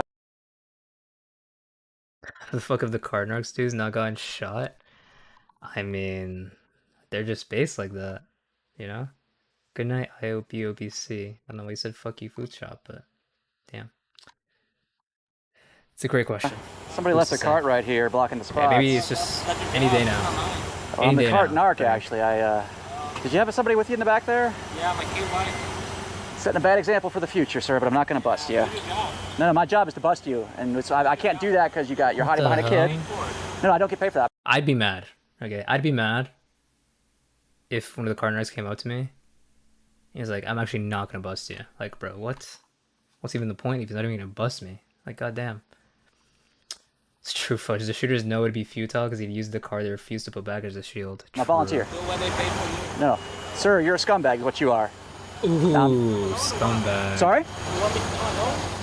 Well, yeah, 'cause I'm not gonna bust you because I don't want your child to have to see. No, I'm not going to. Do what you have to do. Wait a minute, this guy's a Chad? Hold on. That you're a lazy bones. That's what do what you gotta do. I've done that part already. No magnets. So, yeah, I did see a kid in the back seat, but you're a loser, sir. Big alpha loser. What do you got? Doesn't do anything when there's a kid in the back. Okay. Tells him to put it back. You know what? Technically, those are of all the lazy bones, this is Giga Chad is still the lazy bones, okay? This Giga Chad is as lazy bones can be. Okay. How you doing, sir? Brother, I've seen your TikToks. Technically, those are just like fan accounts, but I get what. Oh, really? Yeah, check out the YouTube, Instagram for the originals. Yeah, and stuff like that. I follow all of them, so. Oh, there's a sticker for you. Yeah, I appreciate it. I didn't bust that. Napping the cart narc, building a trail of carts leading to an upside down car held up by a stick. Jesus. You're a serial killer.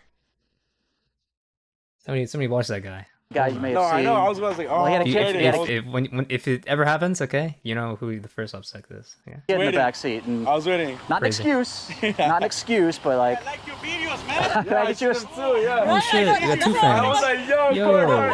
I told him I better not leave the car. I was like, I never do. Well, because you're smart and responsible people, right? Yeah, you're lazy bones. So I'll go right over here. Hold on, here's like I was saying. That one ratty dad instantly made up for by 3 other really nice, decent people. So, you know, like I said, it's the majority of all of us in this world are good, decent, upstanding people. It's just those few dicks, those few jerks. Yeah. Can I get you a sticker? Yeah. Make life worse for all of us. Cart narc sound. Thank you. Can I take a picture? Yeah, absolutely, definitely. I would get picked with the cart narc. I wish we had cart narcs where I'm at. I don't think I've ever seen one. I don't know if they're around here. Alright, what was this cop slap that you sent, Omer Fudd? It was Omer, I think. Wild video, woman opening fire inside Bristol police station. Just got a gun, tapping the windows, losing it. Chilling. I think something's happening here. There's already guys. Danquist says, if I saw cart narcs, I would not return cart. Take the free magnet, start my own cart narcs company. Hashtag business. Yo. You got the fucking grind set. You're on that business grind set, okay? You know what? Good for you, Danquist. Basis strike. That's why they call you mega based. It's true. Do not move, Brian. Are these windows bulletproof? Are these windows bulletproof? What the fuck did I just watch? Hold on.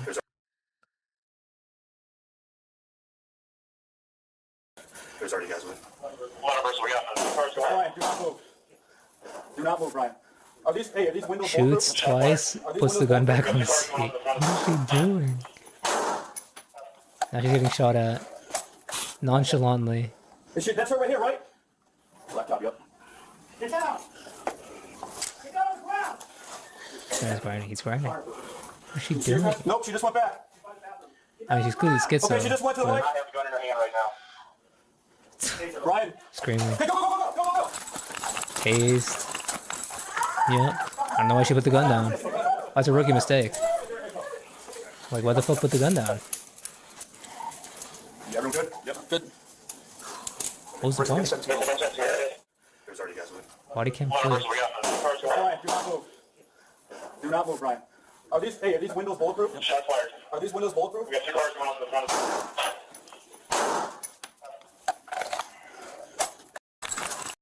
Ryan. Hey, go! I think this is where they go. Go. Yeah, it wasn't even good body cam footage. It wasn't the actual ones that did it. Good cops. Yeah, they seem like they did their job pretty well. Where these cops from? Bristol. Where's Bristol? I mean, US now. I only know Bristol and fucking UK, right? Bristol, US? Virginia? Good job, Bristol, Virginia cops. Good shit.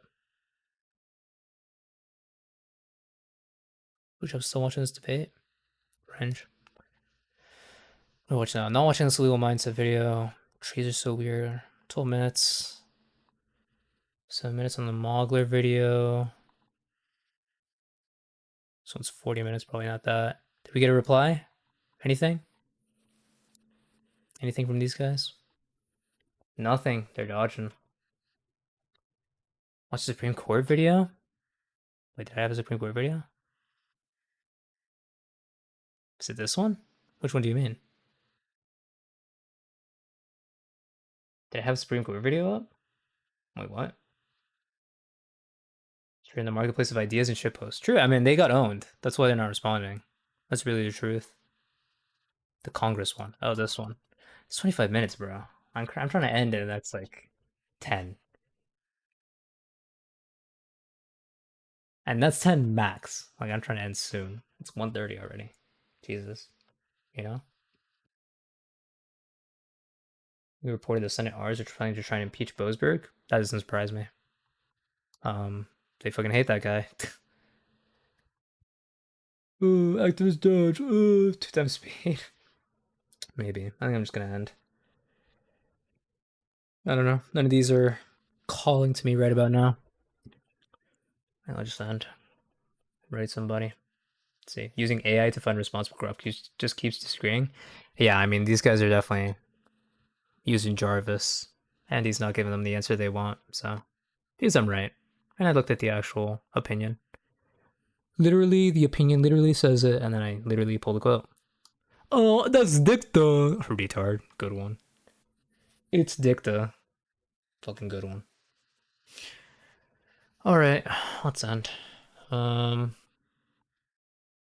do I host?